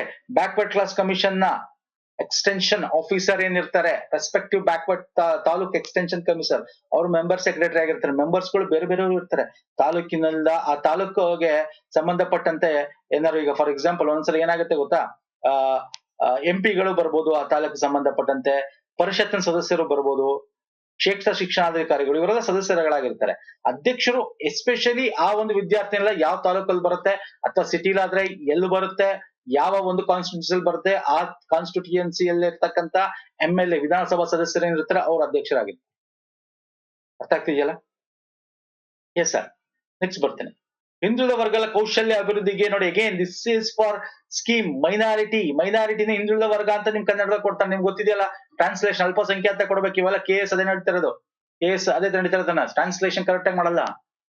ಆಮೇಲೆ ಹೇಳ್ತಾ ಇರ್ಬೇಕು, ಜಸ್ಟಿಫಿಕೇಶನ್ ಕೊಡ್ತಾರೆ, sir minority is also backward class ಅಂತ ಹೇಳ್ತಾರೆ, because we are giving to be in Karnataka ಅಂತಾರೆ. ಅರ್ಥ ಆಗ್ತಿದೆಯಲ್ಲ? ಸೊ ಹಂಗಾಗಿ ಹೇಳ್ತಾ ಇದ್ದೀನಿ ಸ್ನೇಹಿತರೆ, ಸ್ಪೆಸಿಫಿಕ್ ಆಗಿ ಮೈನಾರಿಟಿಗೆ ಸ್ಪೆಷಲ್ ಇರೋ ಒಂದಷ್ಟು ಪ್ರೋಗ್ರಾಮ್ಸ್ ನೋಡಿ. If possible will make A minority schemes. ಯಾವ್ದಾದ್ರು ಅಂದ್ರೆ ಈ ಹಿಂದುಳಿದ ವರ್ಗಕ್ಕೆ ಇರೋದೆಲ್ಲ ಮೈನಾರಿಟಿಗೂ ಇದೆ, ಒಂದಷ್ಟು ಇಲ್ಲ, ಒಂದಷ್ಟು ಎಕ್ಸ್ಟ್ರಾ ಇದೆ. ಅರ್ಥ ಆಗ್ತಿಲ್ಲ? ಈಗ ಫಾರ್ ಎಕ್ಸಾಂಪಲ್ ಇದಕ್ಕೆ ನೋಡಿ, ಸಿಕೋ ಅವ್ರ ಕಮಾವು ಅಂತಕ್ಕಂಥ ಸ್ಕೀಮ್ ಏನಿದೆ, ಮೈನಾರಿಟಿ ಡೆವಲಪ್ಮೆಂಟ್ ಸ್ಕೀಮ್ ಇದು 2013-14 ಲರ್ನ್ ಅಂಡ್ ಅರ್ನ್ ಅಂತ, ಸ್ಕಿಲ್ ಡೆವಲಪ್ಮೆಂಟ್ ಫಾರ್ ಮೈನಾರಿಟಿಗೆ. ಓಕೆ, ಇದೆಲ್ಲ ನೀವೆಲ್ಲ ಬೇರೆ ಬೇರೆ ಯಾವ್ದಾದ್ರು ನೋಡ್ತೀರಿ, ಗ್ರೇ ಏರಿಯಾ, ಬಿಗ್ ಬಾಸ್ ನೋಡ್ತೀರಾ, ಗೊತ್ತಿರುತ್ತೆ, ತುಂಬಾ ಸುದ್ದಿಯಲ್ಲಿ ಇದೆ ಅದು ಅಲ್ವಾ, ಎಲ್ಲಾ ಕಡೆ ಅದ್ರದ್ದು. ಇದೆಲ್ಲ ಗ್ರೇ ಏರಿಯಾ ಅಂತ ಇದೆ. KPSC ಗ್ರೇ ಏರಿಯಾ ಹೇಳ್ತಾನೆ. ಹಿಂದುಳಿದ ವರ್ಗ ಅಂತ ಹೇಳಿದೆ sir, minority is also backward class commission ಬರುತ್ತೆ. ಹಂಗಾಗಿ ಎಲ್ಲಾನು ಅದ್ರಲ್ಲಿ ಮೈನಾರಿಟಿ ಬಗ್ಗೆ ಕೇಳಿರಲ್ಲ, ಒಂದ್ 4-5 ಸೇರಿಸ್ಬಿಡ್ತಾನೆ, ಅಥವಾ ಒಂದ್ 10 ಸೇರಿಸ್ಬಿಡ್ಬೋದು, ಅಥವಾ ಸೇರಿಸದೇ ಇರ್ಬೋದು. ನಾನು ನಿಮ್ಗೆ ಎಚ್ಚರಿಸ್ತಾ ಇದ್ದೀನಿ, KPSC ಗ್ರೇ ಏರಿಯಾಗಳಿವೆಲ್ಲ. Okay, yes sir. PM Daksh ಬಗ್ಗೆ ನಾವು ಡೀಟೇಲ್ ಆಗಿ ಮಾಡಿದೀವಿ. ಅಗೇನ್ ಇದು ಸಿಂಪಲ್ ಕ್ವಶನ್ ಇದೆ, ಆನ್ಸರ್ ಮಾಡಿ. Current affair related scheme. PM Daksh ಯೋಜನೆಗಳ ಅಡಿಯಲ್ಲಿ ಬರುವ ಕೌಶಲ್ಯ ತರಬೇತಿಯ ವರ್ಗಗಳು ಯಾವುವು? 4 ರೀತಿ ಡಿವೈಡ್ ಮಾಡ್ತೀವಿ ಅಂತ ಹೇಳಿದೆ. 4 ರೀತಿ ಗ್ರೂಪಿಂಗ್ ಮಾಡ್ತಾರೆ. ಎಸ್, ಆಪ್ಷನ್ A ಪೂರ್ವ ಕಲಿಕಾ ಕೌಶಲ್ಯ ಮಂದನೆ, ಅಲ್ಪಾವಧಿ ತರಬೇತಿ, ಮತ್ತೆ ವಾಣಿಜ್ಯ ಅಂದ್ರೆ ಎಂಟರ್ಪ್ರಿನರ್ಶಿಪ್ ಡೆವಲಪ್ಮೆಂಟ್, ಶಾರ್ಟ್ ಟರ್ಮ್ ಆಗಿರ್ಬೋದು, ದೀರ್ಘಾವಧಿ ಲಾಂಗ್ ಟರ್ಮ್ ಆಗಿರ್ಬೋದು, ಮೇಲಿನ ಎಲ್ಲವೂ ಇಸ್ ದ ರೈಟ್ ಆನ್ಸರ್. ಇದ್ರ ಬಗ್ಗೆ ನಾನು ಹೇಳಿದ್ದೀನಿ ನಿಮ್ಗೆ ಆಲ್ರೆಡಿ. PM ದಕ್ಷ, ಪ್ರಧಾನಮಂತ್ರಿ ದಕ್ಷತಾ ಅವ್ರ ಕುಶಲತಾ ಸಂಪನ್ನ ಹಿತಗ್ರಹಿ ಯೋಜನಾ ಅಂತ. ಓಕೆ, ಥಿಯರಿ ಕ್ಲಾಸ್ ಅಲ್ಲೂ ಕೂಡ ಇದ್ರ ಮಾಡಿದ್ದೀವಿ. ಫೈನ್, ನೋಡ್ಕೊಳ್ಳಿ, ದಿಸ್ ಇಸ್ ಮೋಸ್ಟ್ ಇಂಪಾರ್ಟೆಂಟ್. ಅದರಲ್ಲಿ 4 ಗುಂಪುಗಳು, ಗುರಿ ಗುಂಪುಗಳು ನಾವು 4 ಆಗಿ ಮಾಡ್ತೀವಿ. ಓಕೆ, ಸೊ ಇಲ್ಲಿದೆ ನೋಡಿ, ನೋಡ್ಕೊಳ್ಳಿ. 1, 2 ತುಂಬಾ ಡೀಟೇಲ್ ಬೇಕಾಗಿಲ್ಲ, ಮೇಲ್ ಕೇಳ್ತಾರೆ, ತುಂಬಾ ಡೀಟೇಲ್. ಅಗೇನ್ ಯಾಕಂದ್ರೆ ಇದು ಸೆಂಟ್ರಲ್ ಗೌರ್ಮೆಂಟ್ ಸ್ಕೀಮ್ ಆಗಿರೋದ್ರಿಂದ ತುಂಬಾ ಇದು ದೊಡ್ಡದಿದೆ ಸ್ಕೀಮು. ಓಕೆ, ಕೇಳಬಹುದು ಬೇಕಾರೆ, ಏನಪ್ಪಾ ಇದು PM ದಕ್ಷದಲ್ಲಿ ಇರ್ತಕ್ಕಂಥ ಈ 4 ಸ್ಕೀಮ್ಗಳೇನಿದೆ ಅದರಲ್ಲಿ ಕೌಶಲ್ಯ ಇಲ್ಲಿ ನೋಡಿ, ಉನ್ನತ ಕೌಶಲ್ಯ ಪೂರ್ವ ಕಲಿತ ಗುರು RPL ಅಂತ ಏನ್ ಕರಿತೀವಿ, ಇದರಲ್ಲಿ ಏನ್ ಮಾಡ್ತೀವಿ, ಎಷ್ಟು ತಿಂಗಳ ಅವಧಿ ಒಳಗಿದೆ. ಓಕೆ, ಹಾಗೆ ನಮ್ಮ ಅಲ್ಪಾವಧಿ ತರಬೇತಿ ಏನಿದೆ, ಇದು ಎಷ್ಟು ತಿಂಗಳ ಅವಧಿ ತನಕ ಇದೆ. ಓಕೆ, ಏನ್ ಸ್ಟೈಫಂಡ್ ಕೊಡ್ತಾರೆ ಇದರಲ್ಲಿ ಸ್ಕಿಲ್ ಡೆವಲಪ್ಮೆಂಟ್ ಅಲ್ಲಿ. ಓಕೆ, ಇದನ್ನೆಲ್ಲ ಬೇಕಾದ್ರೆ ಕೇಳ್ಬೋದು, ನೋಡ್ಕೊಳ್ಳಿ ಒಂದ್ಸಲ ಸ್ನೇಹಿತರೆ. ಫೈನ್, ನಾನು ಇಲ್ಲಿ ತುಂಬಾ ಎಕ್ಸ್ಪ್ಲೇನ್ ಮಾಡಕ್ ಹೋಗಲ್ಲ, ಇದೆಲ್ಲ ನಾವು ಮಾಡಿರೋದು ಇತ್ತೀಚೆಗೆ ಕೂಡ ಮಾಡಿದೀವಿ. ಹಾಗಾಗಿ ನೆಕ್ಸ್ಟ್ ಬಂದ್ಬಿಡ್ತೀನಿ ನೋಡಿ. ಅಗೇನ್ ಗ್ರೇ ಏರಿಯಾ KPSC 1992 ಕಾಯ್ದೆಯ ಪ್ರಕಾರ ಅಲ್ಪಸಂಖ್ಯಾತರು ಅಂದ್ರೆ ಯಾರು? ಬಿಕಾಸ್ ಇವಾಗ ಬೇರೆ ಇದೆ, ಈಗ 2024 ಪ್ರಕಾರ ಕೇಳ್ಬಿಡ್ಬೋದು. ಯಾಕಂದ್ರೆ 1992 ಸ್ಪೆಸಿಫಿಕ್ ಮಾಡಿರ್ತಾರೆ. ಯಾರು? ಮುಸ್ಲಿಮರು, ಕ್ರಿಶ್ಚಿಯನ್, ಸಿಖ್ಖರು, ಬೌದ್ಧರು ಮತ್ತು ಜೊರಾಸ್ಟ್ರಿಯನ್ನರು. ಓಕೆ, ಜೊರಾಸ್ಟ್ರಿಯನ್ನರು 1994 ರಾಷ್ಟ್ರೀಯ ಆಯೋಗದ ಅಡಿಯಲ್ಲಿ ಇದನ್ನ ಗುರುತಿಸಿರ್ತಾರೆ. ಪ್ರಸ್ತುತ ಇವಾಗ ಅದರಲ್ಲಿ ಜೈನರು ಕೂಡ ಸೇರ್ಕೋತಾರೆ. ಮೊದ್ಲು 5 ಇತ್ತು, ಈಗ 6 ಅಲ್ವಾ. ಜೈನರು 2014 27 ಜನವರಿಲಿ ಜೈನ್ ನ ಸೇರ್ಸ್ತಕ್ಕಂಥದ್ದು ಮೈನಾರಿಟಿ ರಿಲಿಜನ್ಸ್ಗೆ. ಅದಕ್ಕಿಂತ ಮುಂಚೆ ಜೈನರು ಮೈನಾರಿಟಿಯಲ್ಲಿ ಇರಲಿಲ್ಲ. ಓಕೆ, ಈಗ ಯಾರಿದೆ? ಮುಸ್ಲಿಮರು, ಸಿಖ್ಖರು, ಕ್ರಿಶ್ಚಿಯನ್ನರು, ಬೌದ್ಧರು, ಜೈನರು ಮತ್ತು ಪಾರ್ಸಿಗಳು. Parsi is nothing but Zoroastrian. Okay, ಅಲ್ಪಸಂಖ್ಯಾತ ಸಮುದಾಯಗಳು. ಫೈನ್, ನಮ್ ಕರ್ನಾಟಕದಲ್ಲೂ ಲಿಂಗಾಯತ ಅಲ್ಪಸಂಖ್ಯಾತರಾಗ್ಬೇಕು ನಾವು ಹಿಂದೂಗಳಲ್ಲ, ಹಿಂದೂಗಳಿಂದ ಹೊರತುಪಡಿಸಿ ನಾವು ಅಲ್ಪಸಂಖ್ಯಾತ. ಇದೆಲ್ಲ ಹೋರಾಟಗಳು ನಡೀತಾ ಇದೆ, ನಿಮ್ಗೆ ಗೊತ್ತಿದೆ. ಈಗ ಅದು ತಣ್ಣಗಾಗಿದೆ, ಈಗ ಬೇರೆ ಆಗಿದೆ. ಈಗ ಇದರಿಂದ ಏನಾಗಿದೆ ಸರ್, ಇವಾಗ ಒಂದೊಂದು ಗೌರ್ಮೆಂಟ್ ಬಂದಾಗ ಒಂದೊಂದು ರೀತಿ ಅಲ್ವಾ, ಒಬ್ಬೊಬ್ಬರಿದ್ದಾಗ ಒಬ್ಬೊಬ್ಬರು ರೀತಿ. ಇವಾಗ ಏನಾಗ್ತಾ ಇದೆ, ಇವಾಗ ಇವರು ನಮ್ಗೆ ಹಿಂದುಳಿದ ವರ್ಗಗಳು 2A ತನಕ ತರಬೇಕು ಅಂತಕ್ಕಂಥದ್ದು ಹೋರಾಟ ನಡೀತಾ ಇದೆ. ಫೈನ್, ನೆಕ್ಸ್ಟ್ ಬರ್ತೇನೆ. ವಿದ್ಯಾಸಿರಿಯು ಯಾವ ರೀತಿಯ ಯೋಜನೆ ಆಗಿದೆ? Simple question. Vidyasiri is A food and accommodation, free education backward class students, higher studies, it is ಆಹಾರ ಮತ್ತು ವಸತಿ ವಿದ್ಯಾರ್ಥಿ ಯೋಜನೆ. ಫುಡ್ ಅಂಡ್ ಅಕಾಮಿಡೇಷನ್ ಯೋಜನೆ. ಅಗೇನ್ ನಾನು ಸಿಂಪಲ್ ಆಗಿ ಕೇಳಿದ್ದೀನಿ, ಇಲ್ಲ ಏನ್ ಬೇಕಾದ್ರೂ ಕೇಳ್ಬೋದು. ವಿದ್ಯಾರ್ಥಿಗಳಿಗೆ ವಿದ್ಯಾ ಸಿರಿ ಊಟ ಮತ್ತು ವಸತಿ ಯೋಜನೆ, ಫುಡ್ ಅಂಡ್ ಅಕಾಮಿಡೇಷನ್ ಏನ್ ಕೊಡ್ಬೋದು. ಅಂಡ್ ಇದು ಯಾರಿಗೆ, ಯಾವ ಒಂದು ವರ್ಗಕ್ಕೆ, ಯಾವ ವರ್ಗ ಅಂತ ಇಸ್ ನಥಿಂಗ್ ಬಟ್ ಮೆಟ್ರಿಕ್ ನಂತರದವರ್ಗ, ಮೆಟ್ರಿಕ್ ಪೂರ್ವನ, ಪ್ರೀ ಮೆಟ್ರಿಕ್, ಪೋಸ್ಟ್ ಮೆಟ್ರಿಕ್, ಅದನ್ನೇ ಕೇಳ್ತಾನೆ. ಇಟ್ ಈಸ್ ಮೆಟ್ರಿಕ್ ನಂತರ, ಪೋಸ್ಟ್ ಮೆಟ್ರಿಕ್. 1500 ರೂಪಾಯಿ ಅಂತ 10 ತಿಂಗಳವರೆಗೆ ಕೊಡ್ತಕ್ಕಂತ ಒಂದು ಯೋಜನೆ. ಇಲ್ಲಿ ವಿದ್ಯಾರ್ಥಿ ನಿಲಯಗಳಲ್ಲಿ ಪ್ರವೇಶ, ಊಟ, ವಸತಿ ಯೋಜನೆ, ನಂತರ ವಿದ್ಯಾರ್ಥಿ ವೇತನ, ಇವುಗಳಲ್ಲಿ ಯಾವ್ದಾರ ಒಂದು ಸೌಲಭ್ಯ ಮಾತ್ರ ಅರ್ಹರಿರ್ತಾರೆ. Okay, fine. ಮತ್ತೆ ಇಲ್ಲಿ ಅಗೇನ್ ಎಷ್ಟು ಅವರ ಒಂದು ಗ್ರಾಸ್ ಆನ್ಯುಯಲ್ ಇನ್ಕಮ್ ಇರಬೇಕು, ಅದು ನೋಡ್ಕೊಳ್ಳಿ, very important. Fine sir, next ಬಂದ್ಬಿಡ್ತೀನಿ ನನ್ನ ಕ್ವಶನ್ಗೆ. ಒಂದಷ್ಟು ಅಮೆಂಡ್ಮೆಂಟ್ ಗಳ ಬಗ್ಗೆ ಗೊತ್ತಿರಬೇಕು ನಿಮ್ಗೆ, ಸಂವಿಧಾನದ ಆರ್ಟಿಕಲ್ ಬಗ್ಗೆ. ಓಕೆ, ಯಾವ ತಿದ್ದುಪಡಿಯ ಮೂಲಕ ಆರ್ಥಿಕವಾಗಿ ಹಿಂದುಳಿದ ವರ್ಗಗಳಿಗೆ ಸಮಾನ ನ್ಯಾಯ ಮತ್ತು ಉಚಿತ ಕಾನೂನು ಸಹಾಯವನ್ನು ಸಂವಿಧಾನಕ್ಕೆ ಸೇರಿಸಲಾಗಿದೆ. ಸಮಾನ ನ್ಯಾಯ ಮತ್ತು ಉಚಿತ ಕಾನೂನು 2 ಕಡೆ ಬರುತ್ತೆ ನಮಗೆ. ಯಾವುದು? 21ನೇ ಆರ್ಟಿಕಲ್ ಮರಿಬಾರ್ದು, ವೆರಿ ಇಂಪಾರ್ಟೆಂಟ್ ಇದು. ಅದು ಬಿಟ್ರೆ 39A ಅಲ್ವಾ, 42ನೇ ತಿದ್ದುಪಡಿಯಲ್ಲಿ ತರತಕ್ಕಂಥದ್ದು ಇದು. 42ನೇ ತಿದ್ದುಪಡಿಯಲ್ಲಿ ಡೈರೆಕ್ಟಿವ್ ಪ್ರಿನ್ಸಿಪಲ್ ಆಫ್ ಸ್ಟೇಟ್ ಪಾಲಿಸಿನ ಅಮೆಂಡ್ ಮಾಡ್ತೀವಿ. 39ನ ಅಮೆಂಡ್ ಮಾಡ್ತೀವಿ. Secure opportunity for healthy development of children ಅಲ್ಲಿ 39A ಹಾಕ್ಬಿಟ್ಟು promote equal justice and promote free legal help to the poor ಅಂತ ಸೇರಿಸ್ತೀವಿ. DPSPಲೂ ಇದೆ, ಹಾಗೆ ನಮ್ಮ 21 ನಲ್ಲೂ ಕೂಡ ಇದೆ. 21 ನಿಮ್ಗೆ ಗೊತ್ತಿದೆ, ಇದು ಸುಪ್ರೀಂ ಕೋರ್ಟ್ ಪ್ರತಿಯೊಂದು ತೀರ್ಪುಗಳಲ್ಲೂ ಯಾವ್ದಾದ್ರು ಫಂಡಮೆಂಟಲ್ ರಿಲೇಟೆಡ್ ಇದ್ರೆ ಒಂದಷ್ಟು ಆಡ್ ಮಾಡ್ತಾ ಹೋಗುತ್ತೆ. 21 ಆರ್ಟಿಕಲ್ ಅಲ್ಲೂ ಕೂಡ ಬರುತ್ತಿದೆ. 42ನೇ ತಿದ್ದುಪಡಿ. ಸರ್, ಬೇಕಾದ್ರೆ ನಿಮ್ಗೆ ಎಕ್ಸಾಮ್ ಅಲ್ಲಿ ಕೇಳ್ಬೋದು, ಆರ್ಟಿಕಲ್ 39A ಬಗ್ಗೆ ಕೇಳ್ಬೋದು, ಕೊಟ್ಬಿಟ್ಟು ಇದು ಏನ್ ಹೇಳುತ್ತೆ ಅಂತ ಕೇಳ್ಬೋದು. ಅಥವಾ ನಿಮ್ಗೆ ಆರ್ಟಿಕಲ್ 39A ಬದಲು ಏನ್ ಹೇಳ್ಬೋದು, promote equal justice and provide free legal aid to the poor. ಸಮಾನ ನ್ಯಾಯ ಉತ್ತೇಜಿಸುವುದು, ಬಡವರಿಗೆ ಉಚಿತ ಕಾನೂನು ನೆರವು, ಯಾವ ಒಂದು ಇದರಲ್ಲಿ ಬರುತ್ತೆ ಕೇಳ್ಬೋದು. ಸಂವಿಧಾನದಲ್ಲಿ ಯಾವ್ದು ಇದೆ ಅಂತ ಕೇಳ್ಬೋದು. DPSP ಬರುತ್ತೆ 39A. Okay, fine sir. ಯಾವ ತಿದ್ದುಪಡಿಯು ಸಾರ್ವಜನಿಕ ಉದ್ಯೋಗದಲ್ಲಿ ಹಿಂದುಳಿದ ವರ್ಗಗಳ ಮೀಸಲಾತಿಯನ್ನು ಖಾತರಿಪಡಿಸುತ್ತದೆ? ಹಿಂದುಳಿದ ವರ್ಗಗಳಿಗೆ ಮೀಸಲಾತಿ ಕೊಡಬೇಕು ಅಂತ ಯಾವುದು ಸ್ಟಾರ್ಟಿಂಗ್ಗೆ ಬಂದ್ಬಿಡ್ತು, 1ನೇ ತಿದ್ದುಪಡಿ, ಫಸ್ಟ್ ಅಮೆಂಡ್ಮೆಂಟ್. ಮೂಲಭೂತ ಹಕ್ಕುಗಳನ್ನ ಸಾಮಾಜಿಕವಾಗಿ ಆರ್ಥಿಕವಾಗಿ ಹಿಂದುಳಿದ ವರ್ಗ, ಪರಿಶಿಷ್ಟ ಜಾತಿ ಪಂಗಡ ವರ್ಗಗಳ ಪ್ರಗತಿಗಾಗಿ ಹಲವಾರು ಕ್ರಮ ಕೈಗೊಳ್ಳಲು ಇದಕ್ಕೆ ರಾಜ್ಯಕ್ಕೆ ಅಧಿಕಾರ ನೀಡುತ್ತೆ 1ನೇ ತಿದ್ದುಪಡಿ. ಅದ್ರ ಮುಖಾಂತರ 15ನೇ ಆರ್ಟಿಕಲ್ ನ ನಾವು ಅಮೆಂಡ್ ಮಾಡ್ತೀವಿ. ಅಮೆಂಡ್ 15ರಲ್ಲಿ ಸಬ್ ಕ್ಲಾಸ್ 4 ಅಲ್ಲಿ ಸೇರಿಸ್ತೀವಿ. Nothing in this article shall prevent ಅಂತ ಹೇಳುತ್ತೆ. ಅಂದ್ರೆ ರಾಜ್ಯ ಅಂದ್ರೆ ಸ್ಟೇಟ್ ಅಂದ್ರೆ ಕಂಟ್ರಿ ಸ್ಪೆಷಲ್ ಪ್ರಾವಿಷನ್ಸ್ ನ ಅಡ್ವಾನ್ಸ್ಮೆಂಟ್ ಆಫ್ ಬ್ಯಾಕ್ವರ್ಡ್ ಎಜುಕೇಶನ್ ಅಲ್ಲಿ ಸೋಷಿಯಲ್ ಆರ್ಥಿಕವಾಗಿ ಅಲ್ಲ, ಇಲ್ಲಿ ಸಾಮಾಜಿಕವಾಗಿ ಮತ್ತೆ ಎಜುಕೇಶನ್ ಬ್ಯಾಕ್ವರ್ಡ್ ಕ್ಲಾಸ್ ಇರ್ತಕ್ಕಂಥವ್ರನ್ನ ಮುಂದೆ ತರಬೇಕು ಅಂತ ಹೇಳಿ ಮಾಡಿರ್ತಕ್ಕಂಥದ್ದು. 1ನೇ ತಿದ್ದುಪಡಿಯಲ್ಲಿ ಸೇರಿಸ್ಕೊಡ್ತೀವಿ 1951 ಸ್ನೇಹಿತರೆ. ನೋಡಿ ಇದೆಲ್ಲ ವೆರಿ ಇಂಪಾರ್ಟೆಂಟ್, ಇದೆಲ್ಲ ತುಂಬಾ ನೋಡ್ಕೊಳ್ಳಿ. ನಾವೆಲ್ಲ ಮಾಡಿದೀವಿ ಥಿಯರಿ ಕ್ಲಾಸ್ ಅಲ್ಲಿ, ನೋಡಿಲ್ಲ ನೋಡ್ಕೊಳ್ಳಿ ಸ್ನೇಹಿತರೆ. PDF ತಗೊಂಡ್ರು ಅಲ್ಲೂ ಕೂಡ ಅದೇ ನೋಡ್ಕೊಳ್ಳಿ. ಯಾವ ಸಂವಿಧಾನ ತಿದ್ದುಪಡಿ ಕಾಯ್ದೆಯು ಹಿಂದುಳಿದ ವರ್ಗದ ವಿದ್ಯಾರ್ಥಿಗಳಿಗೆ ಖಾಸಗಿ ಅನುದಾನ ರಹಿತ ಶಿಕ್ಷಣ ಸಂಸ್ಥೆಗಳ ಪ್ರವೇಶದಲ್ಲಿ ಮೀಸಲಾತಿಯನ್ನು ಒದಗಿಸಿದೆ? ಖಾಸಗಿ ಹೇಗೆ ನೋಡಿ ಅರ್ಥ ಮಾಡ್ಕೊಳ್ಳಿ. ಇಲ್ಲಿ ಇದು ಯಾವಾಗ ಬರುತ್ತೆ? ಹಿಂದುಳಿದ ವರ್ಗ ಅಂದ ತಕ್ಷಣ ನಿಮಗೆ ಸಿಂಪಲ್ ಸರ್ ಕಾನ್ಸೆಪ್ಟ್, ಒಂದಾದ್ಮೇಲೆ ಒಂದು. ನಮ್ ಥಿಯರಿ ಕ್ಲಾಸ್ ನೋಡಿದ್ರೆ ಹೇಳಿರ್ತೀನಿ ನಿಮ್ಗೆ, ಒಂದು ಕ್ರೋನಾಲಜಿಕಲ್ ಆರ್ಡರ್ ಅಲ್ಲಿ ಮಾಡಿದೀನಿ ಥಿಯರಿ ಕ್ಲಾಸ್ ಸ್ಟಾರ್ಟಿಂಗ್ ಅಲ್ಲೇ.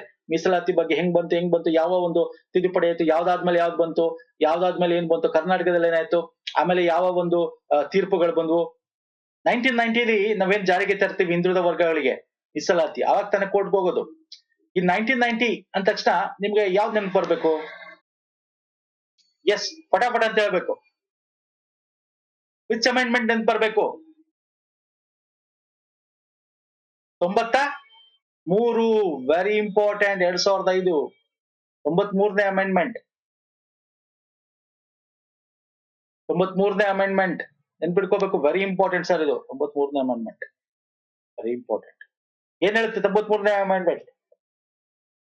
ಖಾಸಗಿ ಮೈನಾರಿಟಿ ಬಿಟ್ಟು ಖಾಸಗಿ ಅಥವಾ ಗೌರ್ಮೆಂಟ್ ಅಥವಾ ಗೌರ್ಮೆಂಟ್ ಏಡೆಡ್ ಅಲ್ಲಿ ಮೀಸಲಾತಿ ಕೊಡಬೇಕು, ಒಂದ್ ಖಾಸಗಿಯಲ್ಲೂ ಕೊಡಬೇಕು ಅಂತ ಹೇಳ್ತಕ್ಕಂಥದ್ದು 93ನೇ amendment. Okay, yes sir. Next, ಅಲ್ಪಸಂಖ್ಯಾತರ ಹಿತಾಸಕ್ತಿಗಳ ರಕ್ಷಣೆಗಾಗಿ ಯಾವ ಲೇಖನವಿದೆ? ನೋಡಿ ಅಗೇನ್ ಸಿಂಪಲ್ ಕ್ವಶನ್. ಯಾವ್ದು ಸರ್ ಆರ್ಟಿಕಲ್ ಇರೋದು ಅಲ್ಪಸಂಖ್ಯಾತರಿಗೋಸ್ಕರ? 29, 30? ಯಾವ್ದು? ಸಿಂಪಲ್ ಕ್ವಶನ್ ಅಲ್ವಾ ಇದು? ಸಂಸ್ಕೃತಿ ಮತ್ತು ಶೈಕ್ಷಣಿಕ ಹಕ್ಕು. ಅಗೇನ್ ಅಲ್ಪಸಂಖ್ಯಾತರ ಯಾಕೆ ಕೇಳ್ತಾ ಇದ್ದೀರಾ?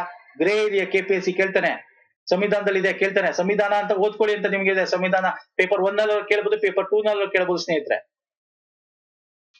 29 ಕನ್ಫ್ಯೂಸ್ ಮಾಡ್ಕೋಬೇಡಿ, 30ಕ್ಕೆ 29 ಕನ್ಫ್ಯೂಸ್ ಮಾಡ್ಕೋಬೇಡಿ. 30 ಇದೆಯಲ್ಲ ಭಾಷಾ ಅಲ್ಪಸಂಖ್ಯಾತರು, ಧಾರ್ಮಿಕ ಅಲ್ಪಸಂಖ್ಯಾತರು ಬಂದ್ಬಿಡ್ತಾರೆ. ಇಲ್ಲಿ ಹಿಂದೂಗಳು ಬರ್ತಾರೆ, ಧಾರ್ಮಿಕ ಅಲ್ಪಸಂಖ್ಯಾತರು ಹಿಂದೂಗಳು ಬರ್ತಾರೆ. ಹಿಂದೂಗಳು ಅಂತಲ್ಲ, ಬೇರೆ ಯಾವುದೇ ಆಗಿರ್ಬೋದು ಧರ್ಮದವರು ಬರ್ತಾರೆ ಇದರಲ್ಲಿ. ಯಾಕೆಂತಂದ್ರೆ ಭಾಷಾ ಅಲ್ಪಸಂಖ್ಯಾತರು ಅಂತ, ಧಾರ್ಮಿಕ. ಅರ್ಥ ಮಾಡ್ಕೊಳ್ಳಿ, ದಯವಿಟ್ಟು ಅರ್ಥ ಮಾಡ್ಕೊಳ್ಳಿ ಸ್ನೇಹಿತರೆ.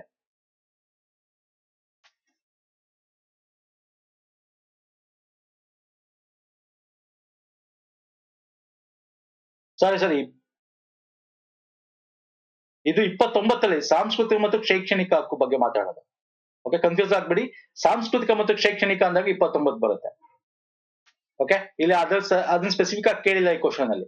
ಜಸ್ಟ್ ಅಲ್ಪಸಂಖ್ಯಾತರು ಅಂತ ಕೇಳಿದೇನೆ, ನೋಡ್ಕೊಂಡು ಆನ್ಸರ್ ಮಾಡಿ. 29 ಇದೆಯಾ 30 ಇದೆಯಾ ನೋಡ್ಕೊಂಡು ಆನ್ಸರ್ ಮಾಡಿ. ನೆಕ್ಸ್ಟ್ ಬರ್ತೀನಿ ಸರ್. ಸಂವಿಧಾನದ ಯಾವ ಭಾಗದಲ್ಲಿ ಹಿಂದುಳಿದ ವರ್ಗಗಳಿಗೆ ವಿಶೇಷ ಮೀಸಲಾತಿ ಸೌಲಭ್ಯವನ್ನು ಘೋಷಿಸಲಾಗಿದೆ? Simple question. ಸ್ಪೆಷಲ್ ಪ್ರಾವಿಷನ್ 16ನೇ ಭಾಗನ, 9ನೇದ, 13ನೇದ, 5ನೇದ? 16ನೇ ಭಾಗದಲ್ಲಿ ಇರ್ತಕ್ಕಂಥದ್ದು ಅಲ್ವಾ? ನಮ್ಮ ಭಾಗಗಳು ನೋಡ್ತಾ ಬಂದ್ರೆ ಇಲ್ಲಿ ಪ್ರಮುಖವಾಗಿ 16ರಲ್ಲಿ ಬರುತ್ತೆ. 330, 342 ಬುಡಕಟ್ಟು ಆಂಗ್ಲೋ ಇಂಡಿಯನ್ ಹಿಂದುಳಿದ ವರ್ಗಗಳಿಗೆ ಸಂಬಂಧಪಟ್ಟ ವಿಶೇಷ ಉಪಬಂಧಗಳು. ಈಗ ಕೂಡ ಆಂಗ್ಲೋ ಇಂಡಿಯನ್ಸ್ ಇಲ್ಲ, ಹಿಂದುಳಿದ ವರ್ಗಗಳಿಗೆ ಸಂಬಂಧಪಟ್ಟ ಸ್ಪೆಷಲ್ ಪ್ರಾವಿಷನ್ಸ್ ಇದೆ. ಎಕ್ಸಾಮ್ ಅಲ್ಲಿ ಇದ್ರಲ್ಲಿ ಕ್ವಶನ್ ಅಲ್ಲೂ ಅದೇ ಇರೋದು, ಸ್ಪೆಷಲ್ ಪ್ರಾವಿಷನ್ಸ್. ಯಾವುದು? 16ನೇದು. Okay, so very important all these questions. ಮತ್ತೆ ಹಾಗೆ ನಮ್ಮ ಅನುಸೂಚಿಗಳನ್ನು ಕೂಡ ನೋಡ್ಕೋಬೇಕಾಗುತ್ತೆ. ಓಕೆ, ಬುಡಕಟ್ಟು ಜನಾಂಗಗಳದ್ದು ಕೇಳಬಹುದು. 5 ಮತ್ತು 6ನೇದಕ್ಕೆ ಶೆಡ್ಯೂಲ್ಸ್ಗೆ ಡಿಫ್ರೆನ್ಸ್ ಗೊತ್ತಿರಬೇಕು. ಅರ್ಥ ಆಗ್ತಿದೆಯಲ್ಲ? ಸೊ ಇದನ್ನೆಲ್ಲ ಕೇಳ್ತಾನೆ. ನಿಮ್ ಪೇಪರ್ 1 ಎಲ್ಲಾರು ಕೇಳ್ಬೋದು, ಪೇಪರ್ 2 ಎಲ್ಲಾರು ಕೇಳ್ಬೋದು. ಪೇಪರ್ 1 GK ಸಂವಿಧಾನ ಕೇಳ್ತಾನೆ ನಿಮ್ಗೆ.